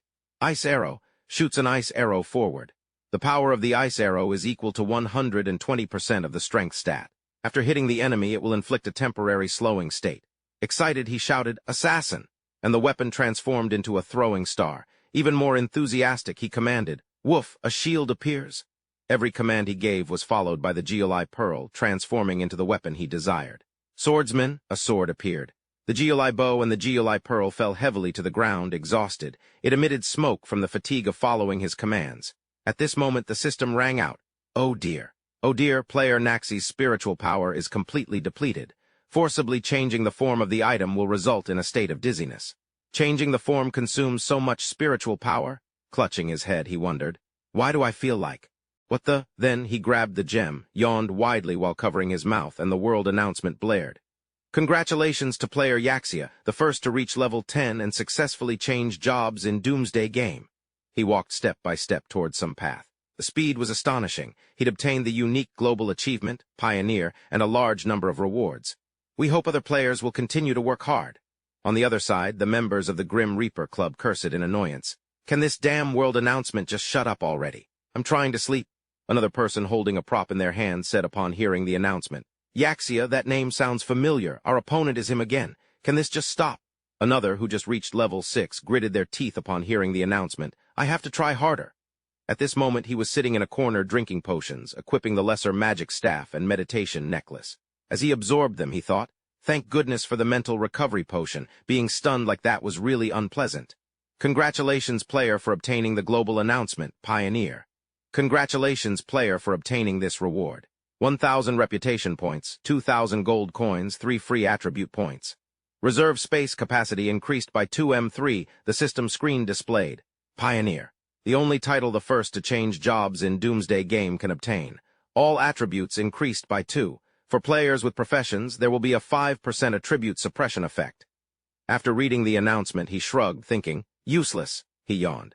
Though it seems like I did things in reverse order. People usually change jobs before fighting bronze-level bosses. Then he yawned again and said, now that there's nothing else to do, let's draw equipment. It was given to me by a silver-level guy. The system, receiving the order, changed the screen. A gift box appeared and a message appeared, drawing a silver-level equipment. At the same time, he reached into his pocket. The gift box opened and a mask appeared in his hand. Congratulations, host, you have successfully drawn a silver-level equipment, Evil Illusion Mask. Evil Illusion Mask. Silver-level equipment, a mask with the power of evil demons. Please be sure not to degenerate to the point of becoming a slave to the demon. Spirit +3, Illusion. After wearing, can hide the player's basic information, unless the level is 5 levels higher than the player. Otherwise, one cannot see the demon's gaze. After using for 3 seconds, anyone looking at the mask will fall into a state of fear. When someone in a state of fear attacks the player, their stats will be reduced, and their agility will also decrease. The illusion mask transforms into a concealment mask. Do you want to change it? He touched the change button, and then the system displayed an additional notification. Activating the illusion effect of the uniform. Do you accept? He pressed the reject button. Then he put the evil illusion mask on his face. A glint of light flashed in the demon's eyes. He stood by the window and then ordered the system, now draw a golden finger. He was wearing a black cloak looking outside. At this moment, the system announced, breakthrough limitation related to equipment. The limit is only 1 ring can be worn. The number of rings that can be equipped has increased by 1. This means I can wear 2 rings at the same time and they can both have effects. This is like having 1 more piece of equipment than others, too abnormal. I'll hold off for now and wait for a better ring to drop next time before equipping it. So he tapped the cross to exit. This time, the system notification informed him that he had 12 free attribute points to use. Seeing this, he pondered, how should I use these 12 attribute points now? As if struck by an idea, his hands danced across the system's virtual screen.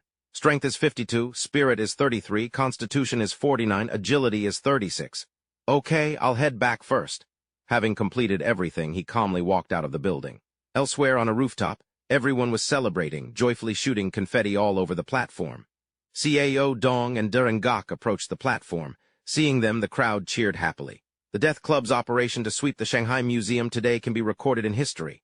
Let me introduce to everyone our greatest hero, Durangak. After Cao Dong's introduction, a moment of silence ensued, with no reaction from Durangak, except for a look of longing, drool evident on his face as he clutched a chicken leg. This is our Durangak's cuteness. Seeing this, Cao Dong called out, Durangak, my brother.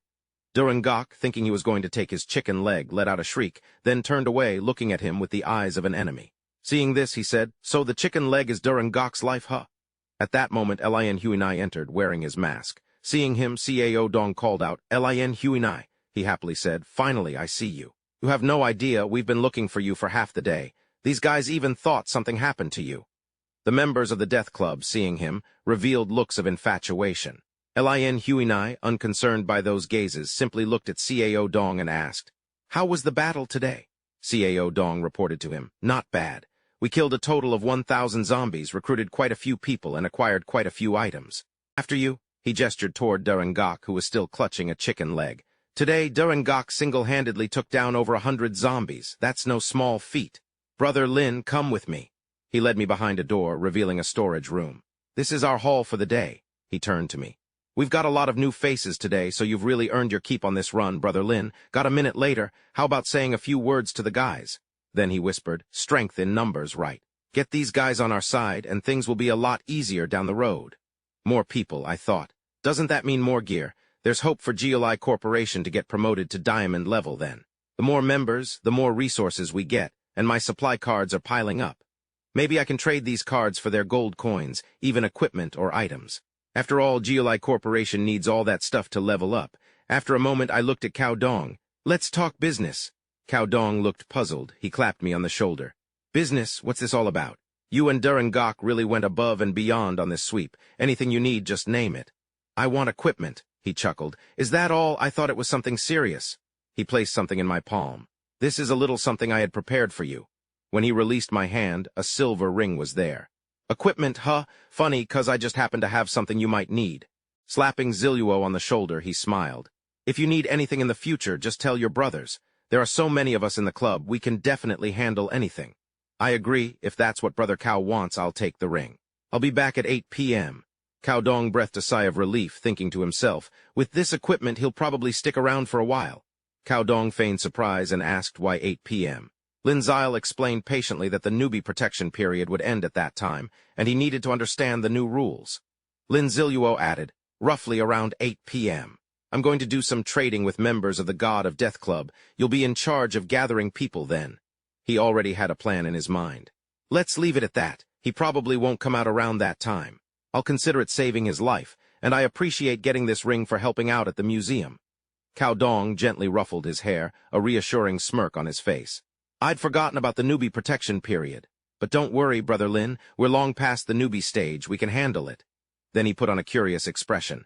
"Besides, Brother Lin, don't worry. I'll make sure everyone prepares what you want." He paused, leaning closer. "Brother Lin, what are you planning to trade with us?" Ziluo replied softly. "Probably various supply cards. You'll see when the time comes." He thought to himself, "Forget it. Let's leave it at that. I can't worry about anything else." Cao Dong was confused when he heard this. "Supply cards? The club isn't lacking in those."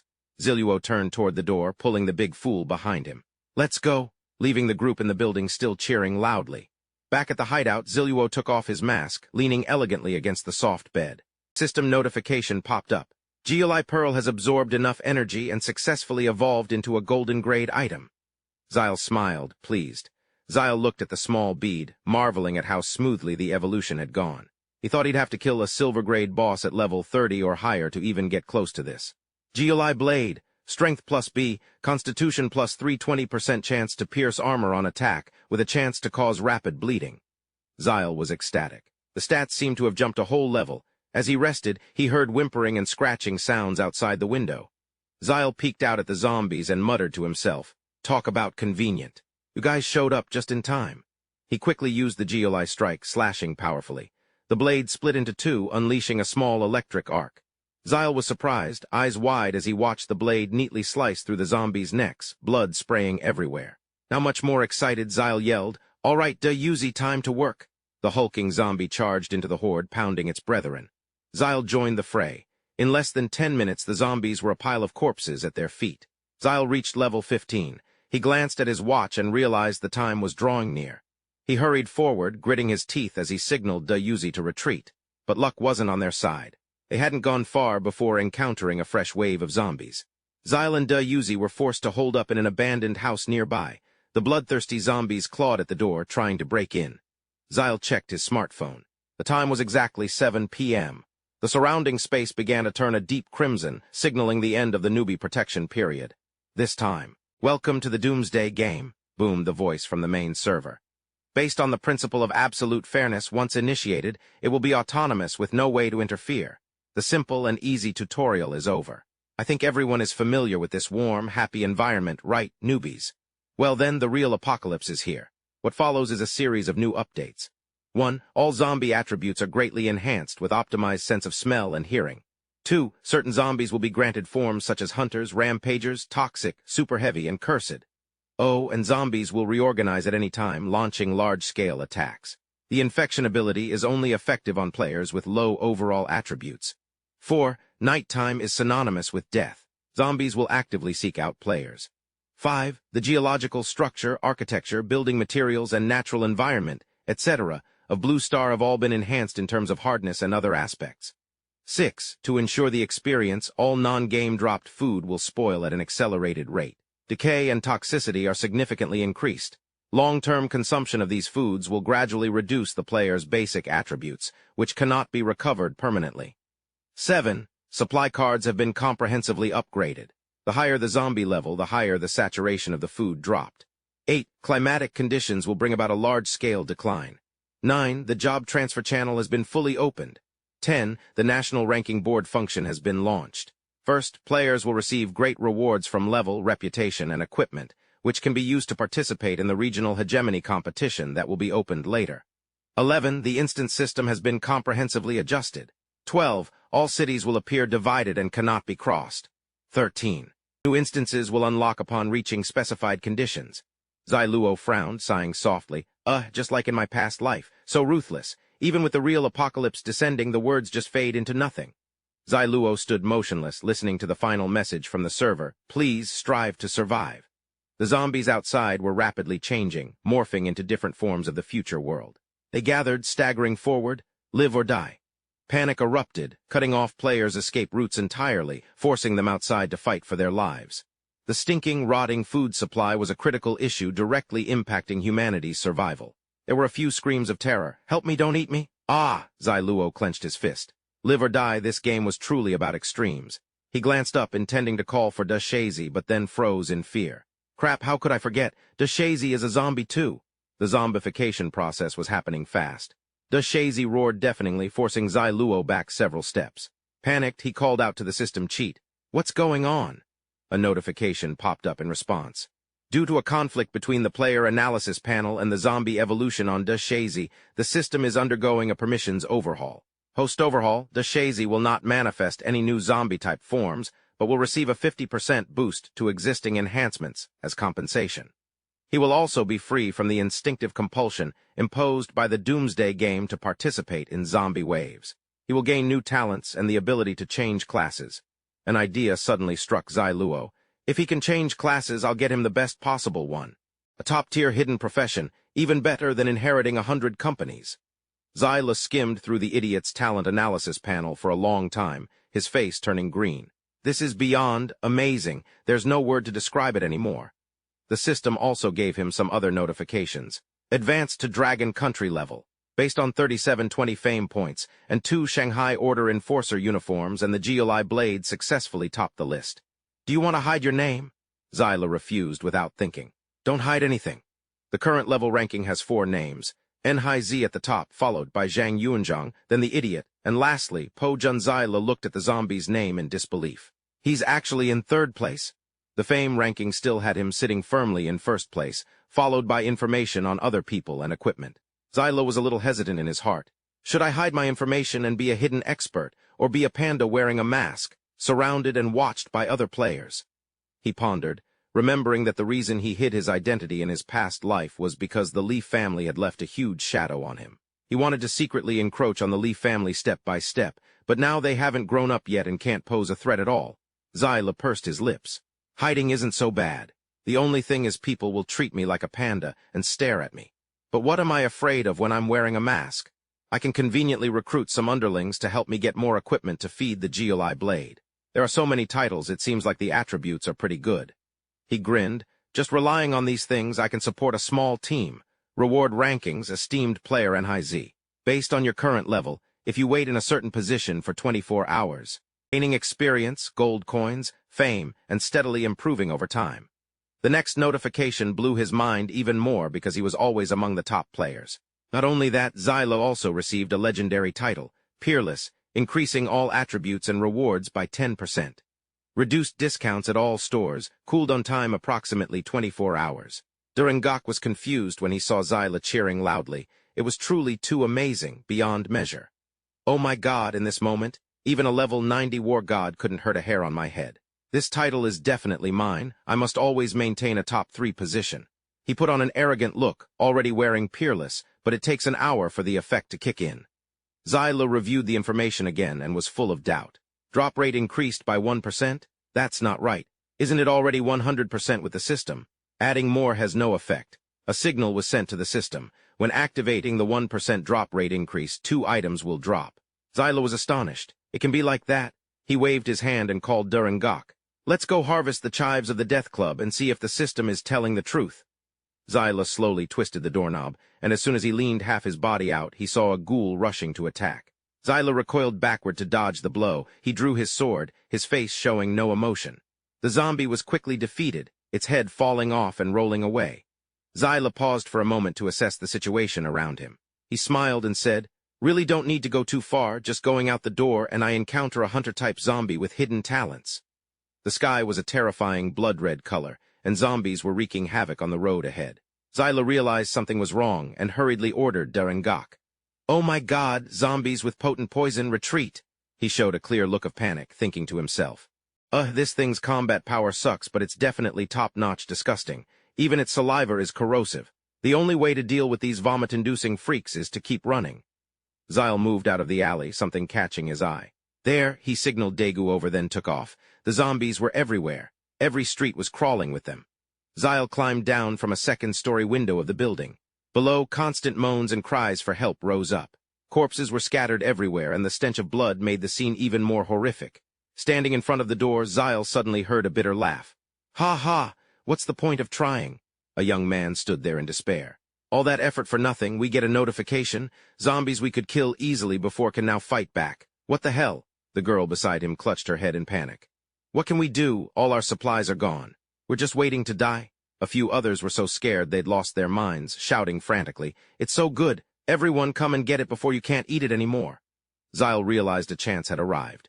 He hurried to a good spot and called out loudly to everyone inside the building, to help everyone survive and not lose hope. He pulled out countless resource cards. "You heard right. Just give me a few gold coins and you can get equipment and tools. You can get enough food for the whole day. Hurry and grab it while you can." The crowd erupted into chaos. "I want it, boss, look at me. I have a bronze weapon. I want roasted chicken." Zyla smiled, satisfied. Today's earnings reached 1,000 gold coins. He and Daegu left. Right then, before heading out, Zyla put on his mask and instructed, "Hey, keep it down, all right?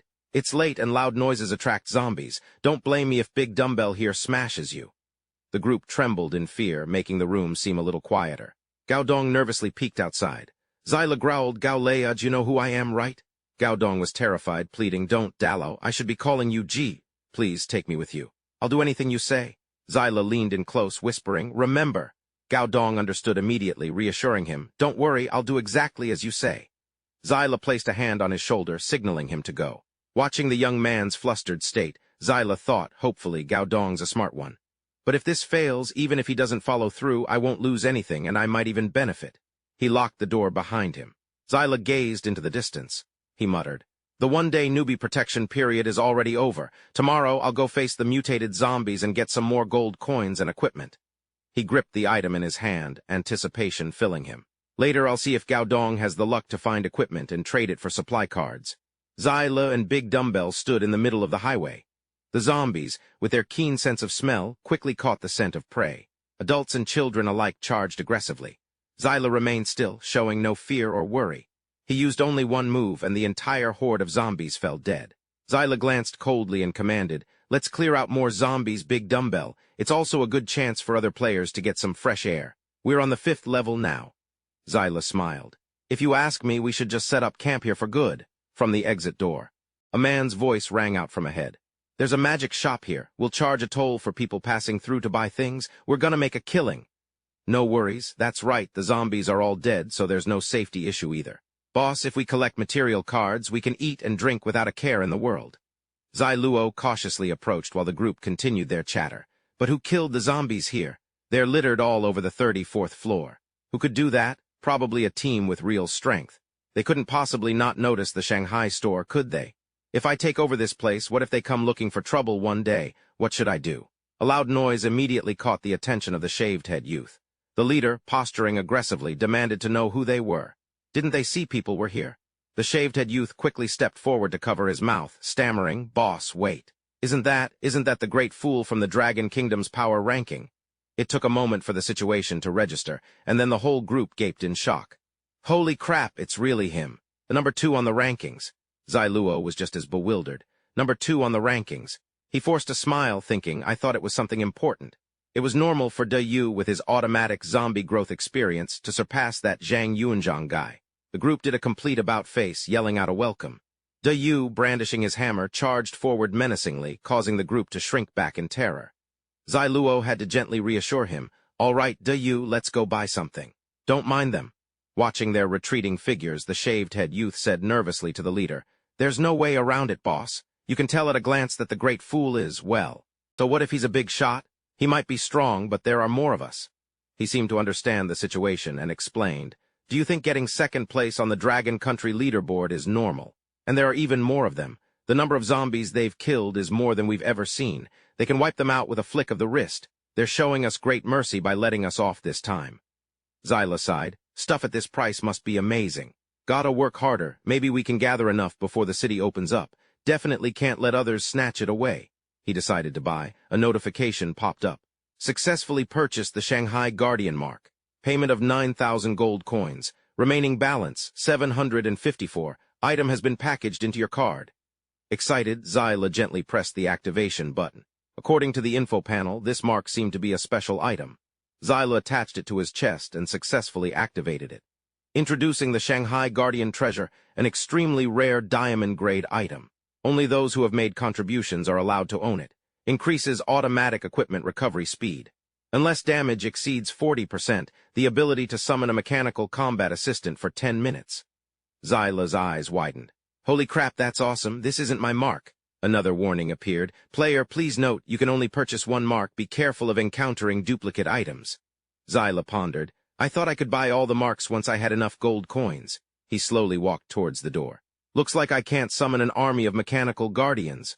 But this shop didn't say it calculates based on player attributes, and who knows what it is based on.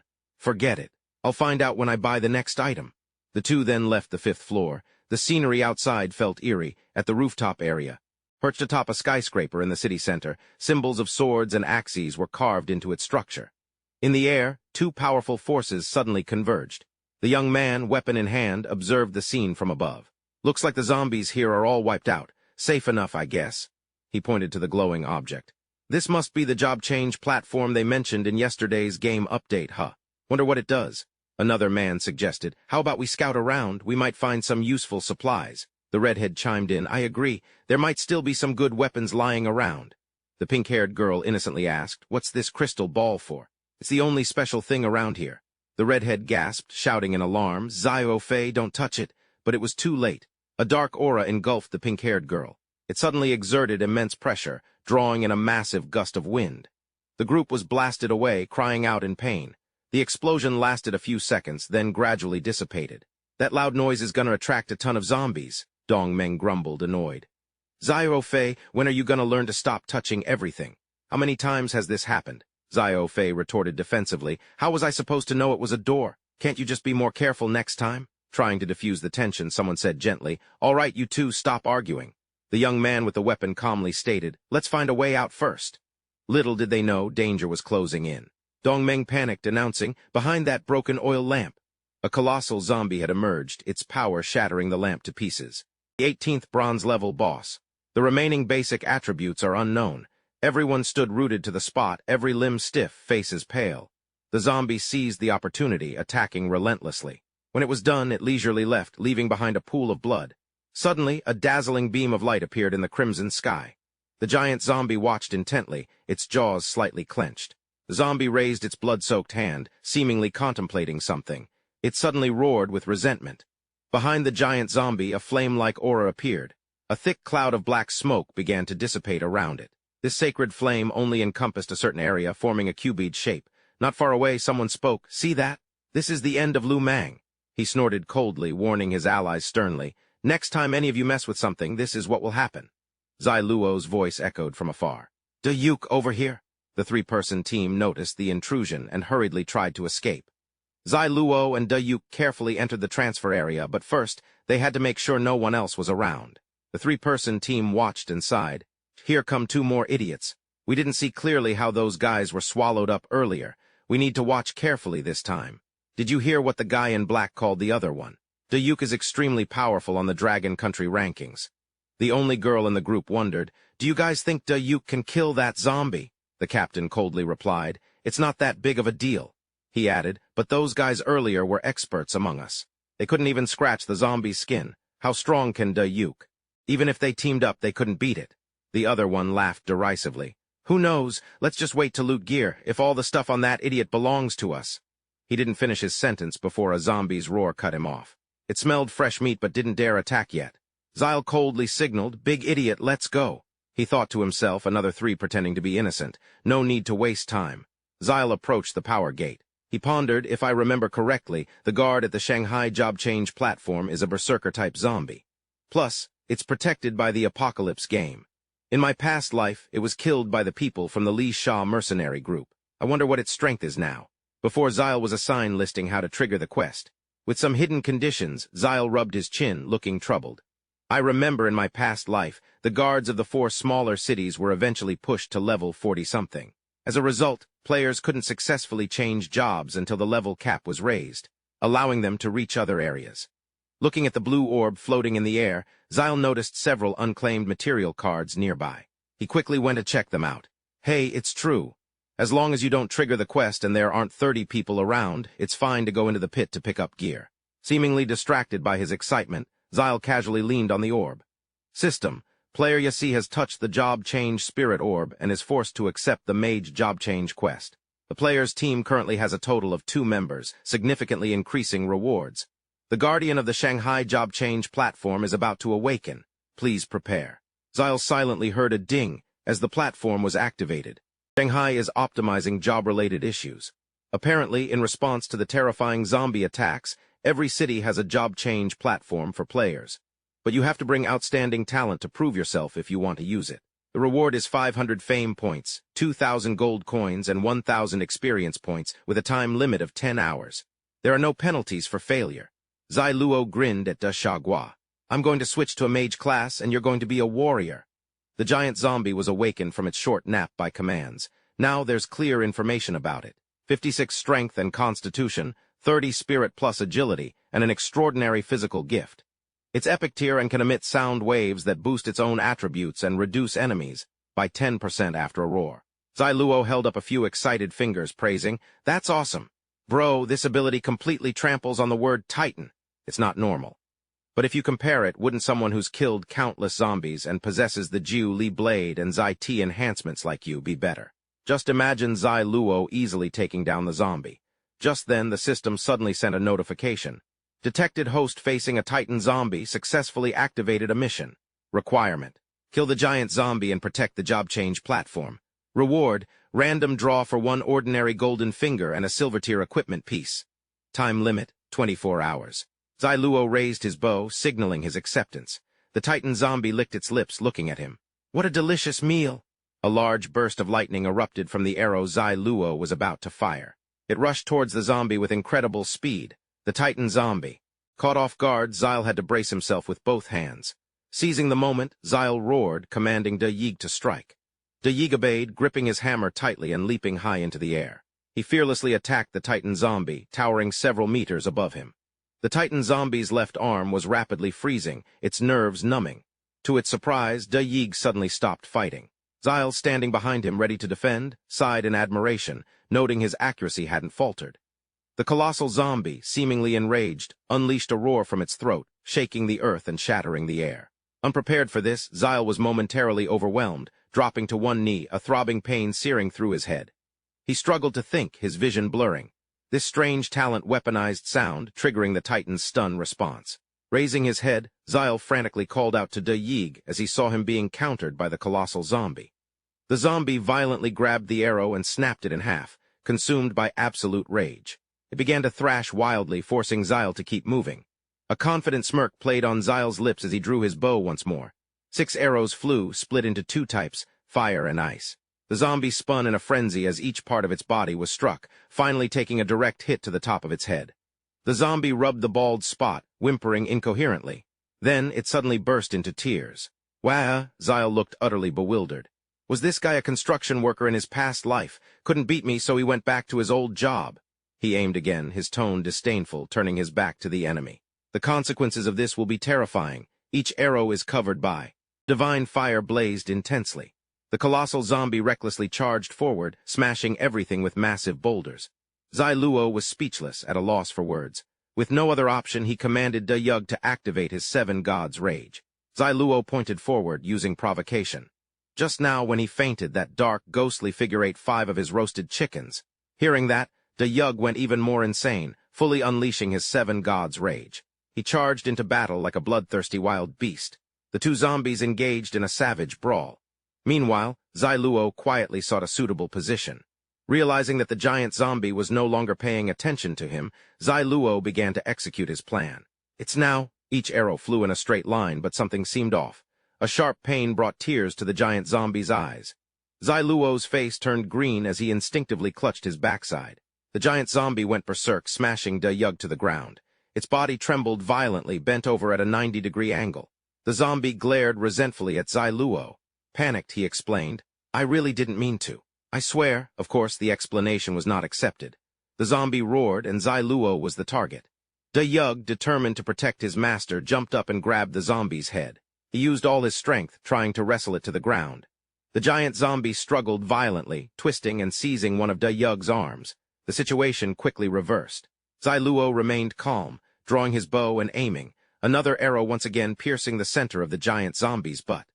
Zai Luo desperately imagined being embraced by angels. The zombie looked at him with an indescribable gaze. Zai Luo had to explain, twice in the same spot, I swear it wasn't on purpose, you gotta believe me." The zombie titan roared, yanking out its bow in frustration. Suddenly it collapsed, completely drained. At that moment, De Yu's berserk rage began to cool down. Zai Luo pulled out 7 more bows and quickly signaled his ally. "De Yu, get out of the way." He obediently complied, scrambling to retreat before his body shrunk back to normal. The massive she-devil hadn't even managed to stand before taking the hit. Zai Luo stumbled slightly from the force of the explosion. An alert blared. "Attention, player! Your despicable tactics have insulted the zombie titan. Its rage has broken through its limits, successfully activating its bloodline and evolving to silver grade." Zai Luo's jaw dropped. "I knew bosses could transform, but boosting its power right before death." Seriously, the zombie was now several meters taller than before. Its stats had changed drastically. Strength 70, Spirit 30, Constitution 65, Agility significantly increased. Physical and magical damage received decreased. Recovery ability increased. Can generate tremors, relentless assault. Zai Luo gaped. "A legendary talent? This is insane. You're telling me this is just a silver-grade boss. That's practically gold level." The system detected the zombie titan's successful evolution. Difficulty of mission increased. Reward content being upgraded. Zai Luo paused, lost in thought. How am I even supposed to beat this thing? The giant zombie was losing patience. Zai Luo snapped out of it. He realized he didn't have time to check the rewards. "Gotta rely on my gut and take it down first." He reached for his bow and arrows. The zombie titan gnashed its teeth as the attacks rained down. The wounds on its body began to heal instantly. Zyla readied the 9-li blade, leaping into the air and spinning, using the momentum to slash off a chunk of the titan zombie's body. But it barely seemed to register. Things were even tougher than before now. Zyla felt a knot of tension. Guess he couldn't rely on the big oaf. He pulled out a few supply cards, but he was more than just that. Robots appeared on command. Zyla kept summoning his remaining ally, a zombie cat. Then Zyla pointed his blade skyward, unleashing the 9-li heavy strike. Standing before the absolute power of the colossal zombie, Zyla didn't flinch. He chose a direct assault, drawing his blade up from below. The titan zombie was swiftly knocked back several meters. At the same time, the system flashed a red alert, indicating the skill had entered its aftermath phase. The player was locked in place for 2 seconds. The zombie's heavy body slammed into the ground, creating a large crater. As it struggled to rise, Zyla's robot appeared, landing a fierce blow right on the giant zombie's neck. Not stopping there, the zombie cat wanted in. Its small body moved quickly and silently, disappearing from sight in a flash. The zombie cat raised its claws high, slashing hard at the titan zombie's arm. Because of its corrosive properties, blood gushed from the wound. Zyla broke free of his restraints, targeting the zombie's shoulder and attacking. The force was so strong that he immediately had to use his sword to brace himself. Zyla looked at the zombie, shambling aimlessly, and said, "Controlling these two with my mind is a little tiring." Now was the moment the Titan zombie truly unleashed its abilities. Zyla was badly affected, temporarily suspended in midair, his body. Big idiot's back to normal. He startled, realized something was coming at him, and finally got clocked out cold. Zyluo knelt down on one knee, calmly assessing the situation. It doesn't need its life anymore. To use Titan Rage in this situation. Zyluo started calculating its toughness stats. According to the skill description, the force of the fist keeps increasing. I won't be able to withstand it for long. The escape difficulty is also high because of the 50% chase increase. But one of the zombie's arms is badly injured. Its swing speed can't be at its peak. So the right move is... Zyluo began dancing on the edge of the blade, as the giant zombie Titan's fist loomed right in front of him. Zyluo successfully dodged it, putting all his strength into one arm and following the zombie Titan's movement. With a single slash, he severed the arm. 4 identical notifications popped up. Detected that the player team now has one more member. Mission completion reward has been reduced. Zyluo was bewildered, not having time to think too much as he quickly left the area. Reaching a higher vantage point to observe, he heard voices from afar. "Hurry down!" The team of several people had seen Zyluo's victory and wanted to snatch some benefits. "The captain's urging us, get in there. We really can get a big mission reward," he said, excitement dripping in his voice. "Oh my God, activating the first job change platform is definitely gonna announce it to the whole world. I'm about to be famous." The only girl in the group worriedly suggested, "Guys, let's get out of here. The expert barely managed to kill that terrifying zombie. How could we possibly?" Before she could finish, the captain snapped, "Shut your trap, you money grubber. I've been holding back for so long. Knock it off, it's the freaking apocalypse. Who are you trying to impress? Just you wait, once we're out of here I'm gonna have so much fun messing with you." The girl cowered in fear, barely managing a soft eye. Zyl's tall figure was silhouetted against the setting sun. His entire body pulsed with an incredibly rich aura. The captain turned on the charm, flattering Zyl. "You're definitely a god among men, right? Seriously, you're just too strong. I've always been a huge fan of yours." The other two chimed in, echoing his sentiments with bright smiles. "We saw you fighting and immediately brought our brothers over to help. We really admire you." Zyl asked coldly, "Admire? Help? You guys were hiding around here since the beginning, weren't you? Why didn't you come down then?" He was blunt. The captain knew he couldn't weasel his way out and stammered, "Ah, well." Zyl casually swung his blade, slicing the captain in two. He nonchalantly assessed the performance, watching the blood spray and splatter, causing the others to scream in horror. Zyl stood still, his words echoing slowly, "I hate hypocrites the most."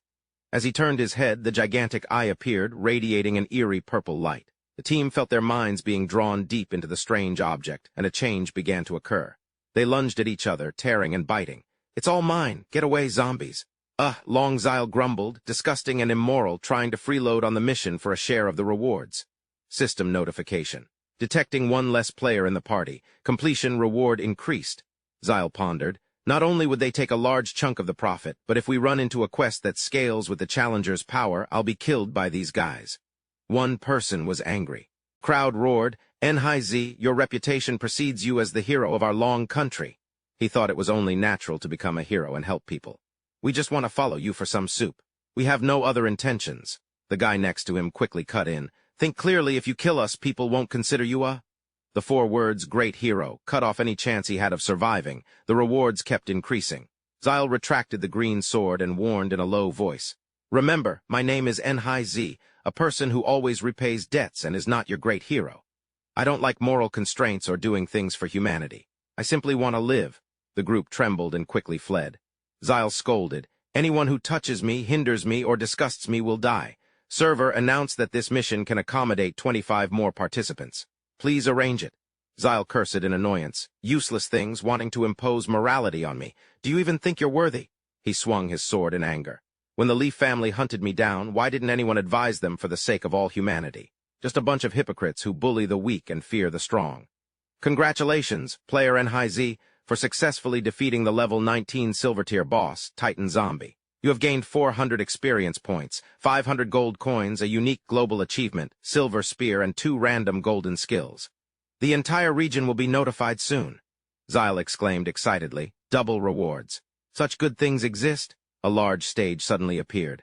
Zyl flew over to receive it immediately. A black platform emerged from the ground carrying two sparkling treasures. The first item was a scroll. Inside it said, "After the job change platform.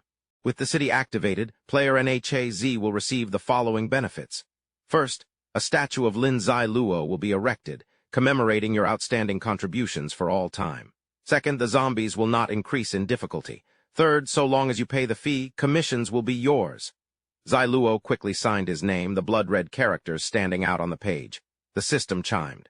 "Congratulations, player NHAZ, on completing the mission to activate the Shanghai transfer platform.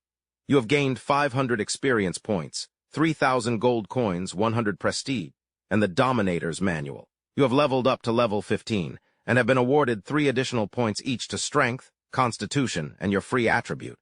You need 28 experience points to reach the next rank. As the first player to activate a city on Blue Star, you have obtained the unique global title, Transfer Master. A global announcement is about to be made." Zai Luo was overjoyed. So this is what rewards that have been boosted by the system are like. A series of loud noises behind him drew his attention. Zai Luo mused, "How could I forget you guys are still here? I need to find a quiet place to collect my rewards." He was in no mood to teach these people a lesson now. Zai Luo slapped Da Yu's face a few times to wake him up, then gestured gently, "Let's go, let's eat chicken legs." The two of them left just like that. Over on the other side, the survivors were utterly bewildered. What's going on? Didn't NHAZ defeat the zombies already? There were even a couple of panic voices. Could it be he activated an even higher-level mechanism, intentionally leaving us here as bait for the zombies? How could he be so ruthless? We only wanted to share a bit of the profit. It wouldn't have been anything to him. Server announcement. Congratulations to NHAZ for becoming the first player in the Doomsday Alone game to defeat a silver-tier boss, activating the transfer platform. With awe-inspiring strength that shook the world, he has obtained a unique achievement. Massive rewards encouraging other players to actively learn. As Shanghai is the first place to activate the job change platform, players have received citywide rewards. A system voice booms out. Within 24 hours, the zombie kill drop rate is doubled, with a 10% increase in experience and gold coins. As a pillar of fire descends from the sky, the group stares in shock, but 2 girls are practically ecstatic. "We really leveled up. Yeah, from now on, Yazai is my god." The others start fighting and killing each other, vying for the spoils.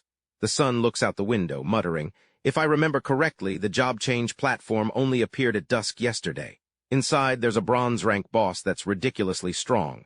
30 of us died trying to beat it, and they cleared it this afternoon." A Yazai fan excitedly yells, "I knew it!" The system voice continues. Yazai has killed countless other players. The big boss is no longer satisfied with simple world announcements. He's gone straight for 3 kinds. Forever a god. In a dark conference room, a leader speaks. "I'm telling you all, this player named Yazai is truly a talent of our nation. However, before the apocalypse, Jiang Lin came to Shanghai for fun and got stuck there." He smirks, "But his heart still belongs to this land. Sooner or later, he will return to the embrace of the motherland." The night is still. Da Yu is working alone in the outer room, while Zai Luo intently examines the rewards he received today. He currently has over 12,000 gold coins and 7 cubic meters of storage space. Zai Luo puts on an arrogant face. Level 16 already. This speed is faster than before the newbie protection period. It's impossible to be humble now. He says, "Same rules as before, claim rewards." "Okay, let's dive into this. All right, let's see what's up next. There are 3 scrolls in the drawer." Zyle figured, job advancement? It'll automatically level up when I rank up so I can allocate free attribute points into spirit and agility. This is like directly boosting my strength. He carefully folded the scroll. Since Zyle already had the level 1 auto-looting cheat, getting another one will only make it better. He chuckled. Not bad at all. This will make fighting zombies and bosses a lot easier. Zyle suddenly remembered. "Oh yeah, what's the deal with the double drop rate the world announcement mentioned? Does everyone get a 1% increase?" Comprehension dawned on him. Which means, Zyle threw his head back and shouted, "I've got a 2011% drop rate." System, congratulations, host. You have drawn a silver-grade equipment, shadow cloak and leggings. He was ecstatic. It's an outfit, see. Mysticism works. Every treasure gave Zyle different advantages like resistance or control. He tapped the equipment button. After looking it over, Zyle made a decision. Agility and spirit are a little behind, so I'll put the points there. He huddled against the cold and assessed himself. Yeah, not bad at all. Zyle happily requested to draw the 2 cheat systems. He pulled out the resource card from his bag. This thing looks ordinary, but it can decide the outcome of any battle at a critical moment. Naya brushed a strand of hair from her face. But as a whole, these 2 items in this chest don't have much effect. It must be because I'm too rich. Next up is the title. Zyle frowned, pondering. None of them are as good as Unparalleled in the World, did I open.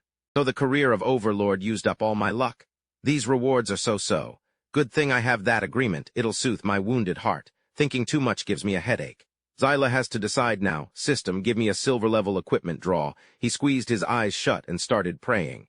Infinite Celestial Lord Amitabha, may the donor protect me. Amen. Introduction to the butcher profession. Inherited skills from his father, specializing in slaughtering pigs, cattle, and maintaining a livelihood. Attributes, each level up grants 2 strength and 1 constitution. Zyla pursed his lips. This is a bit too ordinary, and it's useless for me and Dejang. I'll keep it for now. Who knows, it might be useful later. He idly sat and organized his inventory, then opened the golden treasure chest and received a blessing, plus countless experience points. The treasure was at the end, something with a pretty nice name. Cleaver of the Passing Melon activates the threat effect for 2 minutes, lowering the opponent's attributes by 10%. Zyla was bewildered and sighed. The knife is good, but saying that phrase during combat is too corny. Forget it, I'll still let Ju Li swallow it. Zyla walked to the outer room, clenched his fist, and showed a clear determination. What rest? I only have 24 hours. I must seize the opportunity. In his hand was a bottle of stamina potion. Zyla drained it in 1 gulp. Dejang was a little startled when he realized his master was standing right behind him. He just smiled and winked. Let's work. Today you injure all the zombies, leave them for me. Zyla wiggled his fingers. 2 zombies per finger, and tonight I'll reward you with an extra roast chicken. Dejang, hearing this, immediately became much more excited and trotted after him. Zyla waved his hand and summoned the holy sword. He always charged forward. Fong went first. Zombies outside had been waiting for a long time. The noise caught Zyluo slightly by surprise. He sized up the monster, muttering, "Damn, how much stuff has this thing looted?" Zyluo decisively struck, constantly praying, "Drop me 2 items. No, 3 pieces of equipment. System, congratulations, player Nhi successfully defeated a level 6 heavy zombie." "Yes," Zyluo shouted, calling for Tong Meng. "Hurry and lure some zombies over here. Take your hammer and smash the ground to make noise." The big idiot obediently followed. Lured by the sound, the horde of zombies grew larger and larger. System notifications kept ringing, signaling substantial profits for the day. Zyluo paused for a few seconds, then smirked arrogantly. Heh, that's more like it. At the same time, elsewhere in the city center, a large screen displayed a leaderboard of essential items. A bespectacled man from the Yun family said calmly, "It seems the new equipment appeared after Nhi defeated a silver-level boss." A much younger man sitting next to him chimed in, "Is there even a question? It's definitely that. I'm just curious who this guy is." Li Haobo, the father, coldly interjected, "And family brat, if your father hadn't turned into a zombie, you wouldn't even be qualified to be here. We're discussing serious matters, so be serious." Zhai Ming sneered. "Haha, Patriarch Li, are you lecturing others while thinking of your 2 useless sons?" And Ren Niu added casually, "I seem to recall that Li Haobo is in Shanghai, isn't he? You see, being so far away doesn't help. Knowing his personality, I doubt he'll survive many more days." Seeing the tension, he chuckled. The man in glasses tried to smooth things over. "Lao Li, don't forget the topic today is Nai Zai and other people's business. If Njiaju has no more questions, let's move on." He recalled, "I'd never heard of this guy back in Longyu. It's unbelievable how an ordinary, unknown person could become so powerful in just a few days."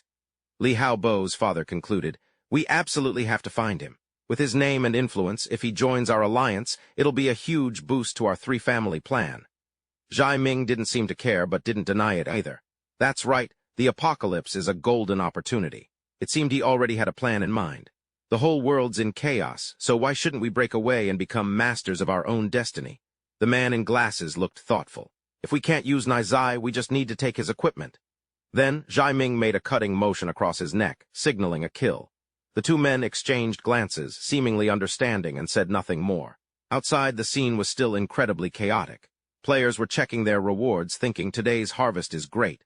Gotta kill more zombies. They had no idea they were being targeted. At the hotel Zyla had chosen as their base, he stood alone in his room, diligently casting spells. From the window, he could see a fierce battle raging below. Zyla recognized Zhang Yuanzhang. "Seems like he was the guy ranked right behind me before. He's really pushing himself." Zyla stroked his chin, lost in thought.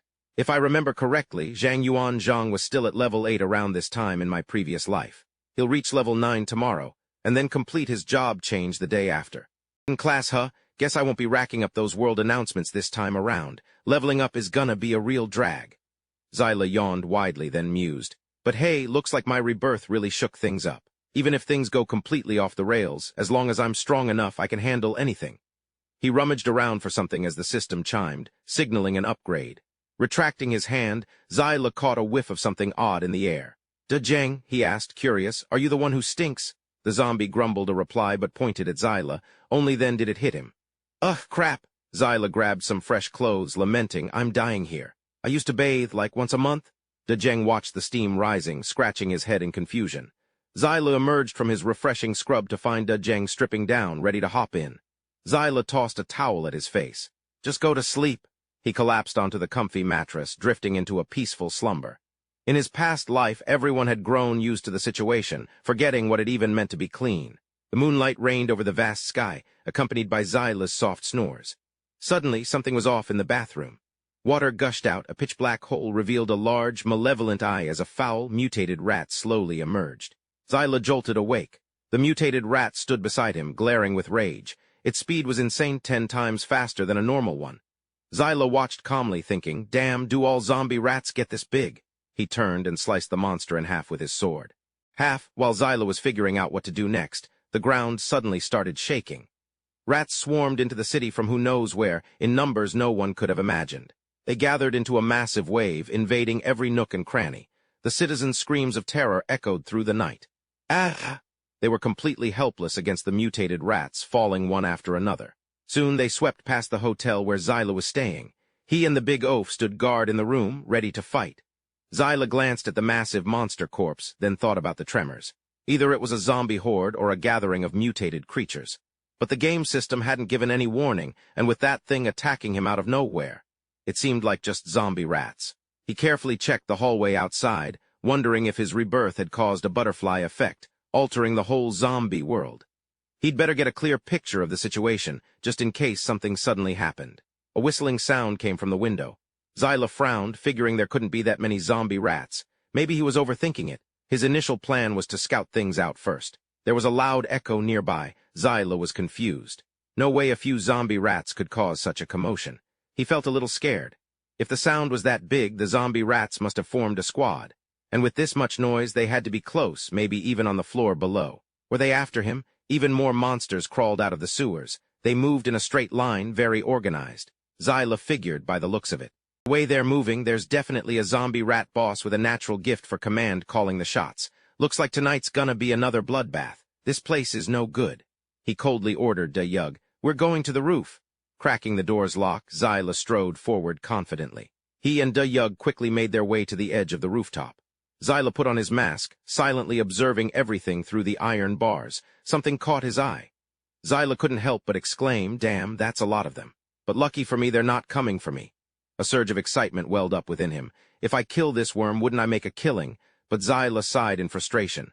Forget it. Too many of them. Staying alive is more important. We don't even know why these zombie rats are gathering their minions over there. Better not do anything rash. He silently warned Dayug, "Stay here and keep yourself alive. Don't go running around." Zyla opened his system interface, equipped the night cloak ring, and leaped to the building next door to find a good spot. There seemed to be fewer rats on this side. Suddenly, someone cried out in anguish. Zyla scoffed. "The apocalypse has been here for a week or so. Just how naive can you be? Do you really think hiding will save you?" He slowly looked towards the hotel he was originally at. "I could use swift movement and leap to get to the opposite rooftop, but using two such useful skills just to stay alive here feels like a waste." Zyla mused to himself, "Forget it. I'll observe first." Another hour passed, and Zyla remained still and silent. He worriedly thought, no sound at all, gone without a trace. Could this be a hidden dungeon, like the job change platform with the protective barrier? A connection to the outside world? Zyla rubbed his chin, surprised by this unexpected windfall. "Nice, my luck's not bad." He called out to Dejeng in his mind, "Get over here. Time to work." The zombie obeyed, appearing instantly. Dejeng, right behind Zyla, quickly sensed something was up. Countless black feathers fell from the night sky, a flock of crows flying aimlessly back and forth in one spot. Zyla whispered a warning, "Dejeng, don't disturb those animal zombies. There are too many of them. I might not be able to handle it." Zyla glanced at the street. Some crows were calling their companions to feast on a corpse. His face paled. Damn it, something this weird is actually happening. Two types of zombies, rats and birds, not only lived together in peace but also obediently lined up to enter the villa. What the hell is inside this place? Zyla used the rope ladder, carefully descending to the area. He landed safely, surrounded by an eerie silence. Zyla took the lead, hand gripping his sharp sword. The number of different zombie species drawn to the villa was several times greater than before. Zyla was terrified. No matter if it was before or now, the destructive power of this bear can't be underestimated. A gateway stood directly in front of the main hall. The zombies passed through it to enter. They formed a long line with no end in sight. The sun's morning light broke through. Zyla slumped to the ground, exhausted. Consider it done. Once the zombies had dispersed, he began to search around. They're all gone, right? There's nothing here. Zyla feigned a joyful expression. Really gone, it must be. He loudly signaled to Dejeng, who was hiding. Go, the gateway appeared right in front of us. The system asked Zyla. Luo, should I go in or not? This unknown instance has no hints at all. He wondered. He knew from experience that instances in Doomsday games were of two types. The first was a duel between players, a battle royale. The scenarios and difficulty were largely fixed, but adjusted based on the characters' levels. The second involved mission directives and helpful hints. Zai Luo recalled having encountered numerous instances in his past life, giving him ample experience. This, combined with his current strength and cheat ability, meant clearing this shouldn't be an issue. He was curious whether entering this Doomsday game instance would activate a protective mechanism similar to the Mystic Trial. A chime echoed in response. The system's essence was to provide the best possible experience for the player. If dissatisfied with the content, the quest could be terminated at any time. Zai Luo perked up. Isn't this the same as being able to retreat at any time and from anywhere without any losses? What am I waiting for? Let's do it. I accept. Zai Luo pressed the button to accept the instance. The server notified him of successful activation. Zai Luo turned to his ally. After all, he had his cheat ability. Dumbass, he said, gesturing to the zombie. Wait here for my orders. Zai Luo secretly sized him up. What was with the sullen squatting? The instance swiftly opened. Zai Luo gripped his sword tightly, taking a deep breath for courage. The space inside was enclosed by 4 walls with several flames floating in the air. Zai Luo tapped the wall a few times to test it, then channeled power into his blade and slashed decisively, leaving a long gash in the stone. The system congratulated player Naxi on triggering a special instance. Despair, the screen was filled with legendary maze data. In over 1,000 years, no one had ever survived this place. Will you be one of them? Find the exit. Reminder, kill zombies, avoid hidden traps. Storage space is sealed. Time limit 3650 days. Warning, player NHZ detected entering the instance via a special method, adjusting parameters. Zai Luo worriedly wondered, it's not open yet. This special method they're talking about, is it that teleportation gate from before? He pursed his lips, guessing. That gate, this maze used it to replenish zombie animals, right? It completed the process and closed, but I happened to see it and jumped in with the zombies. Zai Luo imagined himself sticking his head into a pit of fire, speechless. He dismissed the ridiculous thought. Zai Luo pondered. The maze isn't open yet, which proves the danger level is very high. It's not suitable for normal players, but that doesn't apply to me. Moreover, most of the zombie animals are probably newly added and completely useless. He looked at his weapon. The mission restrictions say items lose their effectiveness, but I still have the 9 Li blade to unleash skills. Looks like another bug, but he couldn't rule out being restricted by the sword's soul. It doesn't matter, just having it in my hand is enough.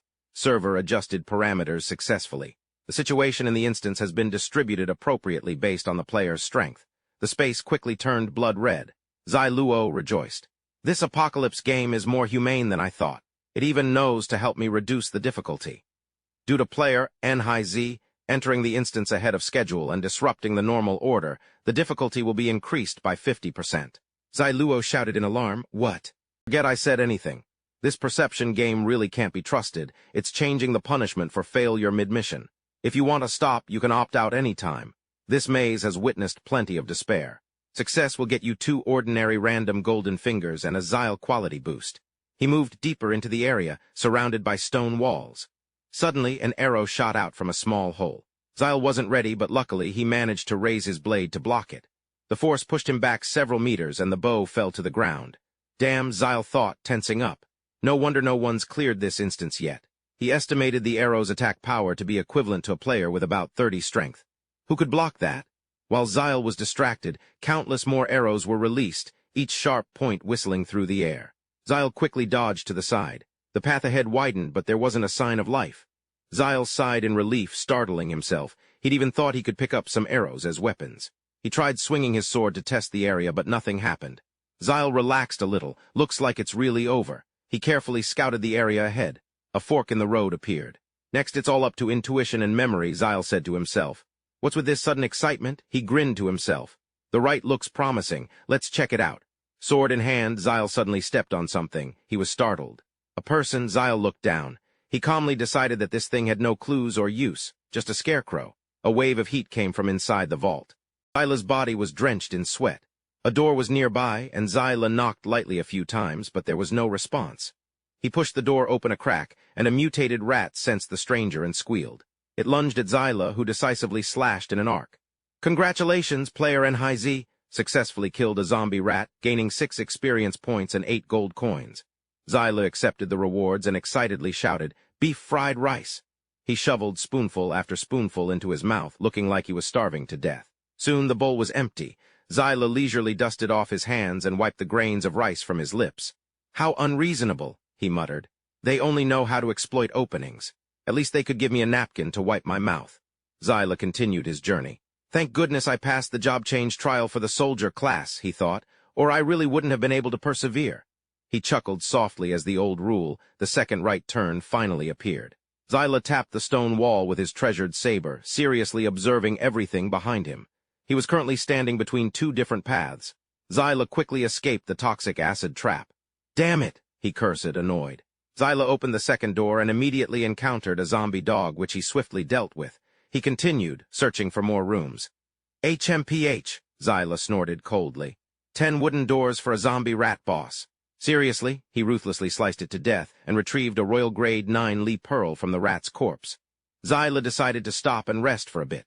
The past few forks in the road had all been the same. He began drawing symbols in blood. 3 paths, 2 dead ends, one of which was filled with traps and the other was empty. Behind the hidden doors were random animal zombies. Killing them would drop supply cards or weapons.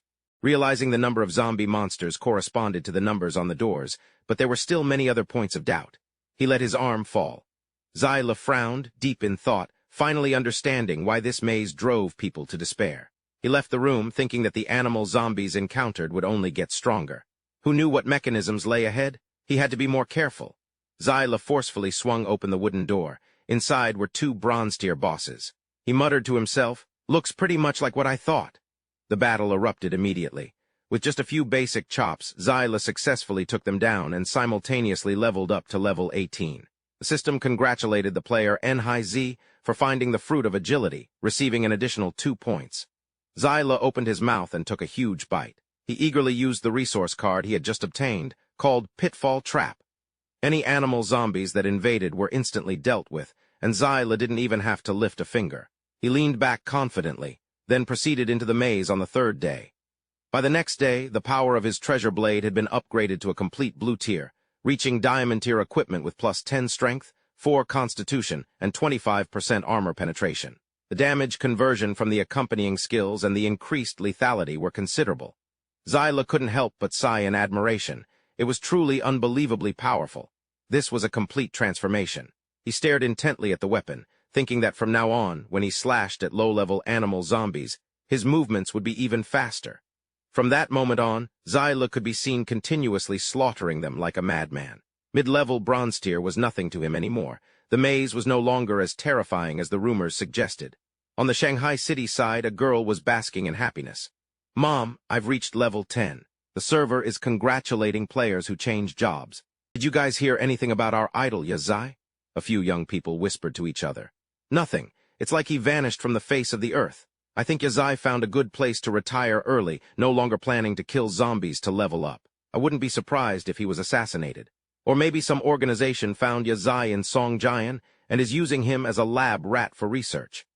The next piece of information that popped up on the screen shattered their baseless gossip. "No way he's still on the rankings. Aren't people supposed to disappear from there once they're dead? And that idiot De Yug hasn't made a move either. He's still stuck at level 10. Zyla unleashed his 9 Lee slash. 3 different types of zombies stood before him. Zyla moved with incredible speed, becoming a blur in the blink of an eye. The zombies stood dumbfounded and motionless. Zyla sneered, "Not bad, but too bad I'm a level above you." He pulled his blade from the corpse, and an anomaly immediately occurred. Lin Zile had to use both arms to shield himself from the pressure. Server announcement. Congratulations to player Yazai for successfully killing a level 9 boss, the gluttonous rat zombie, gaining 50 experience points and 100 gold coins. A treasure chest has appeared. The chest, a bronze-level treasure, materialized from behind.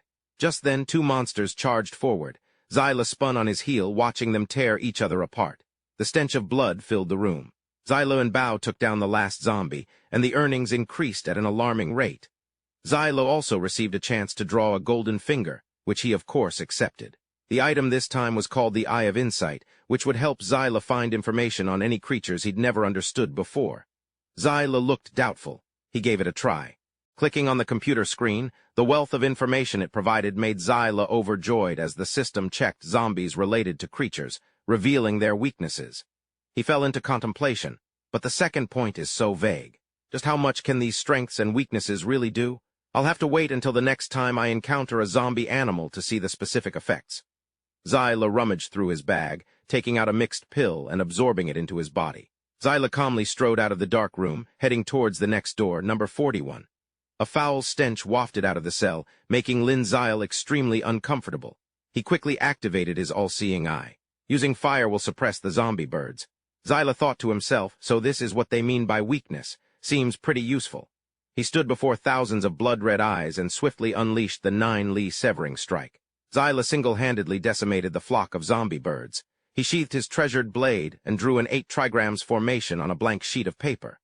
Zyla coldly realized only 14 doors left. He turned, leaving the stinking remnants behind. Moving slowly, Zyla noticed a strange object blocking his path. It was a large boulder. A look of bewilderment crossed his face. This path doesn't have a wooden door. Zyla scratched at the rock with his sword, examining it.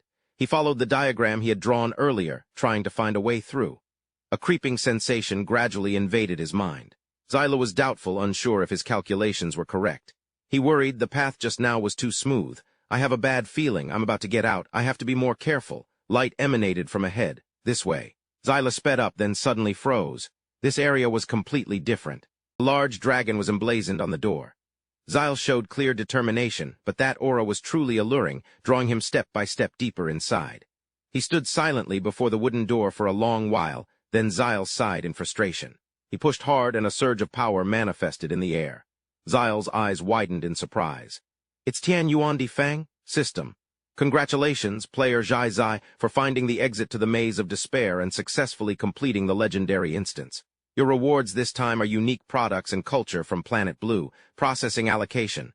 A few seconds later, another notification arrived. System. Randomly drawing 2 ordinary golden fingers. Zyle wanted to postpone that, so he didn't accept. System. The remaining rewards include Breaking Boundary Key, Li, and Inlaid Origin. Zyle accepted the key, a one-time use special item that could open a barrier for 10 seconds. He assessed it seriously. It didn't seem too difficult, but he shouldn't be careless. Zyle subconsciously recalled that in the Bagua, Li represented fire, so it seemed this reward was related to fire. Finally, the Inlaid Origin was definitely connected to water. System. Congratulations, player Zhai Zai, for completing the instance challenge. Now weapons and storage space can be used normally. Zyle fell silent, pondering. The rewards from this instance were a bit strange, and the 2 orbs didn't have specific introductions. It seemed there was still something else he needed to find in the room. Missing out on potential benefits would be a huge loss, wouldn't it? He went to another area of the cellar. A treasure appeared, causing Zyle some doubt. It was another scroll. He opened it. Fuzai. The beginning of the humanities of the Dragon Kingdom, one of the 3 sovereigns' ancient books called the God of Creation. This maze was created single-handedly by Fuzai and lies at the foot of the mountain range. Mount Kunlun, anyone who enters through this gate has a chance to inherit the Bagua powers left behind by Fuxi. Since the maze appeared, no one has ever reached the end. The rest have turned into dry bones. Zyle was shocked. So this could also be a class change station, and one where I can acquire the Bagua attributes. How weak could the abilities inherited from Fuxi be? This surprise is too sudden, he happily speculated. Perhaps this is Yu Huang's trouble. What does he want to get there for? He sighed. Hey, I'm still thinking about a second job. Isn't it about time?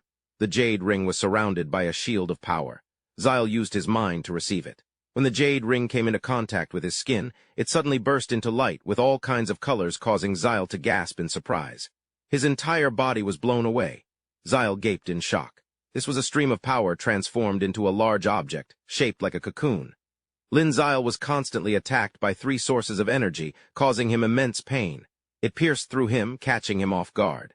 More blood flowed from Lin Zile's head. He tried to look forward, appearing extremely distressed. Before his eyes was the image of a large cocoon, surrounded by pure blue energy. The stars in the sky twinkled and shone, and suddenly a huge source of energy shone directly down on the cocoon. The colorful sources of energy from before surrounded him. Lin Zile focused on absorbing the energy. The cocoon began to crack, and energy gradually leaked out from it.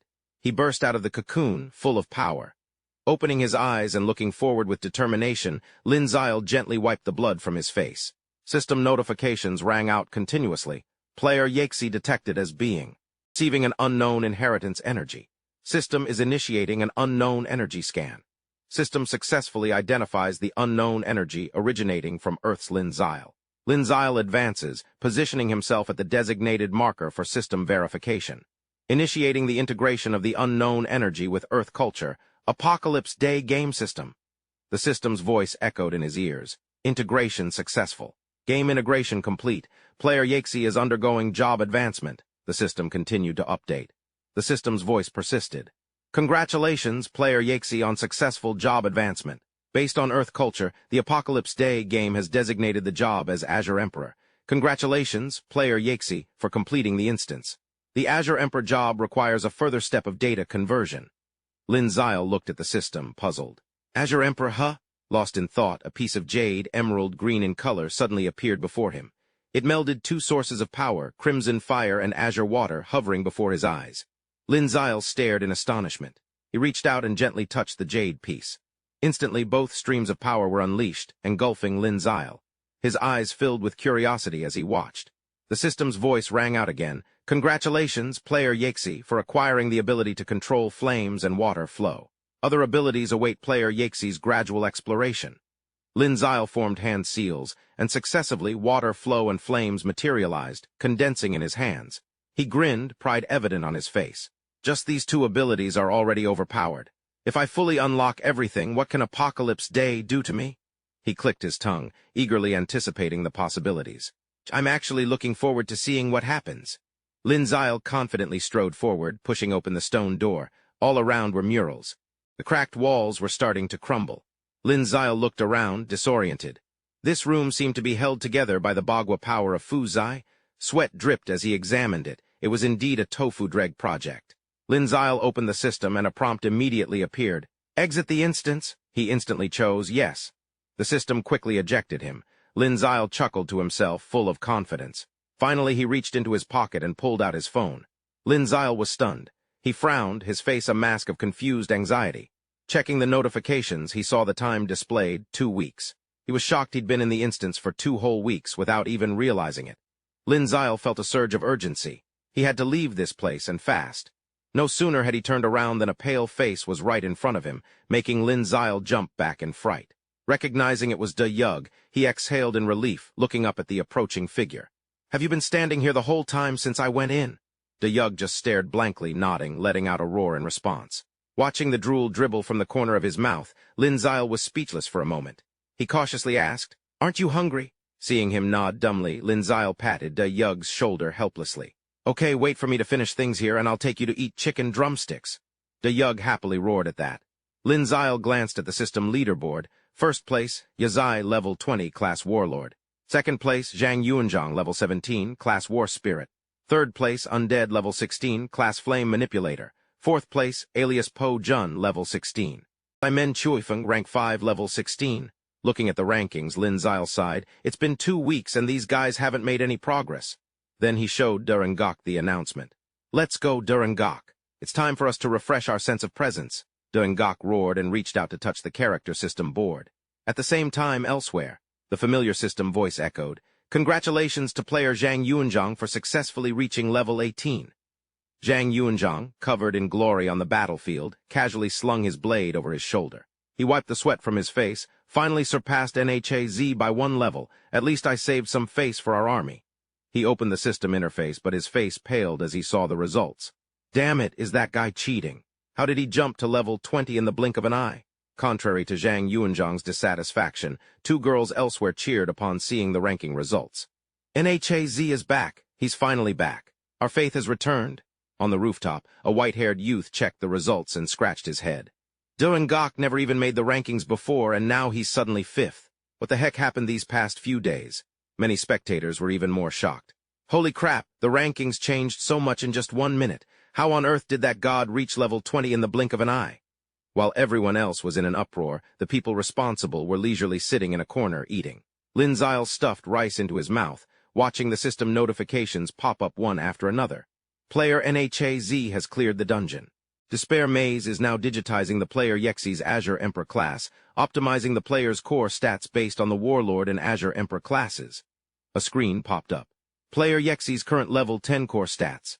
Strength, Spirit, Constitution, and Agility are all 40. Free stat points, 50. Azure Emperor class digitization complete. Player Yexi will receive a total of 3 stat points and 5 free stat points per level.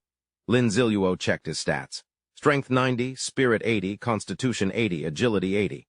Satisfied, he reached out to inspect his class. Azure Emperor class, one of the 5 celestial emperors representing the Azure Dragon of the East. The most mysterious class, created by the Teihao Fuxi clan's two-world stellar array and the Bagua Jade Pendant, which contains the energy of the Bagua. Stats. Upon leveling up, gain 3 Spirit, 3 Agility, and 3 free stat points. Abilities, Celestial Blessing. Your power is blessed by the celestial stars. The brighter the starlight, the stronger you become. Bagua Power. By collecting elemental pearls, you can replenish the Bagua Pendant's missing energy and control the associated elemental abilities. A power that can shake the universe. Lin Ziluo was stunned as he read. Bagua Pendant? I actually got the Bagua Pendant. He quickly set down his finished bowl of rice and reached out to catch the item that appeared. It was a unique grade jade pendant imbued with Bagua power. Ability. Li grants you the ability to control fire by consuming spirit. Can allows you. Control the power of water currents by consuming spiritual energy. This skill means after you possess the corresponding attribute, you can rely on your comprehension to grasp skills related to that attribute. Lin Zile looked at the spinning jade pendant in his hand, overjoyed. This also means I have unlimited skills. Even if I don't know how, I can control these elements at will. Is this the feeling of a powerhouse? I'm almost embarrassed that I'm so much stronger than them. Then, he practiced according to the system, perfectly balancing all attributes. A top-tier dual-class combat style integrated into one body, capable of learning many skills. Suddenly, a weak groan sounded. It was De Yug, and his condition didn't seem normal. Lin Zile wondered if something had happened to him. Unexpectedly, De Yug suddenly stood up, screaming and tearing at his clothes. The level above De Yug's head also broke through to level 16. Lin Zile checked De Yug's profession analysis panel, and a series of familiar characters appeared. Tyrant power, strength to move mountains, 1/ to break all laws. Strength is the source of all your power. As long as you have enough strength, you can break through many restrictions, curses, controls, limitations, and so on with your attacks. Lin Zile was speechless. There isn't even a little change. Suddenly, an idea struck Lin Zile. He turned to De Yug and said, "Try a 1/ to dissolve all techniques." De Yug blankly agreed, crouching down and touching the ground. His power shook the geology, causing the ground to shatter. Fragments of rock clung to De Yug's hands, drawn by an unseen force. Lin Zile smiled. Not bad. Given your current strength attribute, being able to do this is already very good. Thought to himself, considering it that way, the conversion rate of the Overlord class to strength attributes wasn't bad at all. He suddenly remembered something and crossed his arms. System, just draw me 2 ordinary golden fingers directly. The system immediately obeyed and started drawing the ordinary golden fingers. Ding! Congratulations, host. You have successfully obtained absolute enslavement Elvone and breakthrough rate plus 1%. Because the host already possesses the golden finger absolute enslavement level 1, the level of absolute enslavement has been increased to level 2. Lin Zilu happily said, "This is so awesome. Who can resist this? It seems there's a pattern to drawing golden fingers. Next time if I draw 2 at once, I can get 1 new and 1 old. Okay, I'll stick to this rule from now on." Next, Lin Zilu went outside with De Yugo and the system immediately appeared. Shanghai players, please pay attention. Shanghai players, please pay attention. The Shanghai Individual Combat Power Tournament has now officially concluded. The player who obtained first place in the Shanghai Individual Combat Power rankings is Moyan. Based on the city's overall strength, the reward obtained is 2 random excellent silver-grade equipment pieces and a large amount of gold coins, experience, reputation points, and free attribute points. The player who obtained second place in the Shanghai Individual Combat Power Rankings is Chunibyo Shounen. Based on, the player who obtained third place in the Shanghai Individual Combat Power Rankings is Dadao Ki. Lin Zilu was shocked. The Shanghai Individual Combat Power Tournament is already over. Looks like while I was in the labyrinth, they were all seriously leveling up. The system revealed the specific settings of the Combat Power Tournament. The condition for opening a city's Individual Combat Power Tournament is that all players in the entire city have 30% of their number exceed level 10. Time's up. All players who reach the designated location will be registered for the Individual Combat Power Tournament. The rewards are exclusive, tailored to each player's contribution. Then he instructed, "Big Dumb, we've leveled up. Let's go bash some zombies and join the fun. Slam your hammer down to attract them," he roared, instantly transforming into Hammer Bro, clad in armor and wielding a massive hammer. He slammed it into the ground, shaking the earth. A horde of zombies charged towards them. Immediately, Lin Zile unleashed the Geolai Decapitation Strike. The attack blasted through the zombies, annihilating them in a single blow. Then Big Dumb charged forward, leaping and slashing. Meanwhile, Lin Zile searched the system for the Fireball Scroll. A scroll materialized from the flames. A large flame erupted in Lin Zile's palm. Luckily, he hadn't fed it to the Geolai Pearl yet. It turned out to be useful now. His face was serious as he concentrated fire in both palms. He closed his eyes, focusing intently, and flames erupted around his massive body. Lin Zile grinned, delighted, watching the fire radiating from his hands. Suddenly, a fireball flew from nowhere, nearly hitting him in the face. He quickly tilted his head back, dodging the blast.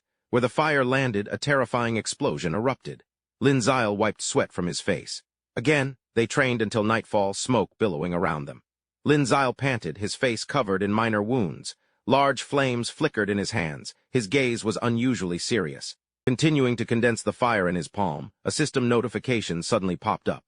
System. Congratulations, player NHAI ecchi, on successfully comprehending the skill Fireball through the special characteristic of the Qing Emperor Job class. Lin Zile laughed and tapped on the skill introduction on the system panel. Yes, the system displayed the detailed data. Fireball, mage-type skill, consumes a certain amount of mental energy to condense into a fireball. Upon launch, the fireball will create an explosion at the designated target. The power of the explosion will be 170% of the mental energy consumed, because the nature of mental energy consumption differs from physical attacks. Damage from mage-type skills receives a very high mental energy buff. Lin Zile retracted the fire in his hand, watched the system panel disappear, and thought with satisfaction, one skill scroll exchanged. Lin Zile slowly stood up. However, the Shanghai store has so many scrolls. The stores in other cities probably have just as many. I should check them out first and buy some to prepare for when I need them. Lin Zile turned and said to the person behind him, "Daigo, go find some chicken legs." The person behind him responded. Lin Zile walked outside, gazing at the sky deep in thought. The Shanghai Individual Combat Power Tournament had ended. The other cities were probably about to begin as well. I can't guarantee there won't be any talented newcomers elsewhere. I might as well go and scout out their forces. Elsewhere in a bustling area was the Li family of Jingdu. Inside a conference room, the person presiding over the meeting spoke. "The allure of the top 3 isn't enough. I want you all to take first place and create a title for our Li family, so that players who haven't joined the organization can see the strength of our Li family." Shi Jingxian stood up upon hearing this. "If it's about getting to the top, I can try. Zhang Yuanzhang's sitting pretty at number 1. Li Lixuan rubbed his chin, a serious look on his face. "Who said we have to fight to the death? We can be smart about this." Shi Jingxian waved his hands. "But young master Zhang Yuanzhang has the military backing him. Li Lixuan held up a hand, cutting him off. "Relax. The 3 great families are working together. If he knows what's good for him, he won't make enemies of us. Just do your jobs and don't worry." Li Lixuan's expression hardened as he boomed, "Bring me the top spot. Spare no means. Do you all understand?" "Yes. Liao Ji will complete this mission." "All right, dismissed."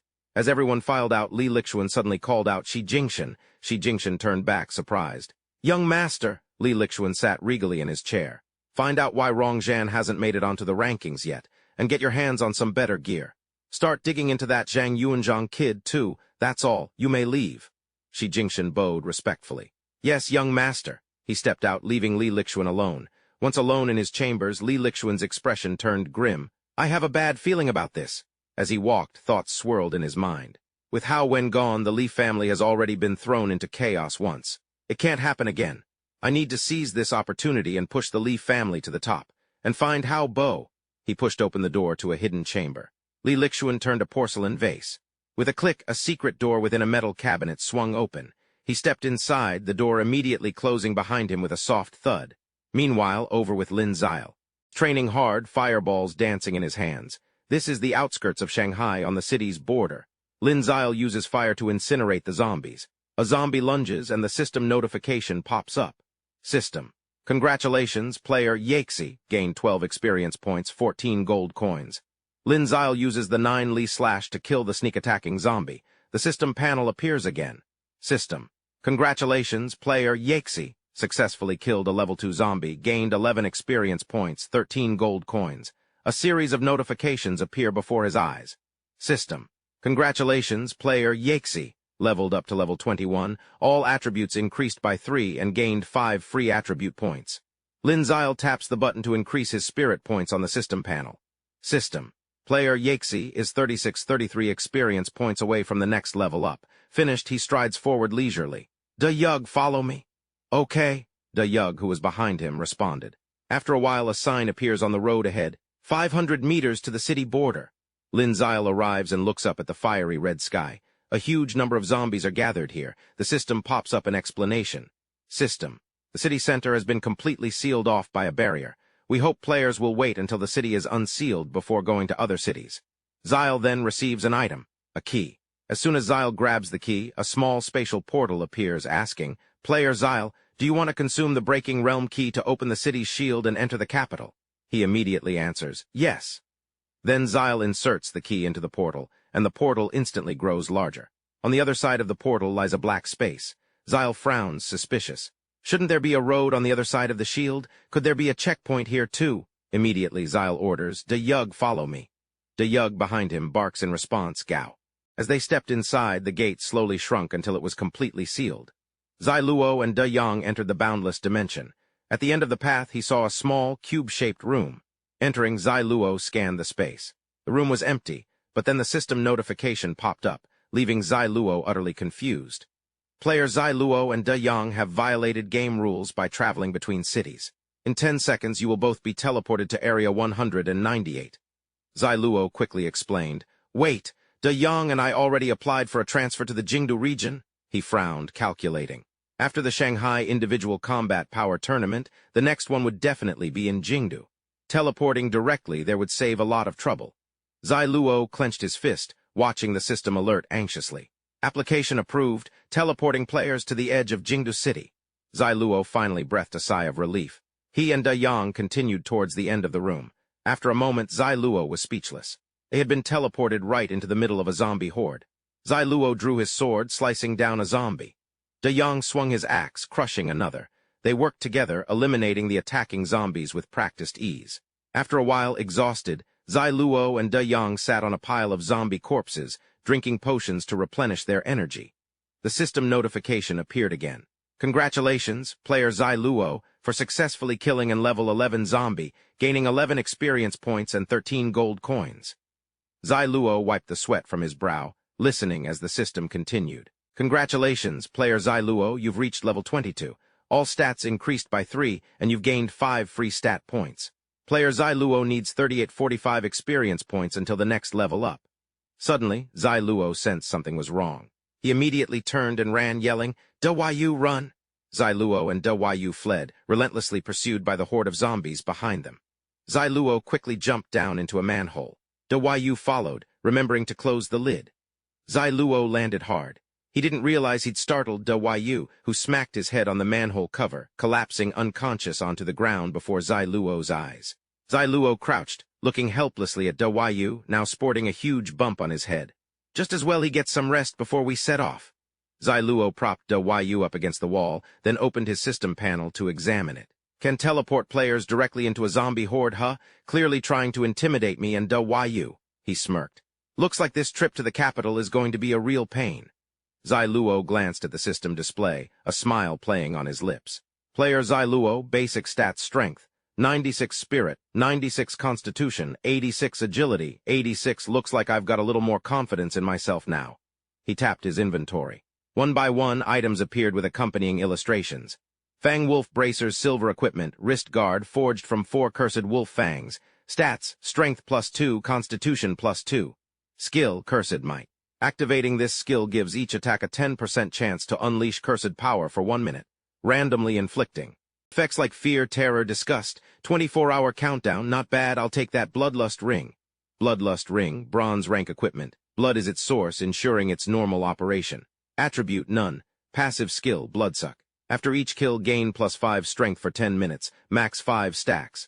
The attributes are pretty good, the conditions are a bit harsh but probably not for me. Next, Thornclaw Bracers. Thornclaw Bracers. Bronze Rank Equipment can quickly make opponents pay the price. Attribute, +2 Strength Skill. Sudden Thorn Claw suddenly launches Thorn Claws to attack enemies. Thorn Claw damage equals 150% of strength. Countdown, 12 hours. Doesn't look bad, I'll use it for now. Xyle then picks up a ring, gazing at it intently as the system panel displays its information. Miniature Space Ring, Bronze Rank Equipment. A ring containing a miniature storage space. Attribute, +1 Strength Storage Space, 0.5 cubic meters. Finally, Da Yug has a storage space of his own. Xyle smiles, looking at Da Yug, who is still unconscious. Though the space is a bit small, it's enough for storing some supplies and food for Da Yug. They sit silently side by side, leaning against the wall under the sewer pipe for a long time. A while later, they leave the sewer and stroll along the main street. Suddenly, a loud voice calls out, attracting Xyle's attention. Great fool, sir. Is the one in front the great fool, sir? A person with blonde hair approaches, asking hesitantly. Is it really the great fool, sir? Xyle answers, yes, what is it? The person says,